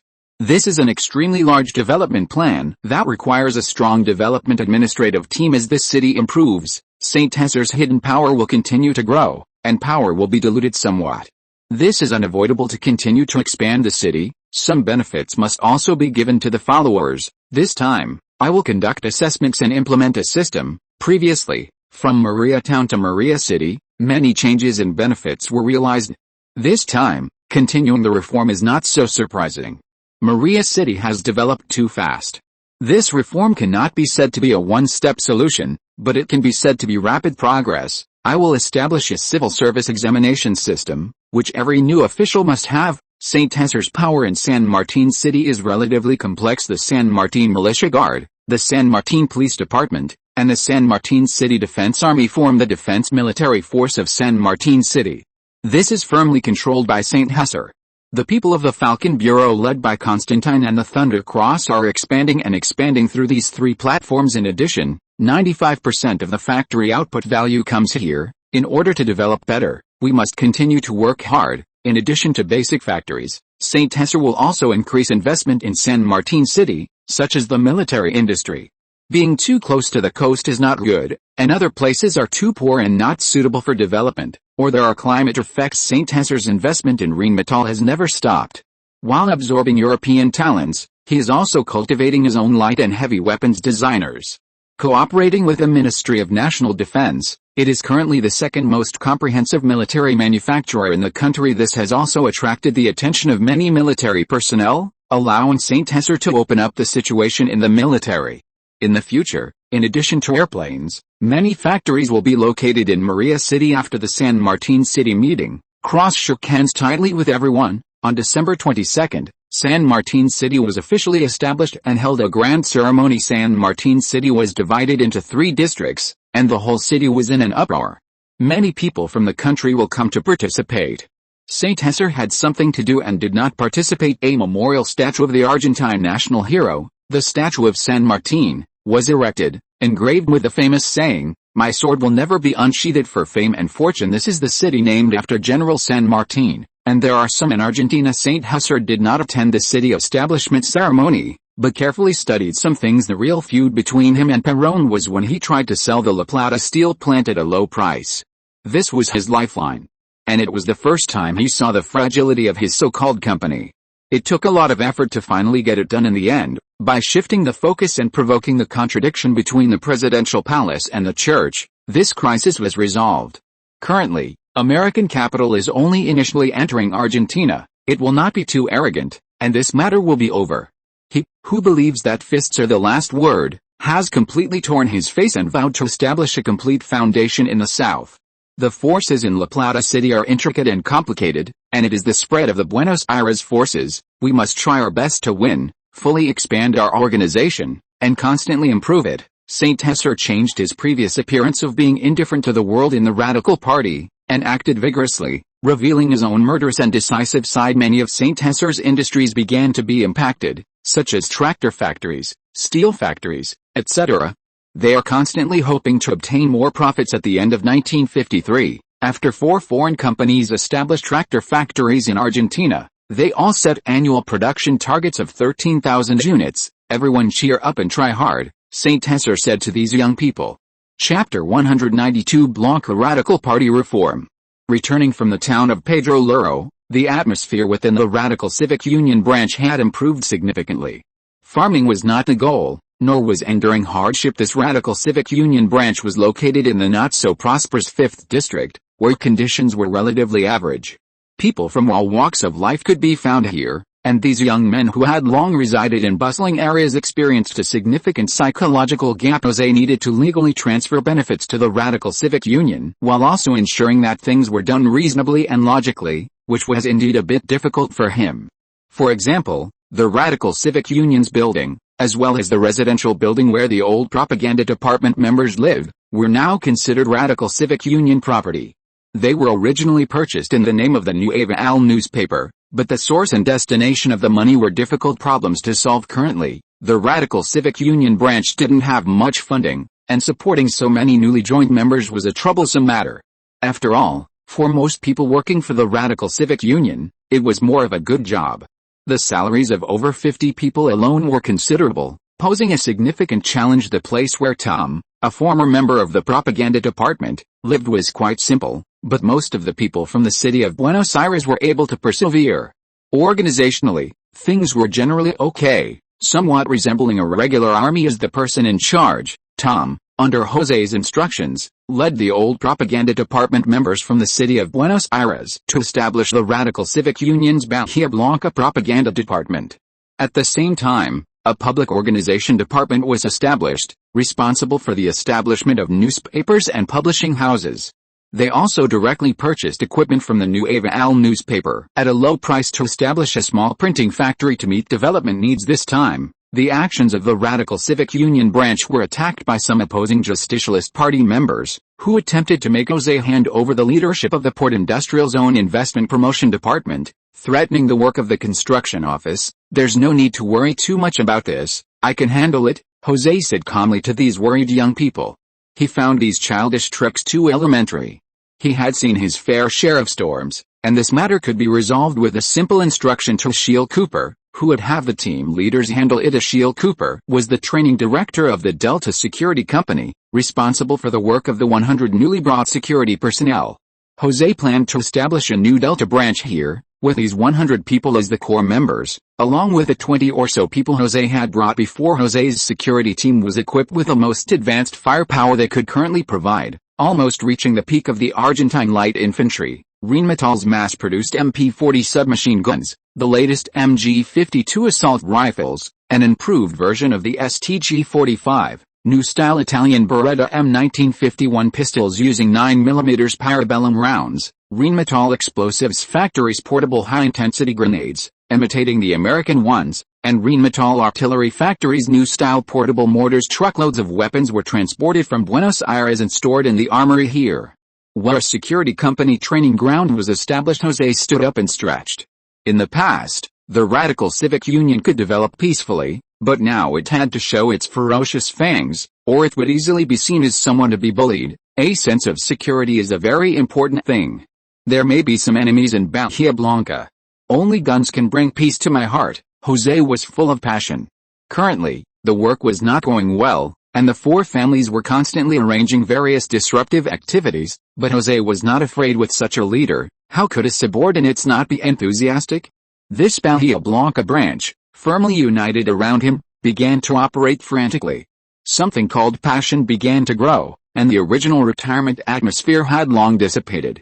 After all, a new dynasty brings new officials, and the old-timers had been replaced by the young and promising José, a graduate of a prestigious university, with strong abilities and good organizational combat effectiveness. José was reforming the Radical Civic Union branch according to his own ideas. Currently, the Radical Civic Union had more than 50 members in Bahia Blanca, most of whom were carefully selected by José. They were able to actively unite around José and were a group of people who could contribute a lot to the rise of Argentina, while also thinking independently. In the past few days, according to his own ideas, José formally established the Executive Committee of the Radical Civic Union's Bahia Blanca branch, establishing centralized and unified leadership. The members consisted of José, Klederman, and the ministers and deputy ministers of each department. José served as the top leader of the committee, which was also appointed by the Radical Civic Union's national headquarters and approved by all members. Kleiterman was the second in command of the branch, assisting José in his work. The José Radical Civic Union Committee established 4 major departments: Finance Department, Organization Department, Propaganda Department, and Public Affairs Department, to carry out organizational construction work. This was what José could do without violating the Radical Civic Union's regulations. The Finance Department was responsible for managing the entire Radical Civic Union's financial expenditures, profit collection, and other aspects of work, while also distributing subsidies. José screened specialized talents within the Radical Civic Union to fill various departments and classified and processed the proposals of the Radical Civic Union branch members. This was the work of the Organization Department. The Propaganda Department was responsible for managing the construction of the Bahia Blanca branch of the Radical Civic Union's new party newspaper, the Bahia Blanca Radical Daily, as well as other convenient publicity work. The Organization Department was responsible for member management, file management, and other tasks, registering and creating records. The Public Affairs Department was responsible for the management of public institutions, the new printing factory, and book publishing work. José took a sip of water and looked at the members in the Radical Civic Union's meeting hall. Each of them was vibrant, energetic, and full of hope for the future. First of all, let's clarify one point: what is a political party, and why are we the Radical Civic Union? A political party is nothing more than a collection of people who hold the same or similar ideas. Our Radical Civic Union is not a non-governmental organization, nor can we be scattered. We must have a stronger organizational combat capability, so we must improve our work and transform our working methods. José stood up. The Radical Civic Union was a loose political alliance with several factions within it, trying to split the Radical Civic Union. I believe that Radical Civic Union members should be tightly organized, and the number should be limited. Only those who recognize the Radical Civic Union's organizational outline, materially support the party, and personally participate in an organization of the Radical Civic Union can be considered Radical Civic Union members. We must learn from the Soviet Republican Party and establish a more rigorous organization. In José's view, in Argentina today, whether it is the Republican Party, the Socialist Party, or the Radical Civic Union and the Justicialist Party, they are all political parties with decentralized organizational capabilities and mixed elements, unable to unite into a single force. Moreover, the Radical Civic Union's governing philosophy or organizational documents do not exist, and their combat effectiveness is not strong, nor is their organizational strength. The Radical Civic Union currently does not have specific political goals and has its own positions on national and social issues. To formulate a political program to showcase our vision, I want to propose some plans and visions for our Bahia Blanca branch, as well as the annual plan for next year. Society recognizes its legitimate power to organize and expand its claims, and it also actively intervenes in political life, playing its role in obtaining or maintaining political power, or influencing the exercise of political power while holding the meeting. José instilled some more advanced ideas into these young organizational members. An advanced organization needs more outstanding talents and people who are loyal to the organization. The original Radical Civic Union Propaganda Department was more attracted to him because of José's personal charisma. Now he is working hard to turn this group of people into outstanding members of the Radical Civic Union. Becoming a Tiro-style leader is not his goal.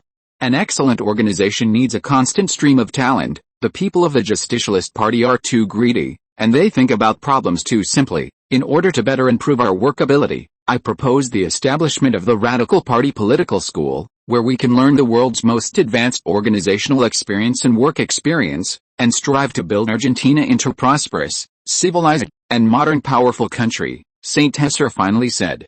When he finished the last sentence, some members of the Radical Party were also infected, but it would take time to turn this short-term enthusiasm into long-term efforts. The people under the Radical Party stage may be relatively young, mostly third and fourth generation immigrants, and have a deep affection for Argentina, so they can understand some of Saint Hesser's statements.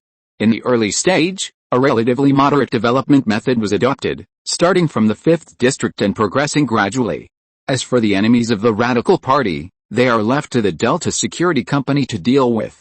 Using overwhelming hard power since these messy people do the first day of the lunar month, Saint Hesser has no choice but to do the 15th. The 5th district is the last base of the Radical Party in Bahia Blanca. It is impossible for the Justicialist Party to drive the Radical Party out. St. Hesser was in a villa somewhere in the 3rd district. Although it was called a villa, it was actually a very dilapidated house. When he took Buston to find the chief of police, Sanchez Bill, he was lying in his mistress's arms, sound asleep. Chief of Police Sanchez, aren't you supposed to be working overtime at the municipal police department? St. Hesser looked at the sweaty Mediterranean man with a smile that was not a smile. Sanchez was a little overwhelmed and looked at him nervously. The intelligence agency of the Falcon Bureau had already thoroughly investigated the entire Bahia Blanca, and Sanchez was an object that could be united. At least, Sanchez himself, apart from taking care of his mistress, had not done anything harmful to nature. The only problem was that the entire Bahia Blanca police department had been infiltrated, and Sanchez was in a semi-hollowed-out state. His 2 deputy chiefs had basically monopolized the entire police department. Councillor St. Hesser, I am indeed working overtime. Hey, Sanchez's shiny forehead was covered with beads of sweat, which seemed to be reflecting light. His fat belly was like a swimming ring, shaking as he walked. St. Hesser asked someone to call Sanchez to the living room of his villa. St. Hesser glanced at his mistress, who was of average appearance and not too young. St. Hesser suspected that they were truly in love. Stop grinning. Do you know how serious this matter is? What serious consequences will there be if your wife finds out about this? Security guards with live ammunition surrounded the entire villa tightly, all wearing black uniforms and masks, which was quite frightening. Sanchez looked dejected, his eyes full of pleading. He made up his mind and knelt directly in front of St. Hesser, which startled him. Actually, I've wanted to get a divorce for a long time, but she won't let me, and I haven't done anything bad. Counselor, can you spare me this time? Damn it, you Sanchez, you're ruthless. St. Hesser didn't expect the chief of police to kneel down so easily. In fact, it's not St. Hesser's fault. The chief of the municipal police department in Argentina now is not even considered a civil servant, except for those in a few large cities. Moreover, there is no such thing as police ranks in Argentina. The police are simply divided into Argentine federal, provincial, and municipal levels. Only the federal ones are civil servants, and the others are hired. There is only the position, but the chief and deputy chief may not even be promoted from the police, but so-called clerical staff. In fact, it's just a job. This is probably why the public security in many parts of Argentina is relatively poor. After all, it's just a job. Except for the police in Buenos Aires, who have better treatment, other places may not even be as good as St. Hesser's security company. If you can say it, it may be a more formal gang, and they usually engage in extra income because the salary is too low compared with positions like counselors. The chief of the Bahia Blanca police department seems to be nothing. Okay, stand up and talk. Don't kneel down at every turn. We'll talk about the reporting later. Also, put on your clothes. St. Hesser waved his hand impatiently and looked at Sanchez with some disgust. Really? I'll do it right away. Sanchez quickly picked up his clothes, put them on, and stood in front of St. Hesser obediently. Sit down, I'll have a good chat with you. I plan to do something this time, and I hope the municipal police department can cooperate with my actions. I will definitely help. I will fully cooperate. St. Hesser also had a cordial chat with Sanchez. Although Sanchez was just a mascot, he was a very awesome person to be able to sit in this position steadily. He also cooperated with Sanchez peacefully for mutual benefit and win-win results. My goal this time is very simple. In the future, you will have the final say in the police department. Counselor, I think it's pretty good now, at least it's stable. Sanchez shrank his head and said to St. Hesser cautiously, you could sit firmly in your position stably before, but it won't work in the future. Take a look at these materials. Buston took out a stack of materials from his briefcase, which were about the Bahia Blanca police department. The 2 deputy chiefs both had people behind them, who happened to be St. Hesser's rival families, so there was no need to tolerate them this time. If they still wanted to do these things, they should all be sent. And Sanchez took St. Hesser's materials and read them carefully, his face changing many times, as if he had gritted his teeth and made a decision. Counselor, if I do these things this time, I may not be able to stay in Bahia Blanca. Don't worry about this. I can guarantee that you can stay in this position until you retire. If that doesn't work, I can also make sure you have no worries about food and drink for the rest of your life, St. Hesser said confidently. Then I'll do it. I hope, Counselor, you won't go back on your word. Okay, I like people who are decisive in doing things. This time, doing things is not just for yourself, but mainly for the public security of Bahia Blanca. Those superficial projects in the past are unnecessary, St. Hesser said with a smile, making Sanchez's back feel cold. What he said was about the robbery of several young people back then, which was later investigated to have been done by the Hector Guy family, simply because they were not happy with St. Hesser. The recent incidents were also done by people from the Hector Guy family, and coincidentally, there was a deputy chief in the Bahia Blanca Police Department named Quiroga. The cooperation between St. Hesser and Sanchez quickly unfolded smoothly. Sanchez was hollowed out and was a mascot. So he strengthened his real power and swept the police department first. Soon, people from the Delta Security Company, disguised as elite members of the police department's special police, changed their appearance and joined the police department with St. Hesser's support. The Bahia Blanca Police Department directly arrested a deputy chief, Quiroga, for colluding with criminal organizations, trafficking and smuggling, and running underground casinos, and directly arrested him and sent him to the Bahia Blanca prison. Soon, the Guy family reacted and found the municipal court, intending to bail him out, but the municipal court did not deal with the Guy family, but directly detained and froze all of Cairo's assets. The police department directly collected a large amount of criminal evidence at Cairo's residence. Next, members and leaders of the Radical Party organized and directly stationed themselves in all large communities in the 5th District, establishing grassroots autonomous organizations and militia organizations. They began to cooperate with the Bahia Blanca Police Department to combat crime. The Guy family also began to cause trouble, and the municipal government directly sealed off several branches of the Radical Party. Chapter 193: Fighting Crime and the Downfall of the Guy Family. With St. Hesser's support and intelligence, Police Chief Sanchez began to purge the police department of its internal corruption. To St. Hesser's surprise, there were quite a few underground Italian gangs here. Although their development was quite primitive and their economic means were very simple, they certainly committed a lot of evil. In fact, it would be easy for them to develop into criminal groups. Right now, they're just collecting protection fees and the like. As for why they haven't reached the level of the Cordoba drug cartel or the small warlords of the Potassium Triangle, in addition to the relatively poor economy, there is also the delicate balance of power formed by the 4 major local families. St. Hesser now wants to break this situation, and Otto also wants to break it. It just depends on whose methods are more advanced. No wonder outsiders are not very willing to come here to develop. St. Hesser's intelligence agencies are not omnipotent. There are even quite a few underground factions that have become established, but making Blancaport an absolutely safe city is not his goal. He only clears the obstacles in his way. To break this situation, he'll directly get rid of a few of them.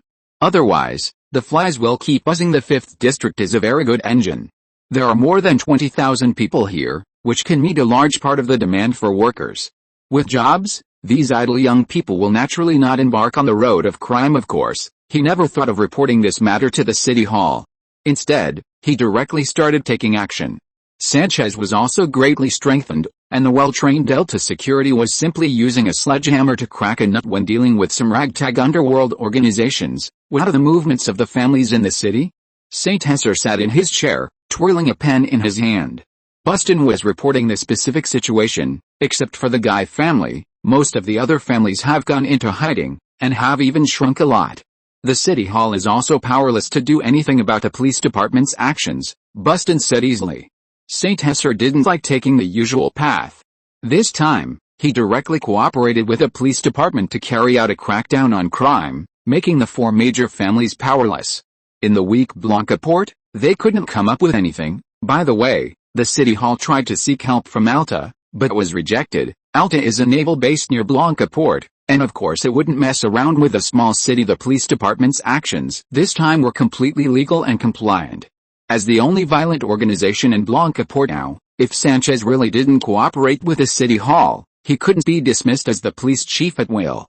It would have to go through the council, and the council wasn't Otto's one-man show. This is why St. Hesser can act arbitrarily.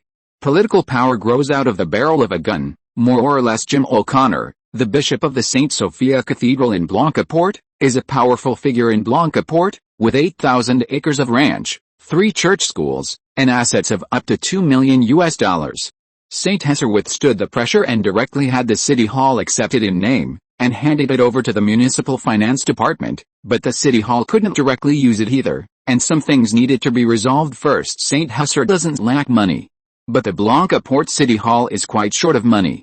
These seized assets can be directly put into storage and used to start a bunch of industries, but things are not that simple during this cleanup process. A total of 17 corpses were found in the second basement of the villa where he lived.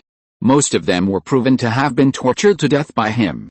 This person has been running rampant in Blancaport for 20 years and has a deep relationship with the past mayors and councils, including many former big shots of the radical party. Saint Husser appeared directly at the police department without any concealment. Now almost half of the people in the police department are his. After all, his partner is the lovely police chief Sanchez. Most of the others have some relationship with the city hall and the three major families.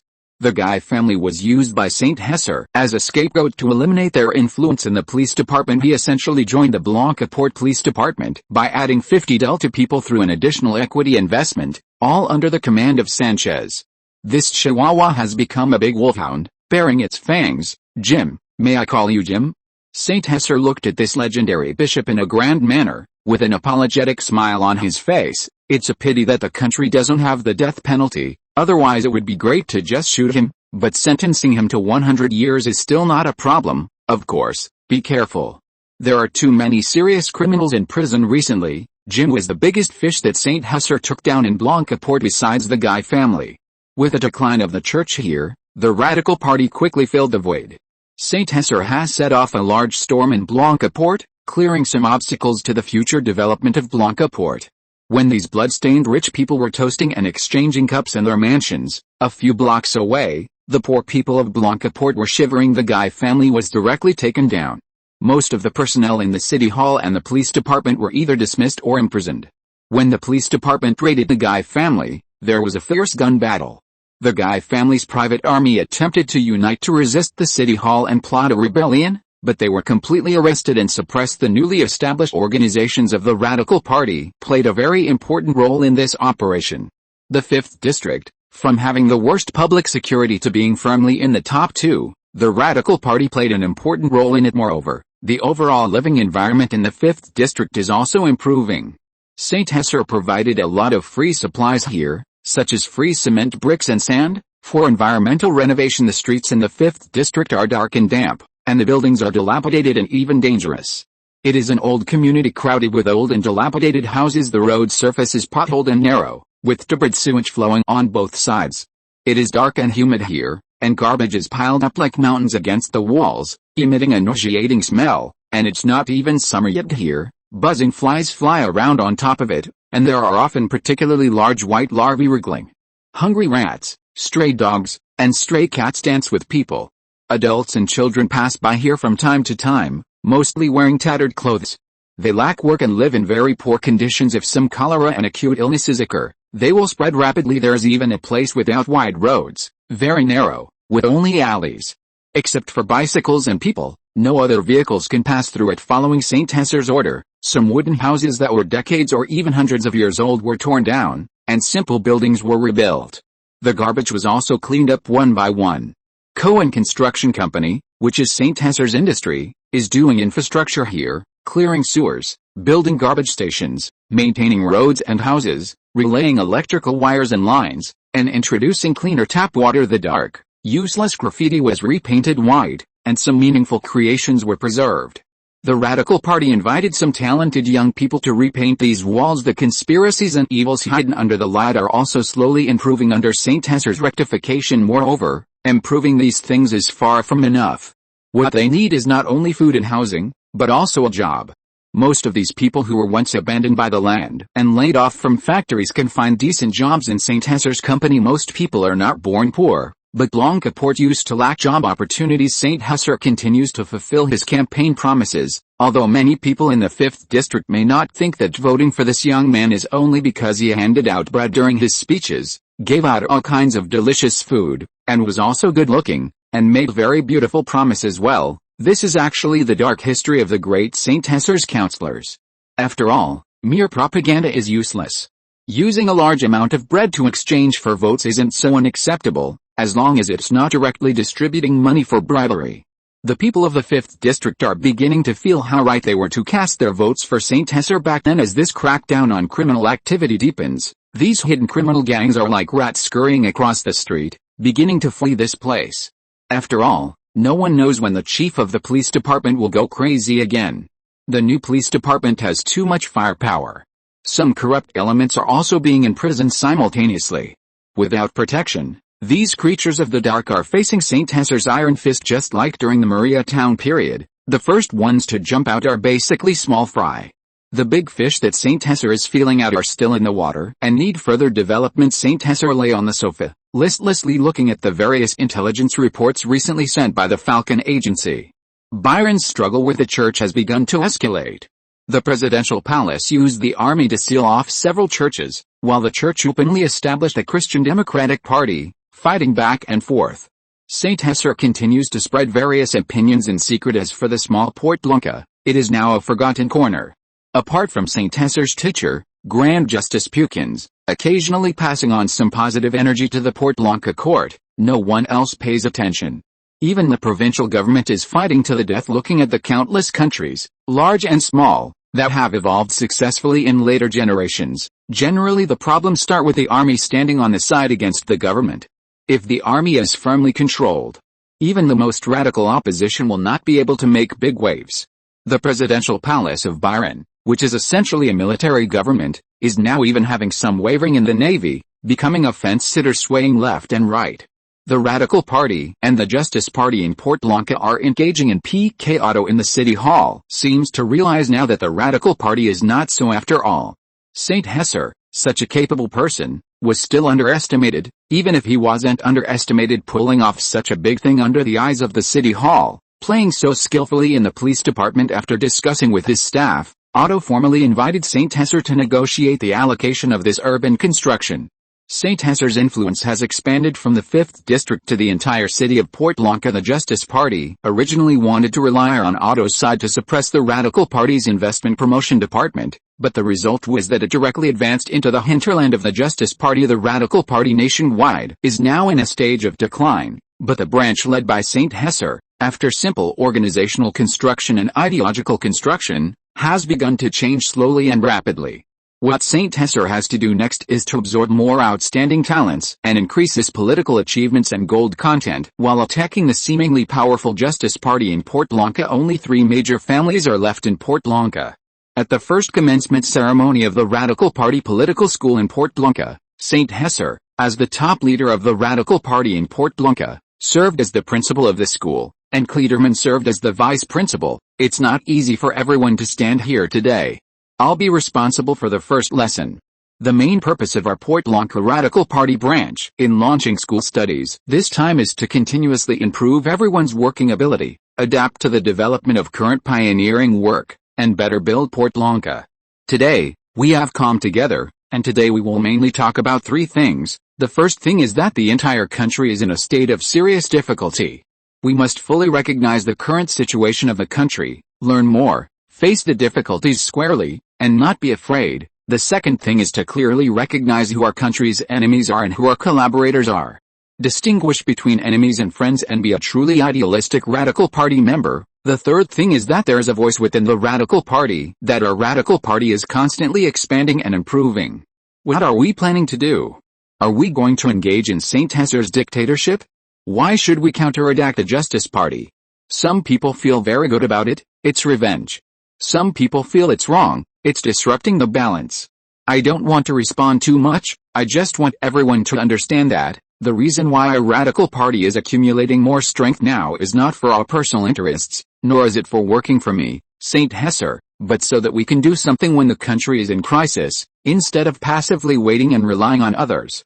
I hope everyone can clearly recognize this point. If I one day no longer serve as the head of the Radical Party, everyone must continue to follow the next leader steadfastly. Saint Hesser's passionate speech at the commencement ceremony completely ignited a flame in the hearts of these 47 people. He responded to some of the questions within the Radical Party, greatly improving the cohesion of the entire organization and dispelling many people's ideological confusion. Most of the subsequent work went smoothly. Saint Hesser himself is also a theoretical expert. Even if the Radical Party's historical documents and program are not mentioned, there are still quite a few. When he annotated these old historical documents and programs, he also paid attention to combining them with some advanced foreign theories to create some theories with Argentine characteristics, which were more down to earth than Byron's third way. The degree of turmoil in Argentina deepened, and many of St. Hesser's factories were impacted, and many things happened until a group of people tried to smash the La Plata steel plant. Ian was also a little annoyed and could only ask St. Hesser for help. Boss, the specific situation is like this. Fortunately, Aragon, the boss of Delta Security, assisted, otherwise we would have suffered huge losses. So, this is sudden crime, not organized targeting. Yes, they are just a group of 15 or 16-year-old children who wanted to steal some steel to sell, and later set the construction site on fire. Delta Security provided timely protection, but this is not a fundamental solution. After all, Delta Security cannot send a group of people to be stationed here for the steel plant. Wait, what do you think about our factory establishing its own security department? St. Hesser felt his mind open up, and 3 words flashed in his brain. Security section, the kind of security section of state-owned enterprises in the new China of later generations. Boss, this seems to be okay. These workers actually make trouble after get off work, often drinking and fighting. They usually organize some people, but they haven't formed a system. Special circumstances require special handling. I thought about it, this does not violate Argentine law. After all, private property is sacred and inviolable. By the way, starting from January 1st next year, all employees of the steel plant will have their salaries increased by 10%. St. Hesser thought for a while, to stabilize the morale of the steel plant, then increase wages. Not only must there be a stick, but also a carrot. Ian established a security department, and St. Hesser designated outstanding members of the Falcon Agency and Delta Security Company to change their identities and serve as the person in charge. At the same time, workers with good physical fitness were recruited internally from the steel plant with St. Hesser's instructions. Personnel were arranged to apply internally throughout the factory.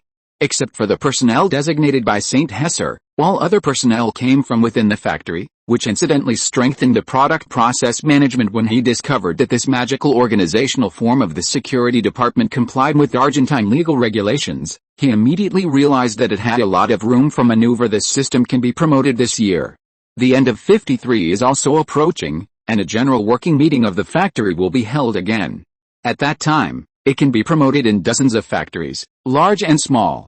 To establish legitimate reserve armed forces and formulate various rules and regulations, St. Hesser felt that this was very reasonable. After all, Argentina is becoming more and more chaotic. As a factory owner, I want to protect my assets. It is very reasonable to have a protection department of dozens or hundreds of people. At that time, I will get some gun permits to protect factory assets, textile commercial spies, saboteurs. So, this department was officially named the Security Department, screening loyal members of the factory. Their work is not only to protect the safety of the factory, but also to be responsible for factory supervision and intelligence work. As a permanent organization, it is also the first in Argentina, and it also greatly enhances St. Hesser's control over the factory. Chapter 194. Steel is the foundation of chemical industry. The recent series of events in Blancaport has exposed many problems within the Falcon Bureau, especially regarding the speed of response to dangerous emergency management. It's necessary for the main responsible personnel of the entire Falcon Bureau to conduct a serious self-examination. The Falcon Bureau's development has been very slow in the past year, and its intelligence gathering capabilities are also very poor, urgently requiring improvement. There is a need to establish a more efficient system and introduce new blood. If things don't improve, a batch of people will be replaced. St. Hesser contacted the United States and transferred the director of the Falcon Bureau, Guerrero, back, along with a group of elite individuals, the kind who can easily compete with the CIA. Most of these people are graduates from Argentine universities who have done very well in American intelligence, greatly assisting with Sequoia, Blackstone, and Enco Electric. Argentina is now like a powder keg, and it's unknown when it will explode. We can't spread our forces too thinly. Moreover, the situation in several branches is not very good. It's time to properly rectify and update the Falcon Bureau's structure. With the rapid development of high technology in the world, it's necessary to update a batch of new work equipment, such as miniature cameras, bugging devices, and miniature firearms.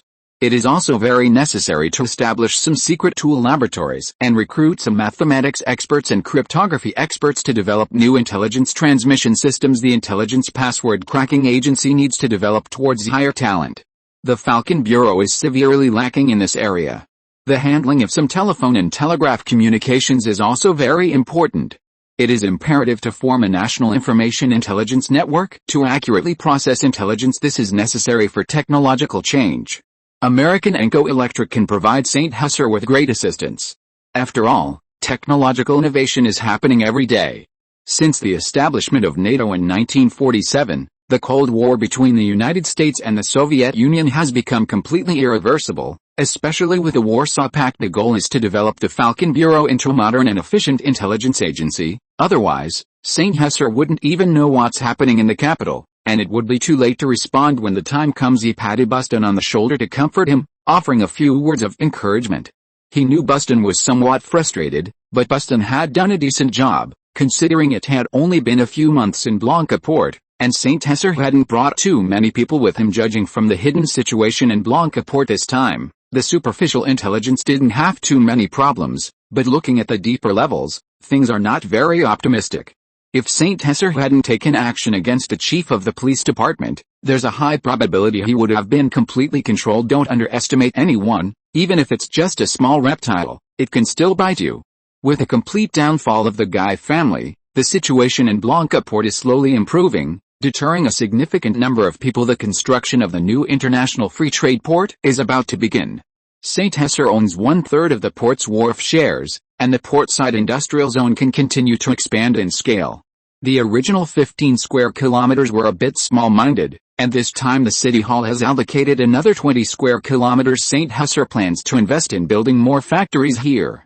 Besides the main reason of the peso devaluation, the establishment of factories itself is also increasing St. Husser's and Argentina's national strength. The profits from the Andean Condor cigarette factory are about to arrive, estimated at $18 million, significantly more than last year. The spending of this huge sum of money is a problem. Besides some necessary expenditures for expanding reproduction, continuing to expand tobacco field planting and improving cigarette factory technology, $8 million will be allocated to Oran City and Morado Town for expanding mineral resources and some factory expansions in the Potassium Triangle area, and $8 million will be used to invest in Blancaport, enough to build several large factories. Oran City is starting to invest in some primary processing factories, especially the production of some chemical raw materials. The Potassium Triangle has no shortage of various salt mines, and these mining processing plants belong to Thunder Mining, providing raw materials for Maya Chemical and also generating a lot of profit. Because Morado Town is located in the highlands, its population capacity is actually limited. After developing for almost 2 years, it only has over 10,000 people, most of whom are workers from several factories. Besides various salt and mineral resources, the Andes Mountains also have many non-ferrous metal mineral resources that need to be explored, especially copper and manganese mines, which are very important for the subsequent expansion of special steel production. Furthermore, the demand for bullet exports is particularly high, and the construction of a copper smelting factory is also imminent. Importing everything is still too expensive. Viva Perón City, La Plata City. Fernando Lopez is an ordinary worker at the La Plata steel plant, 25 years old this year, living in the Ensenada district, in the outermost corner of the chessboard-like neighborhood, working as a stevedore at the Ensenada port since the age of 16. With a very strong physique, La Plata City's urban construction is quite interesting, with every street being straight and perpendicular. In recent years, with a decline of Argentina's international trade imports and exports, La Plata City's main port, Ensenada Port, has lost many jobs. Fernando has become a self-employed worker, barely surviving on the relief funds from the National Charitable Foundation. He also has 5 children to support at home. His wife, Ana Lopez, does not work, focusing on taking care of the children, and also has to find some home-based handicrafts to do to subsidize the family, making life quite difficult. The La Plata steel plant's unloading wharf is located far outside the city in a new port, which is a combined passenger and cargo port. It is now mainly used by the steel plant and the coal-fired power plant. There are huge storage warehouses operating here, with iron ore imported from Brazil piled up like mountains, placed directly in the open air. In contrast, the storage of coal requires much higher standards. This coal is piled up in pre-built super-large coal storage warehouses, which are both environmentally friendly and can reduce the rate of coal oxidation. With better ventilation conditions, most of the originally planned 1.25 square kilometers of the new port has already been used up. Currently, preparations are being made to continue expanding eastward to build more coal and steel storage warehouses to meet demand. After all, Prices are cheap now, and Prairie International's transportation capacity has never been fully loaded initially. Fernando had planned to try his luck at the new wharf. He only had physical strength, but the loading and unloading at this new port were all done with large port machinery, using giant construction machinery, unlike the original cargo wharf, which still required a lot of manual labor. It just so happened that the La Plata steel plant was recruiting workers, so he went to try it out. Unexpectedly, entering the factory required doing some math problems and simple practical operations. Fortunately, these were not difficult for him. He had only dropped out of school because his family was poor, but his mind was still good, but he never had any opportunities, so he became a member of the La Plata steel plant in a daze, and the salary he was given was almost twice as much as being a stevedore, and it included room and board. He didn't go to the alleys to spend money with his workmates, nor did he buy new clothes, nor did he drink or gamble. He could save a lot of money in a month, and he watched the Ballon Bank savings book issued by the factory with satisfaction. The numbers were increasing every month. The happiest thing every month was to take out his salary and do some bank wealth management. The work was quite hard, but it was also very happy when his beloved Anna and 5 children were eating well and living warmly. He felt that everything was worthwhile, and the treatment at the steel plant was already very good. He had 1 day off every week, and he cherished this job very much. Fernando became a staunch supporter of the steel plant. He was meticulous in his work, memorized the safety regulations thoroughly, and quickly became a squad leader. His salary continued to increase, and he also did a lot of things. The team he led never had any production accidents and was often at the forefront in production rankings. When I say, the person in charge of the steel plant, under the request of St. Hesser, internally hired some personnel to protect the factory, Fernando signed up immediately, participated in training, patrolled the factory area, protected the factory, and received extra subsidies. The steel plant's factory area is very large. For the convenience of patrolling, the factory equipped the security personnel with the new A1953 motorcycles produced by Leighton Motorcycle Factory. These security guards wear custom-made factory security department uniforms and are equipped with various weapons. It looks very good. The factory, with more than 10,000 people, arranged 500 security personnel in 3 shifts, equipped with guns and ammunition, and there were also 1,500 reserve training personnel. The smelting of the first batch of molten iron, a milestone event, was overshadowed by some scandalous news and the chaotic situation within the church. In the eyes of other countries, this was a very significant event in the city of La Plata. With the increase in steel production at the steel plant, the number of workers employed rapidly increased. A series of factories surrounding the steel plant were also established, including rolling mills, rebar factories, stamping plants, hardware factories, and other small factories, all revolving around the steel plant's steel production. The original rolling mill could no longer meet the massive output of steel, especially with the third blast furnace under construction. The La Plata steel plant is the first large-scale iron and steel complex built in Argentina after more than 100 years of its founding. The entire plant area has reached 17 square kilometers, a super large plant area, not including the nearly 2 square kilometers of the new port area's docks and warehouses. This kind of good thing, establishing a large-scale coal and steel complex from scratch, also includes many advanced technologies, which is rare in history. Argentina has therefore mastered a complete set of coal and steel combined smelting technology, solving a major problem.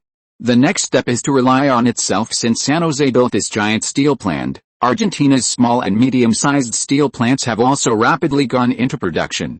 In just over 2 years, mainly relying on private investment, Argentina's steel production has rapidly increased from less than 400,000 tons to nearly 3 million tons. If the third blast furnace at the La Plata steel plant goes into production, then this number will approach 4.5 million tons, which can be considered globally. San Jose picked up a great bargain. After all, with the current global economic development, the demand for steel is very large. The current profits of the steel plant are very considerable, and it can also be exported to Uruguay and Paraguay, such as construction steel, or turned into various industrial products, such as tractors, motorcycles, fishing boats, etc. In the future, it can also manufacture cars. Some people also went bankrupt because of the steel plant. Several small steel plants in northern Buenos Aires were abandoned.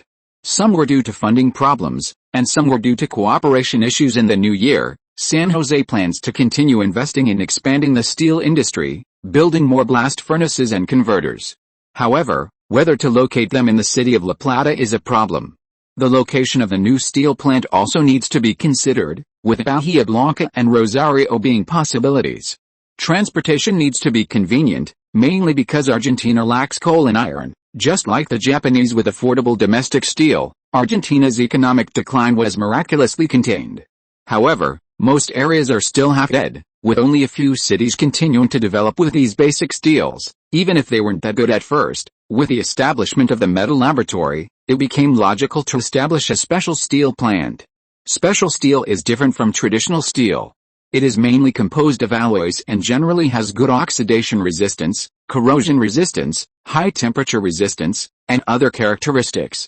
It can be used in extremely harsh environments and is mostly used in special industries currently. Argentina's most advanced metal production process is actually in the hands of Rheinmetall military industries. The initial purpose was to save costs. When producing assault rifles in the early days, because these guns required alloy steel, which was more expensive than ordinary steel, the price was very high, and it was even impossible to buy it even with the money. It was forbidden to export and could only be smuggled. However, the profit from arms production is very high. Ordinary steel can be bought everywhere, and even Brazil has a lot of it. Scrap iron can also be used to make steel, but it needs to be constantly experimented with. Just like cooking, therefore, San Jose invested a sum of money to set up a small metal laboratory for Rheinmetall military industries for the research of metal materials. Later, when cooperating with Austrian United Steel, he simply set up several small electric arc furnaces for Rheinmetall artillery factory for the secondary processing of ordinary steel to produce special alloy steel. Thus, a strange combination was produced. Besides various military factories, Rheinmetall military industries also had a small special steel plant and a second-hand metal recycling plant. Of course, it is now going to be shut down. The La Plata steel plant can already produce enough ordinary steel. The output of these small converters is not particularly large. At most, 100,000 tons of alloy steel can be smelted in a year, which is enough to meet the needs of Rheinmetall military industries for producing various armaments and experimenting with tank materials. After the seamless steel pipe technology was obtained, various specifications of gun barrels can now also be imitated and produced, but the quality does not seem as good as the original. For example, the extremely common 304 stainless steel in later generations of New China is a very important special steel. The reason why San Jose is very familiar with this 304 stainless steel can be traced back to a mobile phone. This mobile phone used an austenitic 304 stainless steel frame, which made him particularly curious, so he conducted a more in-depth research. He may have forgotten the details, but he still remembers most of the proportions, because this is really commonplace. The two numbers of 18% chromium and 8% nickel are still deeply imprinted in his memory. It is not enough to only have Rheinmetall military industries alloy plant. The next step is to establish a real special steel plant. In the future, the first product of the La Plata special steel plant will be 304 stainless steel, and other metal material smelting plants will also need to be established. San Jose's Rheinmetall military industries imports a large amount of Brazilian steel to produce submachine guns and assault rifles, and now it can also use its own alloy steel. The next step is to develop Maya Chemical. It is difficult to localize this kind of heavy investment in basic industry. Originally, Germany was not very willing to export complete sets of technology to Argentina, but the commissioning of the La Plata steel plant changed the thinking of some German chemical companies. They secretly did business with Argentina, not giving the Americans too many excuses. The Germans themselves are also more profit-oriented in doing business. The most important factory of Maya Chemical Company is the Maya fertilizer plant in San Martin City, with an investment of nearly $10 million. This investment can be said to be quite a loss, and it can also be said to be a profit. Before having its own technology, it is normal to be slaughtered. The most important equipment of the Maya fertilizer plant is the 3 sets of German imported synthetic ammonia equipment, which are currently the more advanced synthetic ammonia equipment in the world. Fertilizer is a standard heavy industry product. And the complete 3 acids and 2 alkalis is also the goal pursued by Maya Chemical. Prairie International not only has cooperation in countries such as Spain and Germany, but has recently contacted a chemical company in the Netherlands. The Netherlands' urea production technology is very advanced, no less than Germany. The Germans originally wanted to make trouble, but also lowered the selling price, and are willing to provide more technology exports. A more advanced synthetic ammonia plant can also be built, and the price is cheaper than the original San Martin fertilizer plant. The production line of concentrated sulfuric acid and the production line of ammonia are actually not too difficult. However, the key components are all consumables. There are not many countries in the world that can make high airtight and high temperature and high pressure metal pipes. Only the United States, the Soviet Union, the Netherlands, and West Germany have mastered them. The special steel plant still has a long way to go with these basic heavy industries such as steel and chemical. It can also reduce the difficulty for the development of many industries in Argentina in the future. San Jose is having Southern Energy, which is composed of coal-fired power plants, apply for an oil license to extract oil in the south. Earning too much for the Americans is equivalent to helping the enemy. Unfortunately, the presidential palace is determined to open up the oil industry. The Uruguayan iron ore, which is extremely important to the La Plata steel plant, has also begun construction.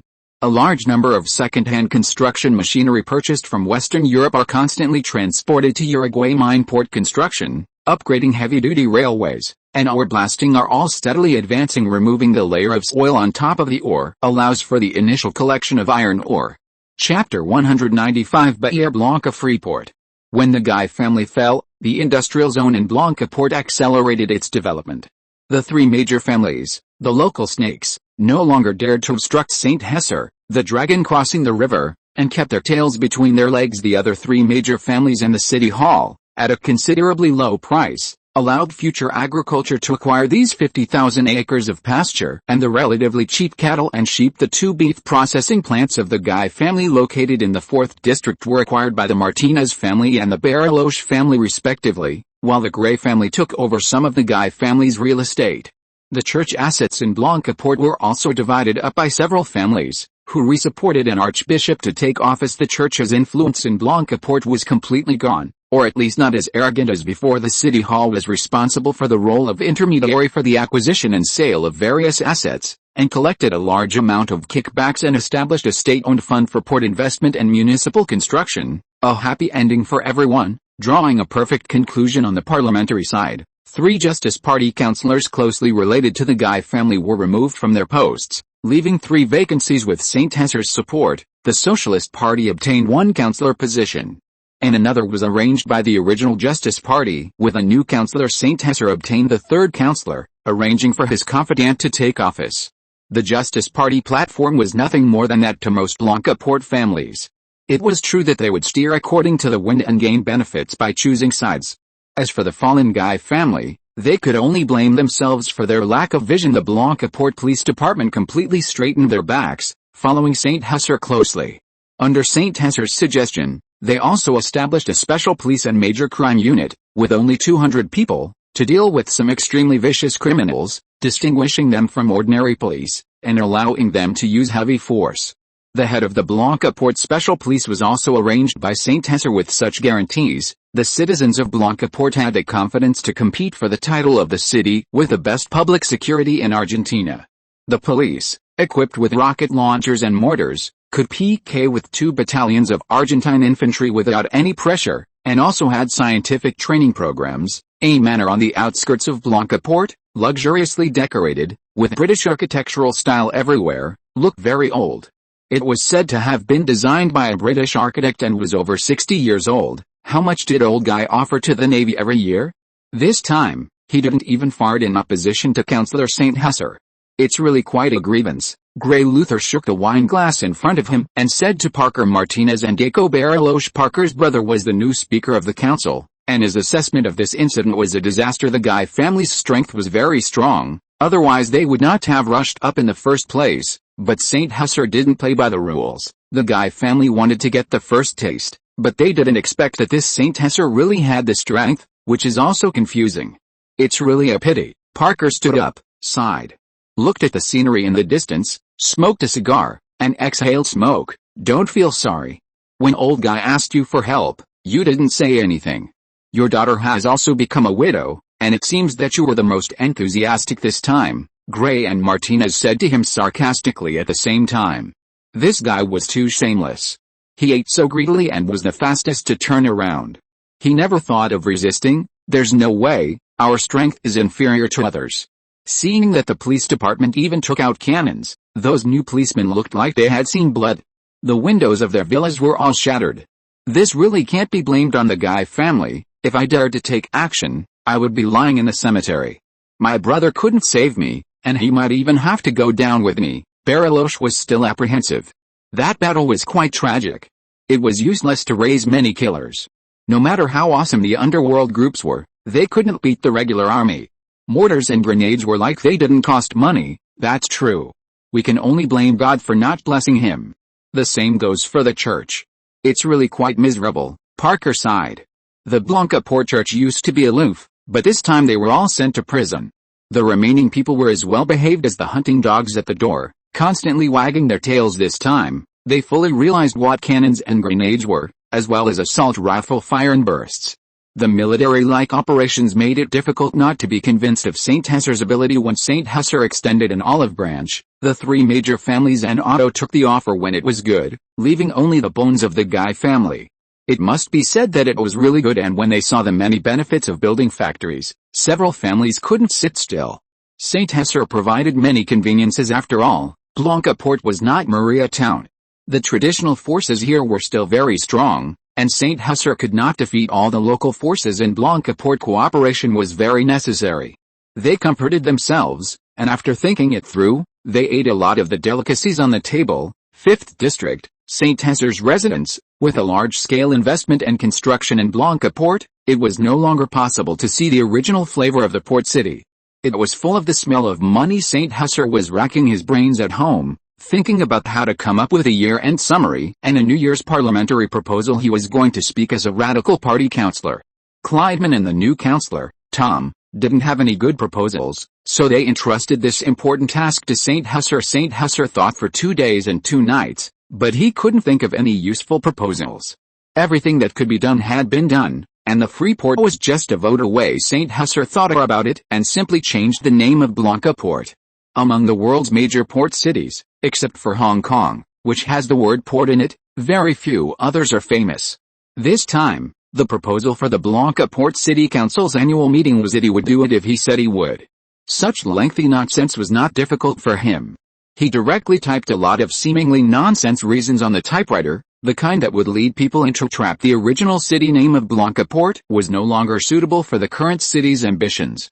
After recombination, it was simply renamed Blanca City, which both contained the original meaning of the city, White Harbor, and removed the meaning of port, expanding the scope and facilitating the future city's promotion, attracting population, and developing foreign trade. Blancaport City Council. Everyone may think that my proposal is nonsense, but our Blancaport is going to move towards international trade, build a free port, and a new industrial zone, competing with major cities such as Rio de Janeiro, Sao Paulo, and Buenos Aires. A concise and powerful name is very important to us. It is also beneficial to our foreign investment efforts. The original name, Blancaport, and the meaning of Blanca were essentially the same, and its recognition was limited to within our country. So, this change is not entirely useless. I hope our city's future goal is to build a strong city, like Paris in France, London in England, and Madrid in Spain. St. Hesser fully utilized his eloquence, putting on a grand show. However, those present were all seasoned veterans, and his intention was simply to change the name. In reality, to the mayor and other councillors, this was a trivial matter. Therefore, they were willing to satisfy Councillor St. Hesser's small request. They expressed their understanding, as everyone has their little quirks. They were just afraid that St. Hesser would mess things up again. The small Blancaport couldn't withstand any more turmoil. This proposal was acceptable to most councillors, giving St. Hesser face. The city's name was directly changed from Blancaport City to Blanca City, which essentially meant removing the Bahia from Bahia Blanca. So, everyone seriously discussed it and, in passing, approved some other proposals as well. This matter had little impact on most residents of Blancaport from then on. Blancaport was divided into several ports, including Blancaport and Blanca Freeport. As the new year of 54 approached, the Blanca Western New District and the Freeport were officially established. The Western New District is located west of the 2nd District, covering a vast area of over 40 square kilometers, and is being developed by the 3 major families. And the City Hall, an outstanding City Hall official, will be selected to be in charge of the work. In return, St. Hesser arranged for 2 factories to start construction there, Along with the construction of some joint ventures, the Freeport is divided into two areas, east and west. The eastern area is the Portside Industrial Zone, specifically managed by St. Hessa. The western half is part of the Western New District and is jointly held by several families. Within the Freeport area, foreign goods can be freely processed, assembled, modified, loaded, unloaded, stored, exhibited, and re-exported, without being subject to Argentine customs control and exempt from tariffs. At the suggestion of Councillor St. Hessa, known for his generosity, the City Hall borrowed money from Barron Bank to build various infrastructures. Barron Bank provided a series of very favorable loans. The special credit line exceeded $10 million, and the interest rate, after careful calculation, slightly exceeded the inflation rate. As compensation, the international remittances and business of these foreign companies would be settled through Barron Bank. With such a huge amount of construction funds invested, there would be factory buildings, which would then be provided to various factories to rapidly develop the city's economy.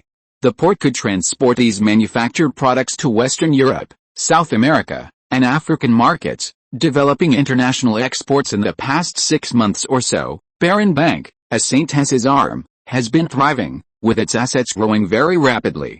Coupled with the attractive advertisements in each issue of New Argentina media and the highly motivated sales staff, they even started offering eggs for attracting deposits, a surefire tactic that absorbed a lot of deposits from other banks. They would occasionally do some promotions and give away gifts, and St. Hessa could provide very rich gifts. As one of the first financial institutions to enter the Freeport, Barron Bank directly set up a regional headquarters and announced its investment in building the most advanced buildings and security vaults. Barron International Trust and Barron Commercial Insurance Company also moved in at the same time to provide services to companies entering the Freeport. The Portside Industrial Zone, developed and managed by St. Hessa's Investment Promotion Department, was officially expanded to 28 square kilometers and allowed foreign companies to establish themselves there, with a series of tax reduction policies. Unlike the Freeport area, the infrastructure here is more complete, and it can provide a lot of raw materials in the future. This overall tax reduction policy was unanimously approved by the council. Councillor Ensep Alexander, who proposed the bill, said that this would be a brand new page in the history of Blanca Port. Currently, it mainly benefits an area of 40 plus 28 plus 8 square kilometers, of which the Freeport is 8 square kilometers, the Western New District is 40 square kilometers, and the Portside Industrial Zone is 28 square kilometers, not involving the 5 districts of the main city, but mostly adjacent to the main city. The construction of the Freeport requires a huge amount of money and can be said to be completely tailored for Rheinmetall arms. Building an arsenal, without having to pay taxes, is equivalent to legal smuggling. On the day the Freeport was established, Rheinmetall Arms announced that it would build several assembly plants here for the final assembly of finished products. The annual council meeting ended in a harmonious atmosphere. St. Hessa also ushered in a new year. After talking to his wife, Elena, on the phone, St. Hessa threw himself back into his busy work. The Freeport was just starting up and needed a lot of personnel and funds. Construction required a lot of manpower. New Argentina media and the radical party's Blanca Daily did a lot of publicity. Several public examinations need to be organized to recruit a new batch of staff for the Freeport. The city of Blanca was completely activated. Argentina is not short of factories. There are many in Buenos Aires. Otto formed a City Hall investment promotion team to attract investment in Buenos Aires, offering tax incentives, factory rent reductions, and early tax rebates. The effect remains to be seen, but the dawn can already be seen. Southern Energy Company is a private Argentine power company formed by St. Hessa, integrating 1/3 of the shares of the Maria hydropower station, the La Plata thermal power plant, and the thermal power plant number 2. It is currently participating in the development of hydropower in central Argentina. In the upper reaches of the tributaries of the La Plata River, in the central mountains of Córdoba province, which has very rich hydropower resources. In order to meet local electricity demand, the Córdoba Province Hydropower Joint Development Plan is led by the St. Martin City Hall and the Córdoba City Hall, with the cooperation of Argentine National Power Company, Southern Energy, and Buenos Aires Hydropower Company. German Siemens is responsible for providing advanced power generation technology, and a number of domestic suppliers are responsible for cooperation, such as Sudeck Cement Plant, currently the largest cement supplier in the country, La Plata Steel Plant, and Cohen Construction. which is responsible for part of the dam construction. This is for the future 20 years of power generation demand in the two cities, arranging to build 5 large hydropower stations with an installed capacity of more than 250,000 kilowatts within 10 years, with a huge investment scale, to meet the huge electricity demand for the future development of the two cities. Barron Bank and other 5 major financial institutions will provide huge loans. Southern Energy is also unwilling to be lonely, announcing that it will compete with the Americans and also develop oil. Public opinion suddenly blew up. Southern Energy's declaration of war suddenly aroused the patriotic enthusiasm of the Argentine people, but the Perón government did not issue oil licenses to them, but issued many licenses to American oil companies. So, even though Southern Energy doesn't even have an oil well yet, it seems like an Argentine national hero. The image of the Perón government has fallen again, and its approval rating continues to decline. Chapter 196. Hello, 1954. As the first chime of the New Year bell at the Buenos Aires Cathedral faded, Argentina welcomed 1954. Last year was a year of prosperity, and also a year of chaos. It was the best of times, and the worst of times. Amidst an atmosphere of joy and sorrow, the striking workers tacitly refrained from causing trouble today, and the priests at the cathedral exuded a gentle and festive air in the homes of the wealthy. Joy was everywhere, while the poor were filled with worry. President Perón began his New Year's broadcast address from the presidential palace. The enormous unemployed population nationwide was a powder keg ready to explode at any moment. San José had already arranged his work in Blanca City 2 days prior, taking a vacation and traveling from Blanca to Buenos Aires on the first day of the new year. He spent the morning at home with Elena, and in the afternoon, he and Elena went to her parents' home for dinner. Elena's family also gathered a large group of people, some happy, some sad, and some indifferent. San José, like a good boy, listened to their boasting about how amazing they were last year, almost losing himself, and thought he sat next to his father-in-law, Dallas, who seemed to be in low spirits. San José glanced at Elena and had no choice but to chat with Dallas. His father-in-law, Dallas, served as the deputy minister of the Argentine Ministry of Agriculture, a position that was both important and not so important. The Ministry of Agriculture could guide the national agricultural production, but it didn't have many effective measures. Several unions and agricultural associations often opposed the ministry's policies, and foreign exports fell under the purview of the Argentine Ministry of Trade. This year was another year when Argentine agriculture suffered severe setbacks. The two of them hadn't actually met many times. After dinner, the two grown men went to the study to start an awkward conversation. The people in the hall continued to chat idly. Dallas was somewhat dissatisfied with San José. After all, his little Elena often mentioned him, but he also wanted to hear some of the insights he had just expressed. He vaguely knew that San José was doing well in Blanca City, Cohen. This year Argentina's agricultural production is good because a factory called Maya fertilizer plant has produced and sold a lot of fertilizer, but the quantity is still a bit small and we still need to import a lot. Dallas took out 2 bottles of soda from the refrigerator, opened one and handed it to San José. He looked at it. It was Mirinda soda. He wiped the mouth of the bottle and drank half of it in one gulp. With summer approaching, the sales of Prali Food Company would rise again.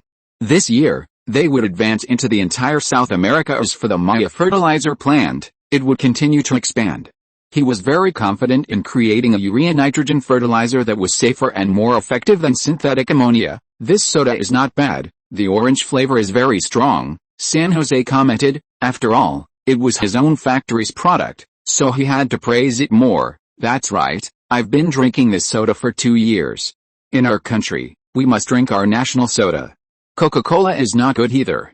It is said that every time you drink a bottle of foreign soda, it will turn into bitter water for us in the future, Dallas said proudly. After all, Argentina could produce such soda and compete with American soda companies.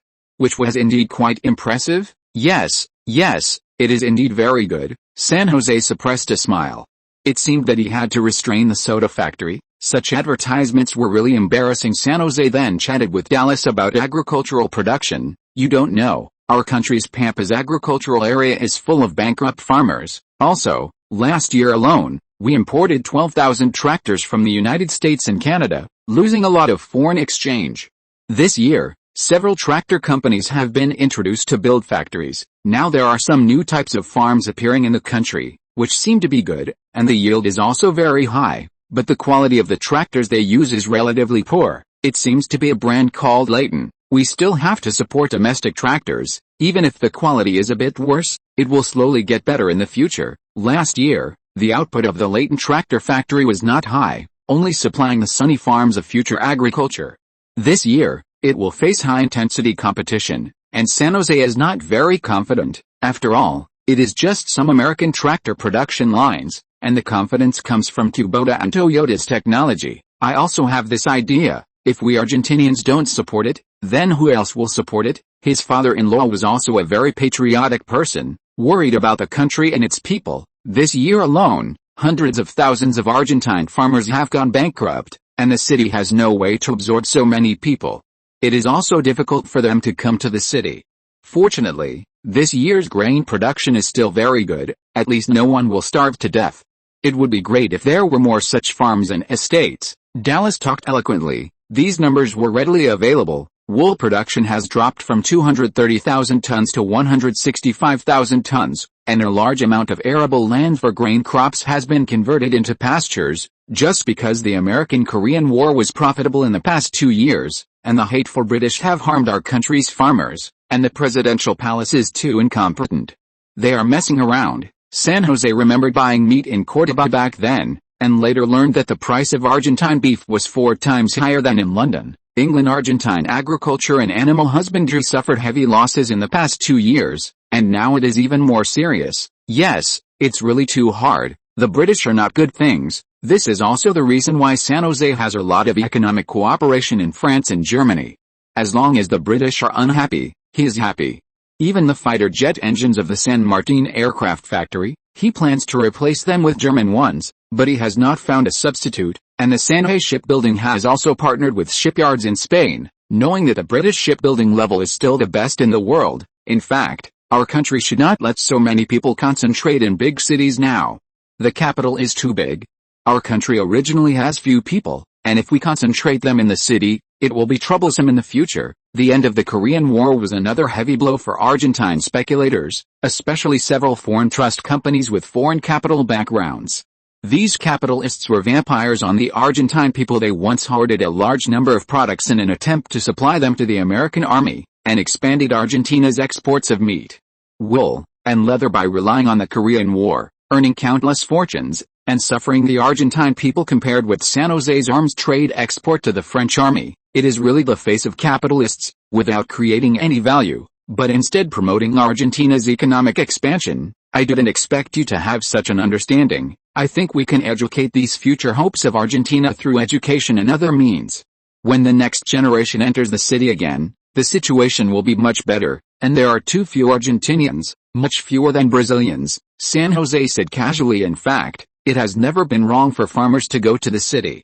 Everyone has the right to pursue happiness, but when the city cannot bear it, it is a double loss, and also loses the future of the country. This is a very good idea.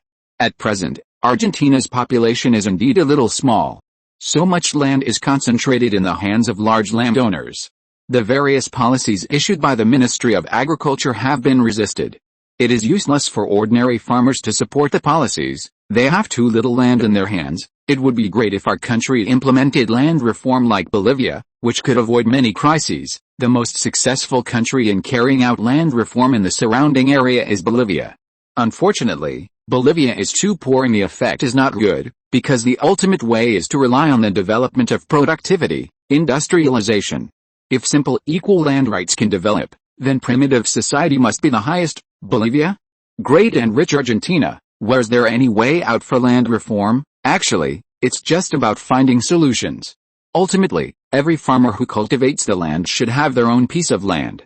They only need to pay agricultural taxes. There should be no large landowners. Distributing their land can effectively solve the agricultural problem. That doesn't seem possible. Power will ultimately remain in the hands of the wealthy and landowners. Roques felt that this was too difficult to achieve and fundamentally impossible in Argentina. Ultimately, the solution relies on industrialization and using mechanization to support agriculture. Saint Hesser didn't continue the topic of land reform. Without guns in hand, it's just castles in the air, impossible to achieve. It requires the forceful implementation by national law enforcement agencies. The development of productivity is the ultimate magic weapon for solving agricultural problems. To establish a basic industrial system, One needs a sufficiently large population, that's one way. Roque seemed quite excited and continued to discuss it with St. Husser. Eventually, they chatted until after 10 p.m. before Mrs. Roques repeatedly urged them, and St. Husser and his wife were finally allowed to leave. "Darling, what are you smiling at?" Eliana couldn't help but laugh after St. Husser got into the car. "I didn't expect Dad to chat with you for so long.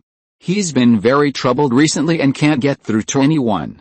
He often goes to the study alone after work. There are indeed troubles at work. Last year was a difficult year for the entire Argentina. Eliana's baby is almost 5 months old, and it's no longer suitable to travel far. Darling, there are still no new hospitals in District 5. The air quality in Blanca isn't very good right now, otherwise, I would have taken you with me. Blanca is quite good here. Mom and Dad take good care of me at home." St. Husser hired 2 nannies for Eliana to take care of her daily life at her parents' house. There were no major problems, and he also arranged for a group of security personnel to secretly protect Eliana in shifts. "You must take good care of yourself and get enough rest, okay?" In the past year, Argentina's economic development did not decline as much as it did historically. Instead, it maintained a growth rate of 2.5%. In a bleak South America, it was unique. The main reason was the commissioning of a large number of new factories and steel plants, which curbed the decline in industry beneath the prosperous surface. Crises are everywhere. Argentina's textile industry still declined by 20% compared to 1951. This was even with St. Husser's crazy expansion of textile factories. A large number of small and medium-sized textile factories in Argentina went bankrupt. If there were no blue cloud textiles, this number would be 30%. Other industries such as leather making, paper making, glass, and ceramics also basically declined by about 20% to 30%. These were industries that St. Husser had not been involved in, and he was powerless to help. Argentina's slaughtering and refrigeration industry and oil industry also declined rapidly. The number of employees at Wilson Slaughtering Company, Argentina's second largest slaughtering company, dropped from 6,000 to 2,000. The number of employees at Angro Company, the largest, dropped from 13,000 to 5,000. The 3 slaughtering companies in Blanca City laid off 5,000 workers last year alone. Therefore, it is no exaggeration to say that St. Husser is the savior of Blanca City. St. Husser created 3,000 jobs in Blanca City in less than half a year, mainly in the construction industry and transportation and trade industry. Tens of thousands of workers were laid off. Although St. Husser had worked very hard to build a large number of factories, compared with a huge unemployed population in the country, it was still a drop in the bucket. It is said that the current unemployed population in Argentina is as high as 500,000.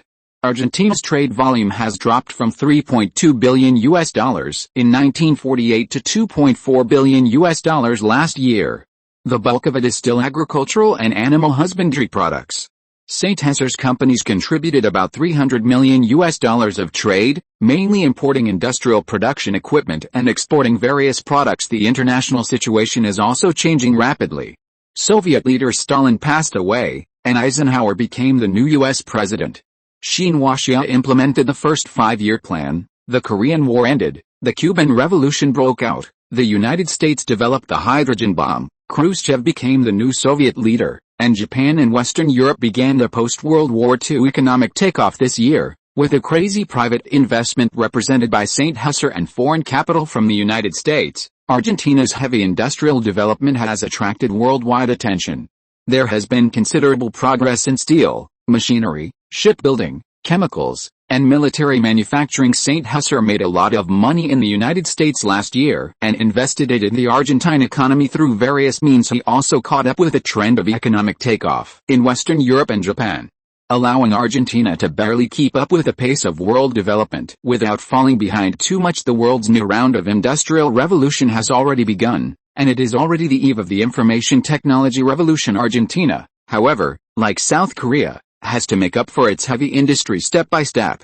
Argentina is also aware of the importance of heavy industry and has begun to develop it, but the difficulties of the entire country have put the second 5-year plan into a dead loop. Last year, Argentina produced a total of 3.9 million tons of pig iron and 3.1 million tons of steel, supporting Argentina's industrial growth. This is an important reason why Argentina can stabilize industrial growth. It directly surpassed a group of countries such as India, Brazil, Austria, and Canada, Approaching Italy, 78% of the new production came from La Plata steel plant. Others were state-owned steel plants, and some were small steel plants. Argentina's state-owned enterprises continue to be chaotic. Due to various problems, the institutions are bloated and the competitiveness is low. They can only work half the time a week, and the wages are reduced by 2/3. The military aircraft factory is half dead. Several military manufacturing enterprises have developed a batch of new products under the stimulation of RAIN military industry, but they lack the allocation of funds and research and development funds from the National Ministry of Finance. Argentina's hydrogen bomb program was completely abolished, but the National Atomic Energy Agency was retained, and a peaceful use of atomic energy program was started. According to the latest Argentine census, the population exceeded 20 million for the first time in 1953, reaching 21.3 million, an increase of 4.15 million compared to 17.15 million in 1950. Among them, there were about 1 million foreign immigrants, and 600,000 people who were unregistered were registered as normal population, mainly located in the northeast and northwest regions of Argentina. The normal population growth was 2.55 million, which is not too outrageous. According to this rate of growth, it is possible to grow to more than 28 million by 1960, provided that a higher birth rate is continued. Of course, in St. Hesser's view, the population is still too small and the growth rate is too slow, which cannot meet the normal industrial system improvement. His plan this year is to increase the population of San Martin City to more than 400,000 by the end of the year, while expanding the scale of several factories and increasing the research and development work of the RAIN military factory. Here the population of Blanca City will be doubled to 300,000, and Oran City will also be developed into a city of 100,000 people, so as to barely meet the needs of rapid urban development. Otherwise there will not be enough workers. In order to avoid destroying the normal population growth in rural areas of Argentina as much as possible, this requires a very large influx of foreign population. A large number of unemployed workers in the country have the opportunity to attract a part of them at the same time, introduce the population of the 4 neighboring countries of Chile, Peru, Paraguay, and Bolivia. Anyway, they all speak the same Spanish, and the labor price is cheaper, and there is no need to purchase various social welfare benefits, which can also increase the country's population. Of course, for some high-quality jobs, such as chemical industry and steel industry, we will continue to recruit domestic workers, and at the same time introduce various measures to encourage the normal reproduction of these workers. Otherwise, St. Hesser feels that he is somewhat guilty. After all, there are too few people, and the task of having children will be handed over to the current Argentina. The Argentine National Football Association still refused to participate in this year's Swiss World Cup, just like the Brazilian World Cup 4 years ago. A total of 36 national teams participated in the qualifiers this year.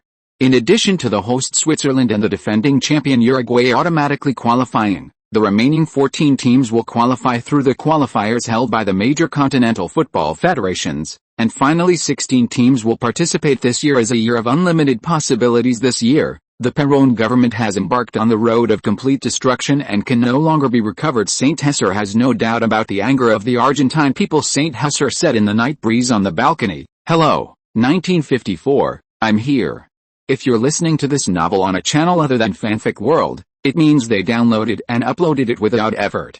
We cordially invite you to visit our channel, Mundo Fanfic Novelis. There you'll find the original version of this story, and you can explore many other novels of various genres. We're waiting for you to immerse yourself in a world of incredible novels. Chapter 197, Supreme National Conference of the Radical Party. Besides celebrating the New Year in Buenos Aires, St. Hesser would also attend this year's National Supreme Council meeting as the head of the Radical Civic Union in Blanca City. However, unlike last time, this year's meeting was postponed for a few days, and the intelligence he gleaned suggested the Radical Civic Union was planning something big. In the early hours of the second day of the new year, lightning flashed across the dark night sky, and with a clap of thunder, Buenos Aires was suddenly hit by a torrential downpour. The leaves on the trees outside the window swayed wildly, completely different from usual. The rain grew heavier, battering against the windows, accompanied by strong winds. Huge flashes of lightning continuously illuminated the distance. St. Hesser sensed the unusual nature of this heavy rain, and quickly got out of bed. He immediately ran to the study next door to make a phone call, notifying relevant personnel at several factories to inspect the goods in the Buenos Aires factory warehouses. He instructed them to transfer the goods and strengthen protection measures. focusing on the large factories of Plary Foods and Blue Cloud Textiles. Recently, due to the New Year holidays, the factories had been closed for 2 days, and a large amount of goods were stored in the warehouses. In the morning, St. Tesser learned about the situation. He first inspected the conditions of several factories, convened all the security personnel, and prepared for this sudden situation. The heavy rain continued for a day and a night, and many low-lying streets in the city were directly flooded. The water level on the roads exceeded 20 centimeters, adding to the woes of many less affluent families in Buenos Aires. After the rain stopped around 5 p.m., St. Tesser organized factory management and security personnel to visit the slums, helping with the dredging work in full swing, and donated a batch of living supplies, including food, beverages, mineral water, and clothing. Among the living supplies, a new product called instant noodles, launched by the Plary Foods Buenos Aires factory, received unprecedented popularity. These instant noodles were packaged in polyethylene plastic bags supplied by Maya Chemical, which were safe and hygienic.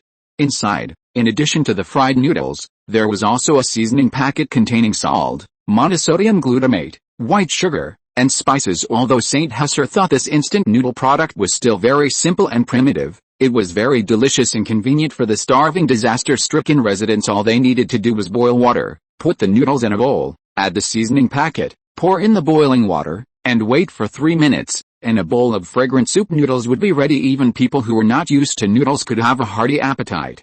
If paired with a few slices of luncheon meat or canned meat, it would be even more satisfying. And if they had a bottle of soda after eating, it would seem to make people forget the unpleasantness before them. For St. Tesser, these supplies stored in the warehouse could not be sold externally for the time being, and the cost was not particularly high, so he simply donated a portion, which could also win him some goodwill. On the third day, several factories resumed operations, and truckloads of goods were sent to stores everywhere. The heroic deeds of the factory would be spread to various places through the newspapers of the New Argentina news agency, along with subtle reports of Counselor St. Tesser. Today, St. Tesser had originally planned to visit Professor Pukins and General Thompson, but ultimately he was unable to make the trip. He stayed at home with his wife and chatted with them on the phone for a while. St. Tesser had not originally paid much attention to instant noodle products, but Maya Chemical's powerful plastic chemical production and research and development capabilities, which produced food-grade plastic bags, made him pay more attention and approve the first batch of 100,000 packages of instant noodle production capacity. As a result, in addition to the 80,000 packages donated, the remaining 20,000 packages were also sold out, proving that this instant noodle product was very competitive. Instant noodles were indeed very good, especially in the still less affluent Latin American region. He immediately notified the head of Plary Foods to acquire a flour processing plant nearby and separate the noodle machine to establish a noodle factory specifically for producing instant noodles. He personally designed several research and development goals, familiar flavors such as braised beef noodles, scallion spare rib noodles, pickled cabbage beef noodles, and spicy beef noodles, and asked the Córdoba Food Laboratory to experiment with them. This laboratory near the University of Córdoba has now reached world-class standards. Various food additives have been developed. The soda he drank the other day was produced using orange flavor essence and coloring, plus sucrose and carbon dioxide, greatly reducing production costs and increasing profits. He also placed a new batch of machine orders with Leighton Machinery Factory. This time, the noodle production machine was completely independently developed. After all, with St. Tesser's guidance, plus the difficulty of light industrial machinery was not great, they just did it themselves. Now, Plary Foods has more and more food and beverage factories under its umbrella, and the production machinery is becoming more and more complex.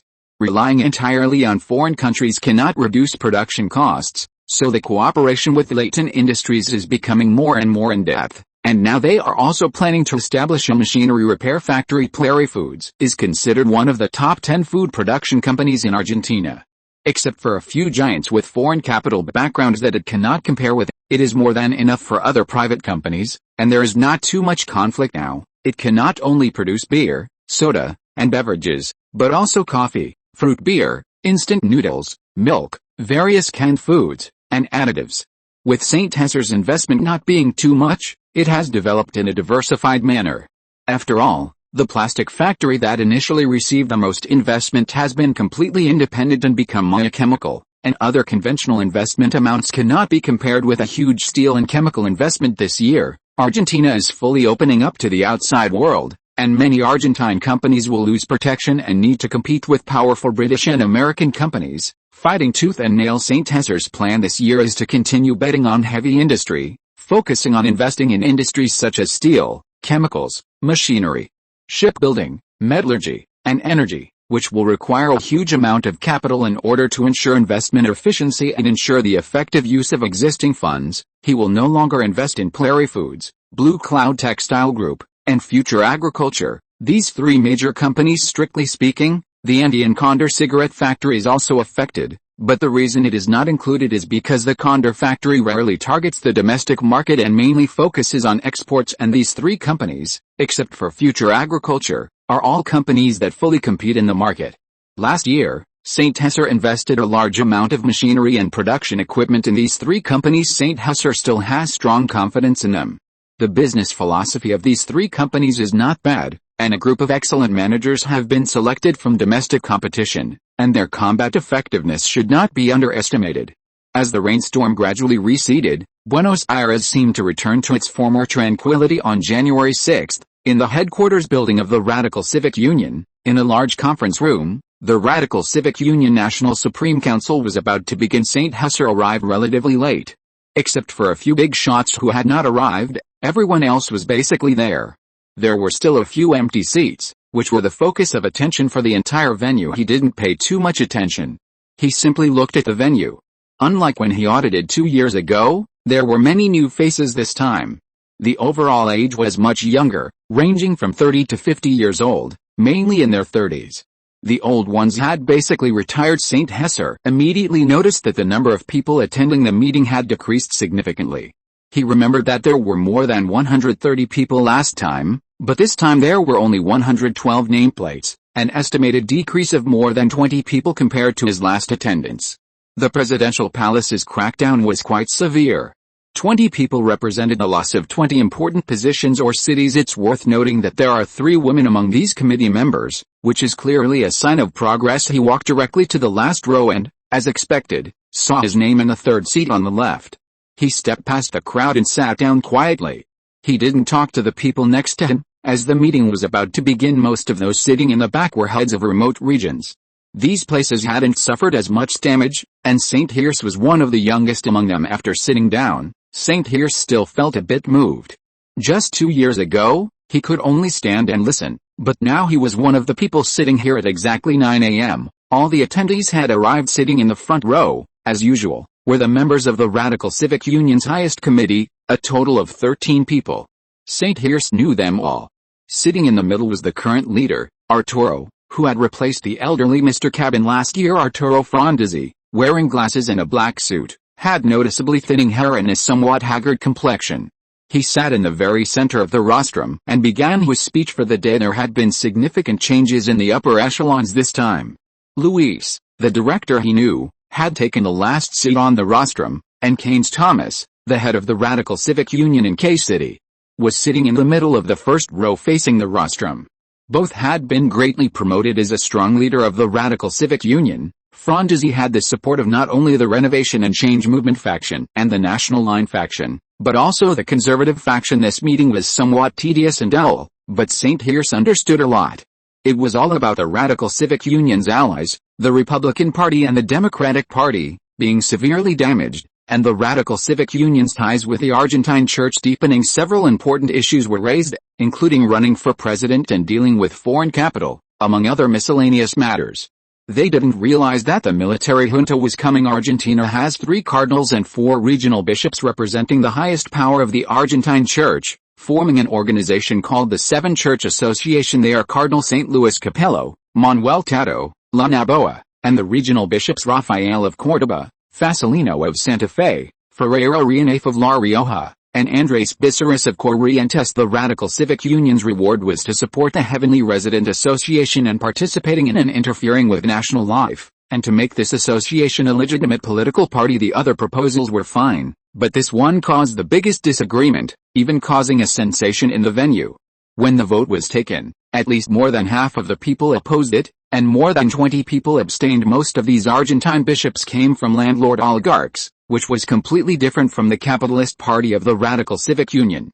However, They often sold out Argentine interests and had close ties with the Vatican. This was also something St. Hirsch couldn't tolerate. He believed that most members of the Radical Civic Union couldn't tolerate it either. Now that the Argentine Church's power was already large enough, to interfere in politics again would be to turn Argentina into a feudal country of. St. Hirsch would never allow such a mistake to continue, but he had no right to speak. Fortunately, Franzesi only made a proposal and didn't continue to discuss it. Otherwise St. Hirsch would have to consider whether to withdraw from the Radical Civic Union. The Heavenly Resident Association was trying to establish a Christian Democratic Party, which was an attack on Perón. It was an either-or situation. If it really became legal, then even the Radical Civic Union would be unable to oppose it. The Church's propaganda and brainwashing power was something that Argentina, with its current level of education, simply couldn't resist. This was not St. Hirsch's goal, even if he wanted Perón and the Church to fight each other and suffer mutual losses. According to intelligence, there were 16,000 clergy members in Argentina who followed the Church. These people were too good at inciting people. If they really participated in the election, they could deceive a large number of votes. After this proposal, there wasn't much else of importance, and St. Hirsch calmed down. This national conference was also slowly coming to an end. At the end of last year, Franzesi reached an agreement with several bigwigs from the Socialist Party, Republican Party, Democratic Party, and Progressive Democratic Party to form a secret political alliance and unite again to oppose the Justicialist Party. In contrast, the Justicialist Party led by Perón continued to be divided internally, full of opportunists, seemingly strong but actually fragile. St. Hirsch made friends with several committee members, chatted with Luis and others for a while, and then left the building. Judging from this meeting, St. Hirsch was quite disappointed. It was all cliches and platitudes, with no innovation at all. They didn't dare to discuss anything in depth. Currently, it wasn't so much that Perón was attacking the Church, but that the Church was attacking Perón. The Church had actually become the common enemy of all political parties in Argentina. The Radical Civic Union still wanted to get the Church's support.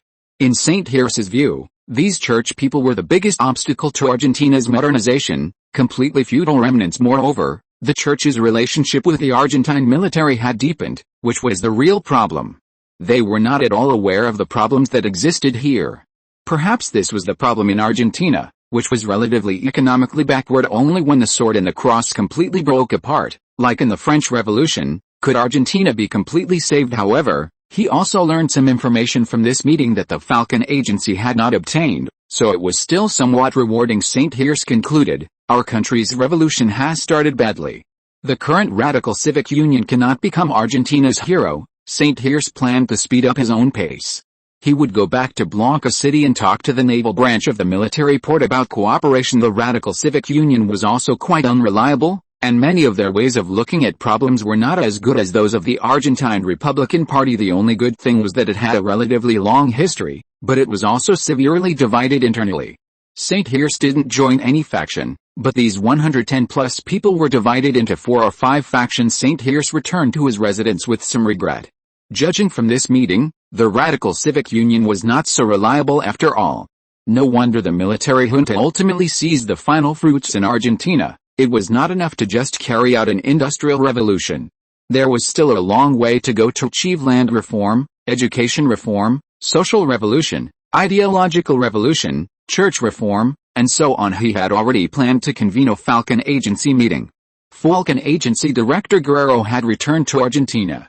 Just after returning to his residence, St. Hirsch was just about to contact the people from the Falcon Agency, but within a few minutes, at the request of his wife, Elena, he had to go to the Buenos Aires Cathedral to pray for his family. St. Hirsch looked at Elena with affection and had to agree. His wife didn't ask much of him, so he should fulfill such a small request. Elena was heavily pregnant, so he couldn't let her wander around. St. Hirsch also just wanted to see the current situation of the Church's grassroots forces, so he changed into ordinary clothes. St. Hirsch first went to the Falcon Agency. He had a special makeup artist give him a makeover before taking a few security guards and changing to an ordinary vehicle. He was now also a thorn in the Church's side because of the Church's affairs in Blanca City, and not many people knew that New Asia media belonged to him. As soon as he arrived at the entrance of the church, St. Hirsch saw a group of believers. These believers looked devout and had fervent eyes, planning to go to church for Mass. St. Hirsch seemed to see some fanatics in the crowd, who felt almost like the terrorists he had seen in later generations. Chapter 198 The Church and Chapter X27, S means. The Buenos Aires Metropolitan Cathedral is located on the northwest corner of the Plaza de Mayo. It is a historic and grand cathedral completed in 1723. The cathedral has been rebuilt several times. St. Hessa saw the 12 tall Roman columns supporting the triangular pediment above the walls of the cathedral are engraved with stories from the Bible.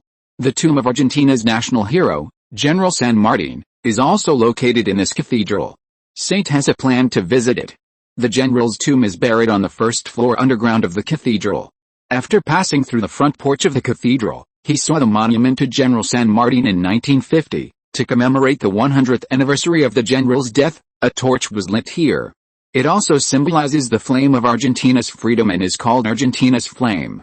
Many people pay their respects in front of the San Martin monument, and St. Hessa was no exception. Below the flame is written, "Here lie the remains of General San Martin and other unnamed heroes of the War of Independence." General San Martin participated in the establishment of the Lautaro Revolutionary Group and liberated Argentina, Chile, and Peru.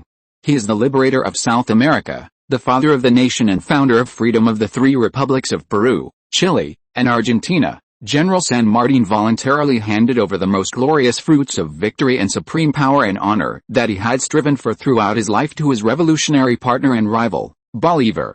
Therefore, he has been praised by many people all over the world, who call him a soul almost unparalleled in history. Today, there were many people in the cathedral, and the priests guided them one by one. St. Hessa also pretended to be a devout believer and carefully worshipped in the church after going through a whole set of procedures. It must be said that the church is very good at manipulating people's hearts. St. Hessa also donated 1,000 pesos. Of course, here he only saw peaceful atmosphere. After all, there could not be anything special here. He also prayed earnestly to complete the task his wife had given him. Anti-secular bishops regarded political violence as a tool in Peronism's holy war. Yes, in the most extreme cases, the Argentine church had considered holy war, but unfortunately, in the face of the violent machinery of modern states, these church fanatics could only be terrorists at best. Later generations often said that Argentina has the most radical workers in the Americas, the most radical students in the Americas, and the most radical soldiers in the Americas. In fact, they also missed one thing, that is, Argentina has the most powerful church in the Americas. And this situation has continued into the 21st century. The workers have already stepped onto the political stage, the students are also moderates, the soldiers are honestly doing business, but the church has influenced all aspects of the current country. Before Evita's death, the church was an important supporter of Perón. Now the two sides have turned against each other. The church has ambitions, and Perón is wary. What St. Hessa dislikes about the church is that they still monopolize a part of education in Argentina. The anti-clerical movement weakened the power of the Argentine church. Argentina promulgated the law of universal education in 1884 and implemented secular education in schools. Cardinal Lanaboria was in his 50s. His hair dyed black, looking very strong, holding a glass of whiskey in his hand, gargling, and spitting it into the basin held by the nun. As a result, he shook it accidentally, and he kicked the nun down with his leather shoes. The nun fell to the ground, very embarrassed, her body trembling, but she dared not cry. Immediately, two people came over to lift the nun away. The nun kept kowtowing and cried, "I don't want to go to the small dark room, Bishop, I don't want to go." One of the men slapped her twice hard, and two red handprints appeared on her fair face instantly. The nun dared not speak anymore. Someone else cleaned the floor, and Lanaboria ordered, "Lock her up for a few more days, your temper is still so bad." Manuel Tato licked his lips, took a glass of red wine, and said with a smile, "These people are too unprofessional. They must be well trained. You can leave it to me." Then she would probably die even faster. "That Lolita you tortured last time, has she been taken care of?" "It's been done a long time ago. She was sent to another place." "Okay, let's talk about serious matters. Pay attention, don't do too much of this," San Luis Capello said. He had a headache for these two people. They were playing too wildly. "If they don't agree to hand over the Eva Perón Foundation to our church, we must also take necessary measures. After all, the loss of this is too great for our interests. We haven't received appropriations from the presidential palace for a long time, and the problem is too big if this continues." San Luis Capello slammed the table fiercely, and the glass table rattled. He was the boss of the trio, and the other two followed him. He had the deepest prestige and was also the highest person in charge of the Argentine church in Argentina. Before Mrs. Perón, all kinds of charitable organizations were handled by the church, and the government issued subsidies. This included huge economic benefits, and the foundation seriously damaged the interests of the church. Before Mrs. Perón passed away, she had a particularly good relationship with the Vatican, and the church could not say anything. After all, the Vatican was the superior of the Argentine church. But after Mrs. Perón passed away, the differences between Perón and the church increased. Canceling the foundation is just an excuse for the church. Their goal is to obtain the highest national power. With such great appeal, we should also establish our own political party, run for president, amend the constitution, establish the divine kingdom of the Lord on earth, and restore the previous power. Manuel Tato stood up, looked out the window, took a sip, and then said, "I also agree. I can't wait. We must re-establish more church schools, establish church universities, and expand religious research." In 1953, the Argentine church had 1,115 parishes, 2,561 church schools with 270,000 students, and 410 charitable organizations with more than 16,000 clergy. Despite having such a huge power, they were still not satisfied and greedily wanted to expand, establish universities, and develop religious studies. I still propose to reorganize the Bishops' Association into the Christian Democratic Party. This is completely feasible and has already received a lot of support. The Argentine church has strong material power and extensive political connections. The church organizes the country into 6 archdioceses and 16 main dioceses, and then uses systematic and purposeful propaganda to paralyze the vast majority of Argentines, especially the consciousness of women who do not participate in production.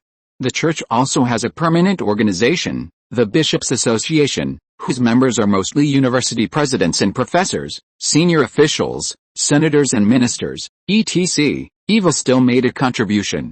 After giving women and the lower classes the right to vote, as long as we can form a political party, no matter if it's the Justice Party, the Radical Party, the Republican Party, or the Democratic Party, none of these parties will be able to compete with us. If Argentina's women's vote can truly establish a political party, then Argentina's power will greatly change, and it could really turn into a bishop being elected president, prime minister, minister, and high-ranking official. A complete and utter historical regression. Yes, since Perón can't stop these strikes, then let's do it. We can do it. I don't want our country to become Russia. That would be terrible. Those guys in gray robes in Russia are already on the gallows. Russia is the territory of the Orthodox Church, one of the 3 major branches. Gray-robed bishops are one of their characteristics, but under the heavy blows of the socialist iron fist, they have become obedient boys, completely accepting socialist transformation. For the Argentine bishops, it is unbearable. How can honestly serving the people compare to eating and drinking extravagantly? Only serving God is enough. This anarchy is intolerable. If we don't curb these labor movements, they will destroy us sooner or later. Yes, after so many years, this chaos should end. I have been in contact with the military, and we will do something when necessary. And those guys from the Gospel of John Society are getting more and more hateful, absorbing our believers. We have to send people to smash their churches and seal them up. That's not the most important thing. The main thing is that there are too few nuns joining our church now. I haven't tasted anything fresh in a long time. You have to be careful and don't get caught. I've said it several times, this is a very sensitive time. Okay, boss. Those guys at the new newspaper are stubborn. It's best to find someone to smash their newspaper office. At the beginning of last month, a scandal of infringement in child abuse shocked Mendoza province in northern Argentina. The plot of the story is comparable to a movie, but reality is always more cruel. This matter only spread in northwestern Argentina. San Jose instructed the new newspaper to deliberately control the scale of the spread. After all, it is not yet the time for the final battle. Perón instructed the local police department to arrest 6 male clergymen, 2 of whom were well-known local priests. They were accused of infringing on at least 124 local deaf-mute school minors. The exposure of such a thing was also the result of the Falcon Bureau and the new newspaper, which caused the Mendoza Provincial Church Organization to suffer heavy losses. Many churches were permanently closed, and schools were also taken back into the hands of the government. Fanatics also broke out in conflicts and marches. The new newspaper made publicity this time, pointing the finger at the church. Now it is regarded as a thorn in the side. The church instructed Mendoza's senior officials to talk to and suppress the spread of the new newspaper. San Jose didn't want to be too exposed, so he compromised, but the local church couldn't do anything about it. Try a few more times. If it doesn't work, then do it according to what you did. These people are spreading rumors, and I don't know where the news came from. It's also because they weren't careful over there and made it too big. It's really speechless. Anyone who wants to attack the Pope is just wishful thinking. To face the black hens who intend to create chaos within the church and hide in the shadows, I think it is very likely that someone is secretly playing tricks, and we must be vigilant at all times, and at the same time, don't give the presidential palace a handle. They vaguely realized that there was a third force stirring up the water besides Perón, but they couldn't find out who it was. The situation of the new newspaper was just an accident, at least in the eyes of many people. It's just that there have been too many accidents recently. The city of Bahia Blanca was also an accident.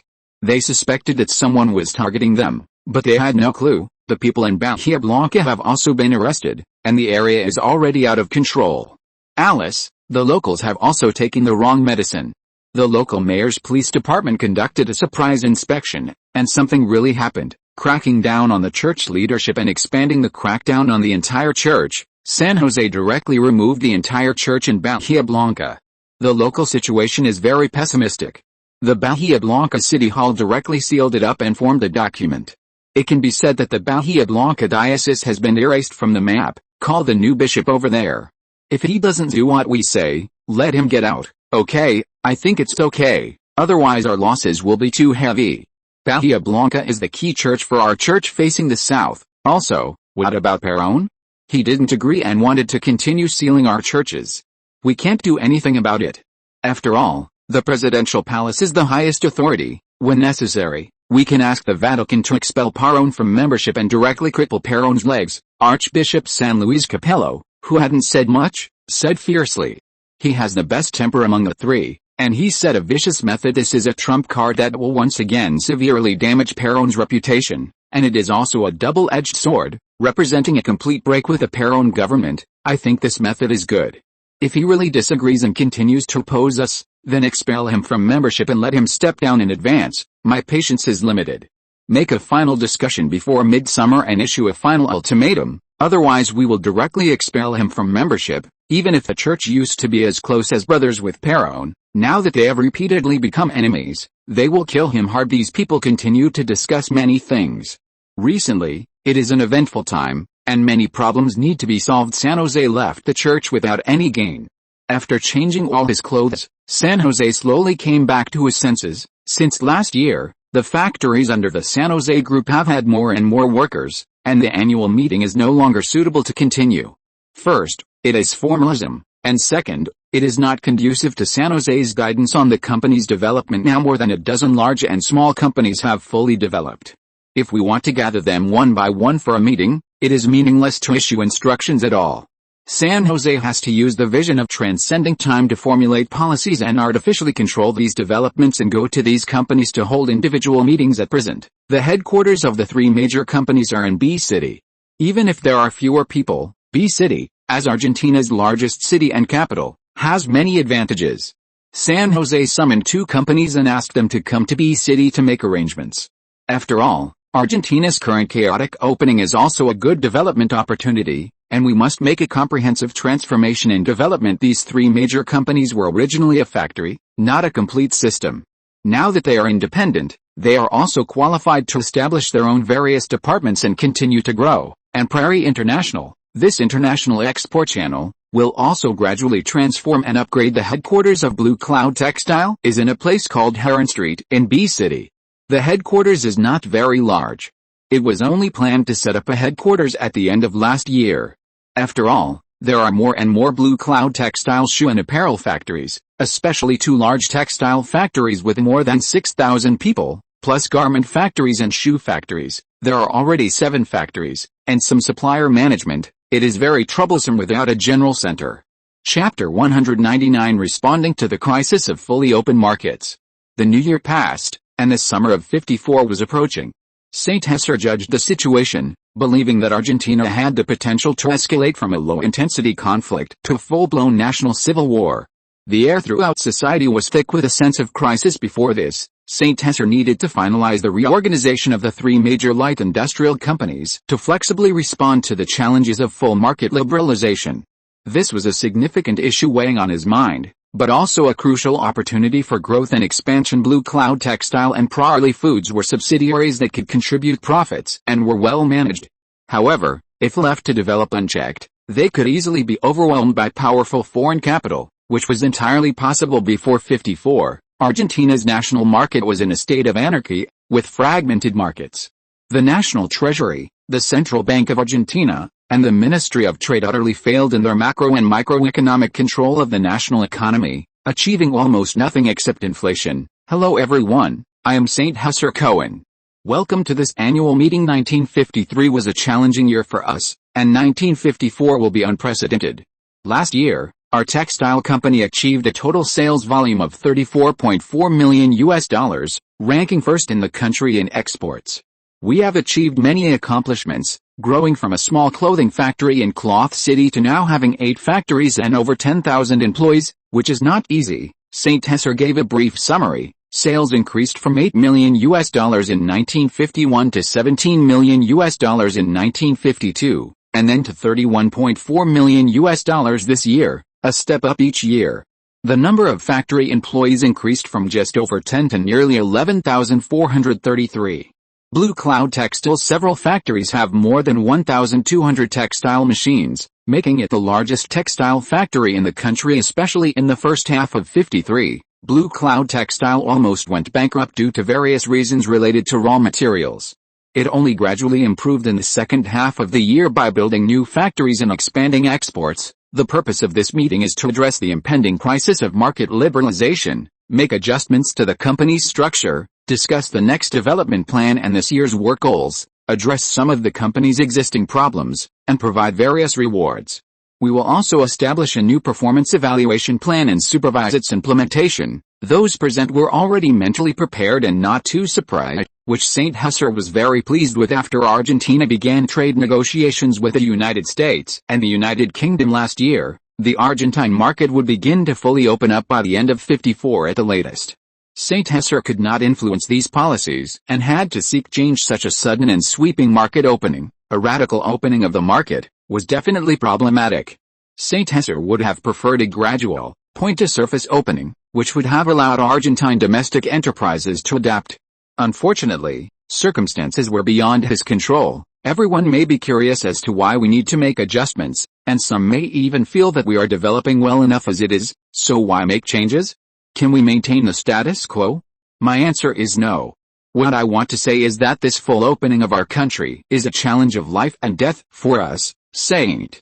Hesser emphasized his words seriously. Indeed, it was a challenge of life and death with depleted finances, an empty national treasury, and a sharp decline in tax revenue. The helpless Perón government opened the market in a desperate attempt to obtain loans from British and American capital, which was a short-sighted approach for the entire country.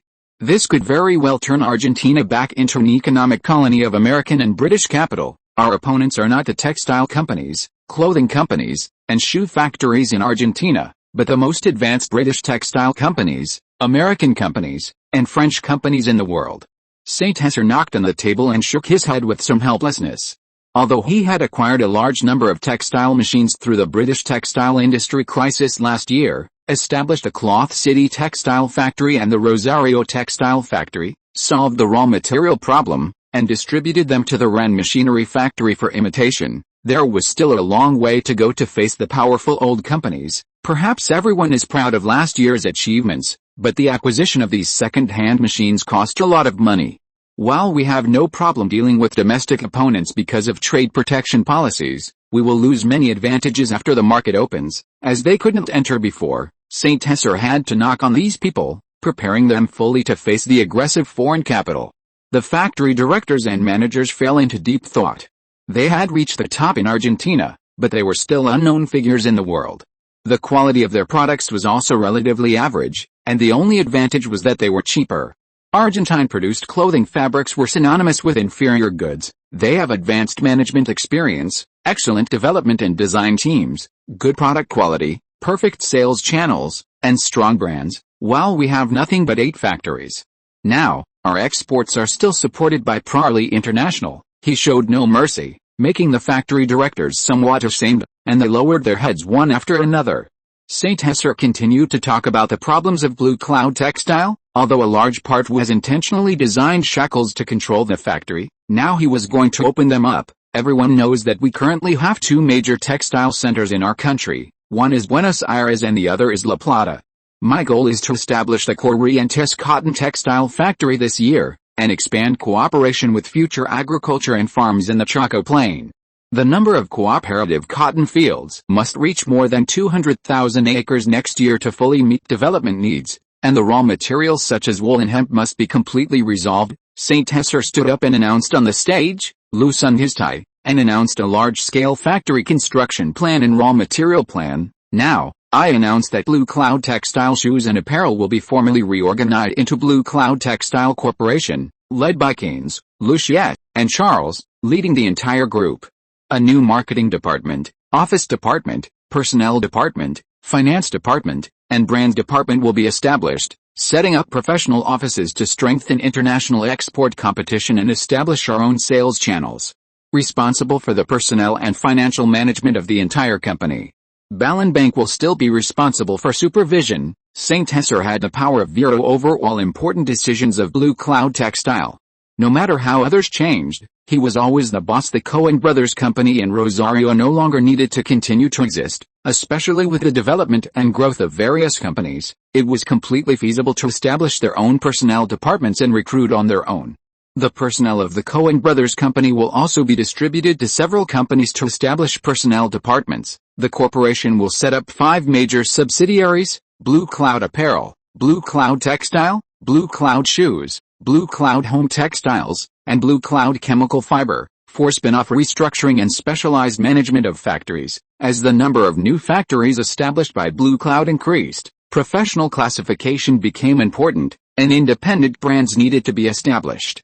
Factories operating independently would lead to self-competition, and establishing subsidiaries could solve this problem better. Blue Cloud Textile will specialize in developing various fabrics and cloths, be responsible for cotton in the Corrientes region, establish new textile factories, strengthen cooperation with future agriculture, and build its own cotton production base. Blue Cloud Apparel will be involved in men's wear, women's wear, children's wear, and professional clothing such as military uniforms, and will specifically establish departments such as research and development, design, processing and production, brand operation, and sales. Blue Cloud Apparel, as a company planned by Saint Hesser, was very complete in design and production, but also very chaotic. Lan Yun Shoes will establish a professional industrial zone in the future, move out of the main urban area of Bu City, and also establish various design teams and marketing teams to build a shoe industry park, arranging various suppliers here. We will build our own rubber factory and establish a synthetic rubber laboratory. Most of the rubber in the world today is natural rubber. Argentina does not have many rubber trees and mainly imports raw materials from Brazil and Indonesia. The future is the era of the fastest development of synthetic rubber, and Lan Yun Shoes cannot miss this opportunity for development. Lan Yun Chemical Fiber is a newly established factory headquartered in Blanca City. Currently, various chemical fiber technologies have emerged in the world, and development is still in its primary stage. The main raw material is petroleum. Our country has abundant petroleum resources, and we must also start research, paying attention to cooperation with Maya Chemical. Maya Chemical is currently one of the companies with the strongest RU00260 strength under the Saint Hesser Group. It already has several chemical laboratories and cooperates with the University of Córdoba, the University of Rosario, and the University of Buenos Aires, constantly experimenting with various chemical materials, plastics, catalysts, glass, fertilizers, and other products. It is also an important supplier to many companies. The chemical industry is also the foundation of the nation. Saint Hesser arranged various deployments, dividing them one by one, working at the meeting site, directly assessing and interviewing, and directly promoting suitable factory directors to company managers. Those who were not suitable were transferred from other places. In the end, this group of people at the meeting formed 7 groups and directly began to report on their duties. The main management personnel of Lan Yun Textile completed all arrangements within a day, and formal appointment documents were also issued. At the same time, St. Hesser also awarded prizes to employees who made outstanding contributions. It is not only necessary to draw pie, but also to give them real benefits, organize corporate culture, and form competitiveness. The meeting lasted for a whole day.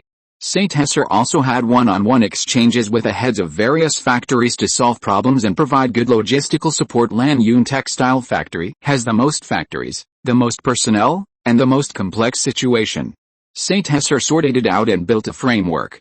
After settling Lanyun Textile, the next step was Pullery Foods and Future Agriculture, two companies that are actually upstream and downstream of the industry and have a close relationship, so he held a meeting with them together for Pullery. The problems in agriculture and the food industry are actually more serious, because unlike the completely competitive industry of textiles, it directly faces competition from these foreign trust monopoly companies. Moreover, it is all-round competition, including fertilizers, seeds, agricultural machinery, agricultural and animal husbandry production, processing, and other series of industries. They are doing a package plan, while Pullery Foods is doing it with a limp. Argentina, as a major agricultural and animal husbandry country in the world, is not strong in food processing. Exports are mainly raw materials, such as meat and grain, which are directly exported at low prices and are often suppressed. It can be said that there is a buyer's market, and the profit is very low. St. Hesser's appearance stirred the waters and, to a large extent, innovated Argentina's food industry. Originally, Argentina did not have so many food processing categories. With the expansion of Pullery Foods, more and more opponents began to get involved in deep food processing. It should be known that 90% of the farms in the Pampas once belonged to the British, but this time Pullery's opponents are the French and Americans. Here are the world's 4 largest grain merchants and a bunch of world-class food processing companies, beverage companies, and beer companies. In fact, local Argentine companies also have very strong strength, and the forces behind them are also very large. Pullery Foods currently ranks only 5th in Argentina. In addition to the top-ranked companies, there are also Molinos River Foods, Milka Nulis Foods, Miralio Foods, and Nidera Foods, which are local Argentine competitors. They are involved in a very wide range of industries and are eroding the market opened up by St. Hesser. Currently, Argentina's largest food processing enterprise, Hesed Company, was founded in 1948 and is headquartered in Rosario. It has factories in Córdoba, Santa Fe, and San Luis. It is supported by Americans and has huge financial strength. Like Pullery Foods, it entered the production of beer, canned food, and soda last year. They also have powerful meat processing plants, slaughterhouses, and flour mills, and are currently engaged in close combat with Pullery Foods. In August last year, the Argentine Congress passed a law on foreign investment. The law guarantees the protection of the property of monopoly organizations and allows them to export 8% of their profits from Argentina, but American monopoly organizations demanded to export all profits without restriction and strengthened pressure on Argentina, which eventually evolved into full opening up. St. Hesser saw from the companies applying to enter the Argentine market at the Ministry of Commerce that all of them were troublesome opponents. The first round of applications included Cargill, Coca-Cola, Bunge, and Louis Dreyfus Group, all world-class companies, dozens of times larger than Pullery in scale. And unmatched in professionalism and monopoly. Pullery Foods faces tremendous competitive pressure, and St. Hesser has also carried out integration work to release Pullery into a complete entity, allowing it to have enough energy to face various difficulties. St. Hesser reorganized the various factories and established a head office in Boo City, establishing Pullery Noodle Company, Minion Soda Company, Lidma Beer, Pullery Grain and Oil, Pullery Winery, Pullery Canned Food and other professional companies. Future agriculture is better. The situation is not so complicated and the reorganization was completed quickly. When the reorganization of the 3 major companies was completed, St. Hesser breathed a sigh of relief. This incident made his head explode. Reforming a company is not easy, and this is based on his strong control, and various accidents still occurred. First, the Falcon Bureau was reorganized again to focus on domestic affairs, and Professor Pukins and General Thompson were visited again, and support was obtained again. Some heads of the Navy Department were also consulted. He also visited several bigwigs of the Radical Party, and his achievements were affirmed by them.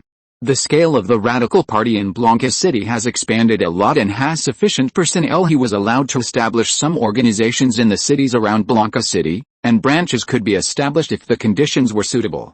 The Radical Party would also support him. The Radical Party has branches only in a few larger cities south of Blanca City, and most areas are still blank. Since St. Hesser is willing to do these tiring tasks, that would be great. After arranging most of the things in Boo City, St. Hesser set off again, carrying a mission to the south.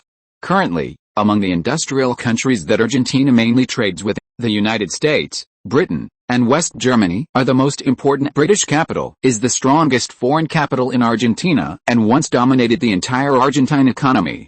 After Perón implemented nationalization, the British tricked Argentina a few years ago, and relations cooled down again. St. Hesser acquired a large number of bankrupt British factories and machines through American Sequoia Investment Bank and Blackstone Capital, and they have now begun to be dismantled and shipped back home. This is also his confidence in establishing the Blanca City Lingang Industrial Zone in Freeport. Otherwise, he would not be able to conjure up so many factories, and the price of buying first-hand equipment is too expensive, and that little money is not enough. The Americans have also reopened to Argentina, mainly the negotiations on Argentina's monopoly industries, in the petroleum, tractor and other industries, which are also St. Hesser's competitors. Germany is a new trading partner and will cooperate in chemicals and automobiles. Japan is now St. Hesser's key investment target.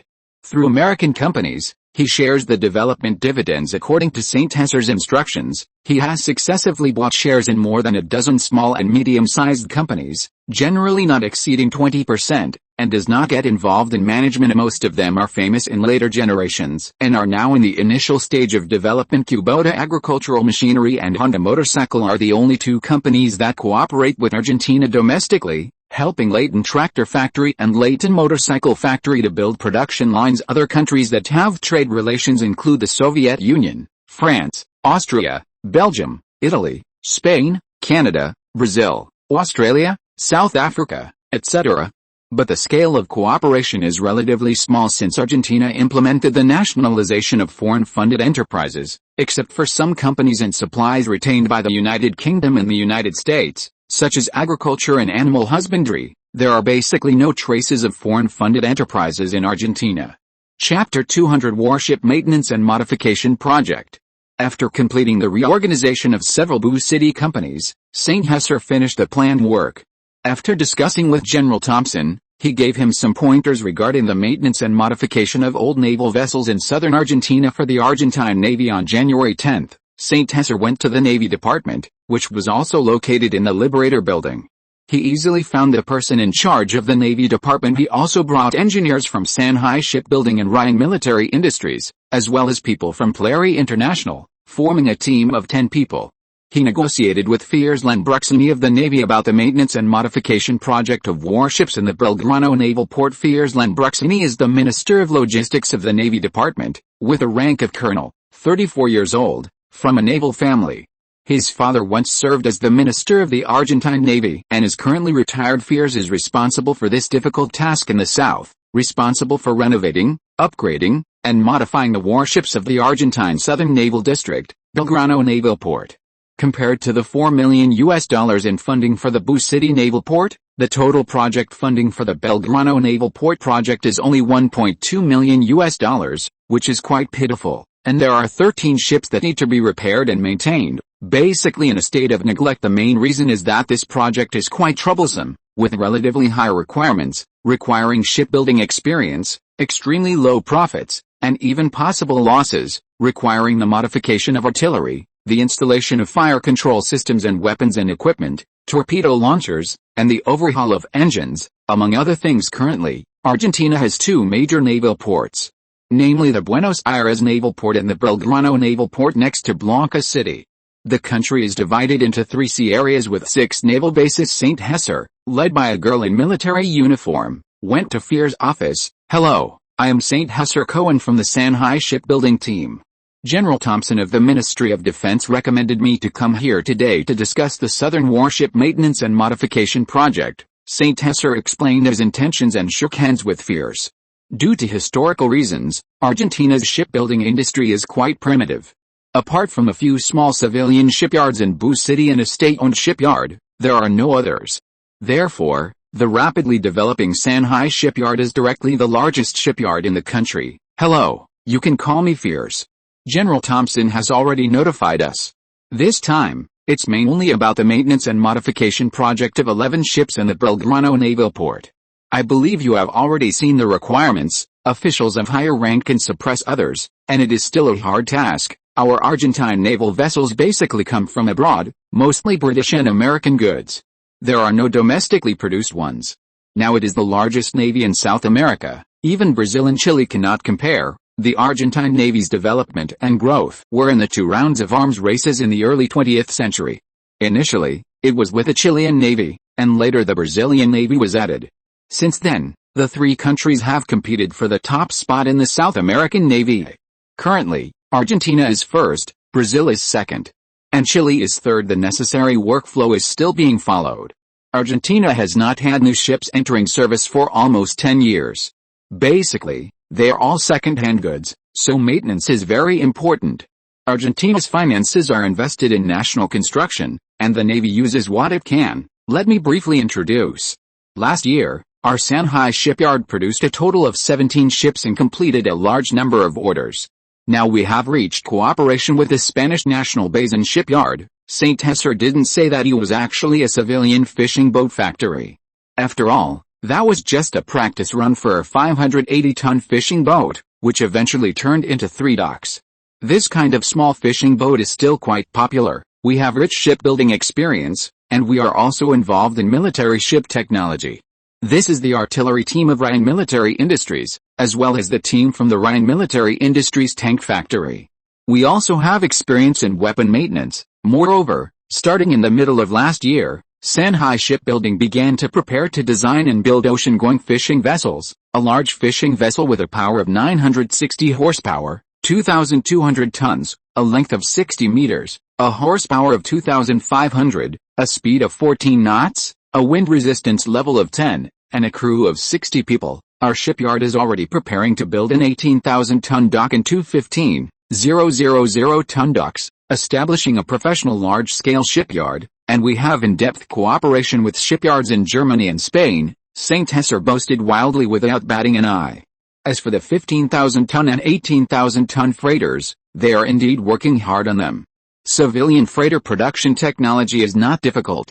The 7 major shipyards in Germany were dismantled and scattered, and St. Tesser gathered a shipbuilding team from them. Shanghai Shipbuilding is designing its own Argentine freighter dock, based on the American Victory freighter, for modification and upgrading, with 2 versions, but ultimately, it can only be built with cooperation from Spain. Many shipbuilding equipment and docks have to rely on Spain, and German talent and equipment are no longer allowed to be exported. At the same time, we have a professional team and will set up a shipyard and repair shop in Blanca Port to provide professional maintenance services for Belgrano Naval Port, supporting 1 year of free warranty rework and 5 years of maintenance fees at a 50% discount. St. Tesser continued, all of which was to appear more professional. Although many of Argentina's naval vessels are broken and second-hand, and cruisers and battleships are also outdated, they can still learn a lot from them and accumulate experience for future involvement in warship production. Free warranty? This is acceptable, but won't you lose money? Fear's eyes lit up. After sales service is too important. Then he looked at St. Tesser with some embarrassment, wondering if he was bragging. Such things happen often. There is absolutely no problem. We are more for contributing to the country. The country is currently in difficulty, and we, as a private company, need to do our part. St. Tesser seemed to see Fear's doubts and said righteously.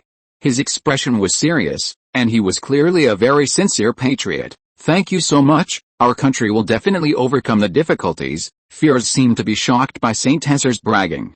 After a while, he came over and shook hands with him.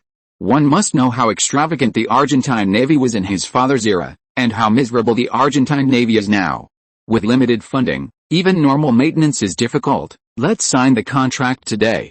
You can take a look at these specific data. Currently, the ships in Belgrano Naval Port account for 1/3 of the country's fleet. The most troublesome is the October 17th cruiser, which is already 20 years old, built in the United States in 1935, and was once the flagship of President MacArthur. In October 1951, the U.S. Navy sold us this ship for $1 million. Its standard displacement is 10,000 tons, full load displacement is 12,400 tons, equipped with 5 triple-mounted 152mm main guns, and a speed of 30 knots. It's been undergoing piecemeal modifications for the past 2 years, but there are still some details that need work. These are the specific ship data materials. Take a look first. If you don't understand anything, you can ask me. I'll be busy for a while and come back in about half an hour. Fears was a little embarrassed and made an excuse to slip away. After all, there were indeed some troubles this time. The Belgrano port project includes one Italian-made Garibaldi-class armored cruiser, the Pueyrredone, 3 Catamarca-class destroyers, which have been refitted with twin torpedo launchers, 2 Buenos Aires-class destroyers and 1 Mendoza-class destroyer, 1 25 de Mayo heavy cruiser, 1 17 October cruiser, and 8 logistics transport ships. San Jose took a quick look and handed the information to the head of San Jose Shipbuilding. The quantity was just right, no more, no less. He then distributed the information to the other chief experts, 3 cruisers, 6 destroyers, and 8 logistics transport ships, most of which were over 10 years old, making it a very difficult task. The modification and maintenance of the transport ships shouldn't be a big problem. Fortunately, those submarines in the south didn't give us the job. Puerto Belgrano accounts for 70% of the Argentine Navy, while Bahia Blanca only accounts for 30%. A cruiser is a warship with strong firepower and multiple uses, mainly used in large surface ships operating in the ocean. It can be said to be the main force in Argentina at present. The difference between our Rheinmetall guns and these main guns is quite large. We need to redesign these guns, and they may not even be used. The required funds are also very high, the engineers from the Rheinmetall artillery factory said with some embarrassment. The artillery factory had no major problems in developing 107 rockets, mortars, or even tank guns, but naval guns were a bit difficult. This can be solved. Our artillery factory also needs some new attempts. Designing guns to be installed on warships can have tremendous destructive power. Therefore, artillery has always been the core weapon of warships, and the combat effectiveness of a warship depends on the power of its naval guns. We already have the design and manufacturing capabilities for guns below 100 millimeters. This time, we will design a 130 millimeters gun for the Navy, and we can also design main tank guns in the future. Before the advent of missile technology, the power of naval guns was always very important, and the appearance of aircraft carriers did not completely end naval guns. Cruisers escort aircraft carriers. Argentina will have aircraft carriers in the future, and the role of cruisers cannot be ignored. As for missile destroyers, it depends on future developments, but boss, this is too difficult. It's not as simple as just increasing the size. The technological difficulty is too great. I will have La Plata Steel Works cooperate with you. We can already produce seamless steel pipes with higher strength. We just need to continue to improve the materials, and we will definitely be able to produce better quality seamless steel pipes. Boss, how do we handle the fire control technology?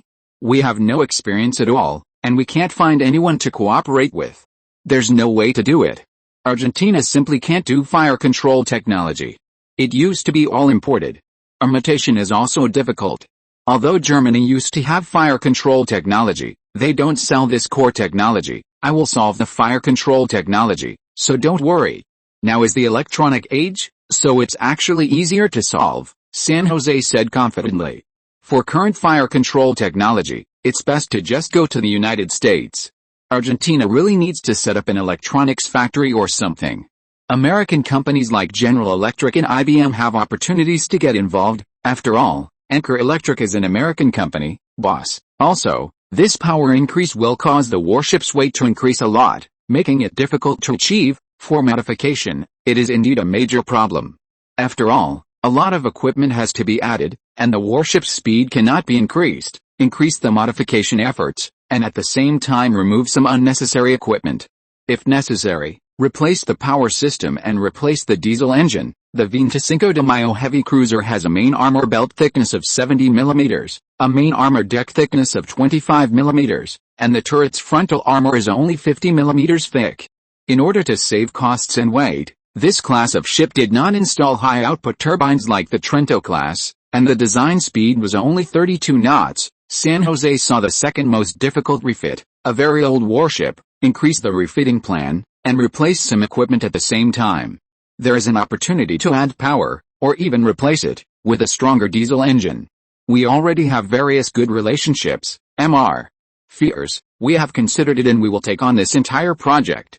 We will establish a repair shop and shipyard in Bahia Blanca to help the country's ships be modified and upgraded. Okay, then let's start signing the contract. Fears took out a contract, and San Jose signed his name and immediately began preparations. San Jose said to fears, if the country's development doesn't improve, the military will definitely be backward, and the Navy will not be able to develop. Currently, our country needs to get the economy going before we have a chance to develop the economy. That's a very interesting view. Fears commented he was deeply touched. Argentina hasn't had a warship in a long time. Happy cooperation. San Jose left here with his men. San Jose's maintenance team was spun off by him, and he wanted to give them the shipyard in Bahia Blanca, as Bahia Blanca has the foundation to develop shipbuilding in the new year. San Jose Shipbuilding's fishing boat orders have already been placed in Brazil. The fishing industry in the South Pacific region is developing rapidly and can earn more money. The 2,200-ton new fishing boat and the 580-ton fishing boat are the top priorities. The construction of 10,000-ton giant ships is also about to begin. Spain has agreed to this cooperative order of 8 15,000-ton and 6 18,000-ton ships, in exchange for helping Argentina's San Jose Shipbuilding build 3 docks and 2 repair shops. On January 12, San Jose took this large team, obtained the cooperation agreement, and went to Bahia Blanca, where a bunch of supporting factories will be set up to serve the Puerto Belgrano naval base. San Jose returned to San Jose and Bahia Blanca, settled the people first, and then took them to Alto Town the next day, which was not far away. Everything is fine for the radical party in Bahia Blanca. The number of workers in the portside industrial zone has doubled, reaching more than 2,000. Various industrial equipment transported from Europe has successively arrived in Bahia Blanca, stored in the well-built warehouses, and preparations for debugging have begun. The portside industrial zone is developing very well. Buildings of factories have begun to pour the roofs, and workers wearing safety helmets are working enthusiastically. San Jose made an appointment with a person in charge of the Puerto Belgrano naval base before going there, and these warships will come to a bay next door one by one in the future to carry out systematic modification and upgrades. The excellent design team of San Jose Shipbuilding will also carry out accurate surveying and mapping of these 17 ships, and finally form a modification plan for San Jose and the Navy Department to confirm. End of this chapter. Thank you very much for reaching the end. Don't forget to like. Looking for more exclusive content and immediate access? Subscribe to our Patreon. Remember, every like, subscription, or donation encourages us to continue. Thanks to everyone. See you in the next video.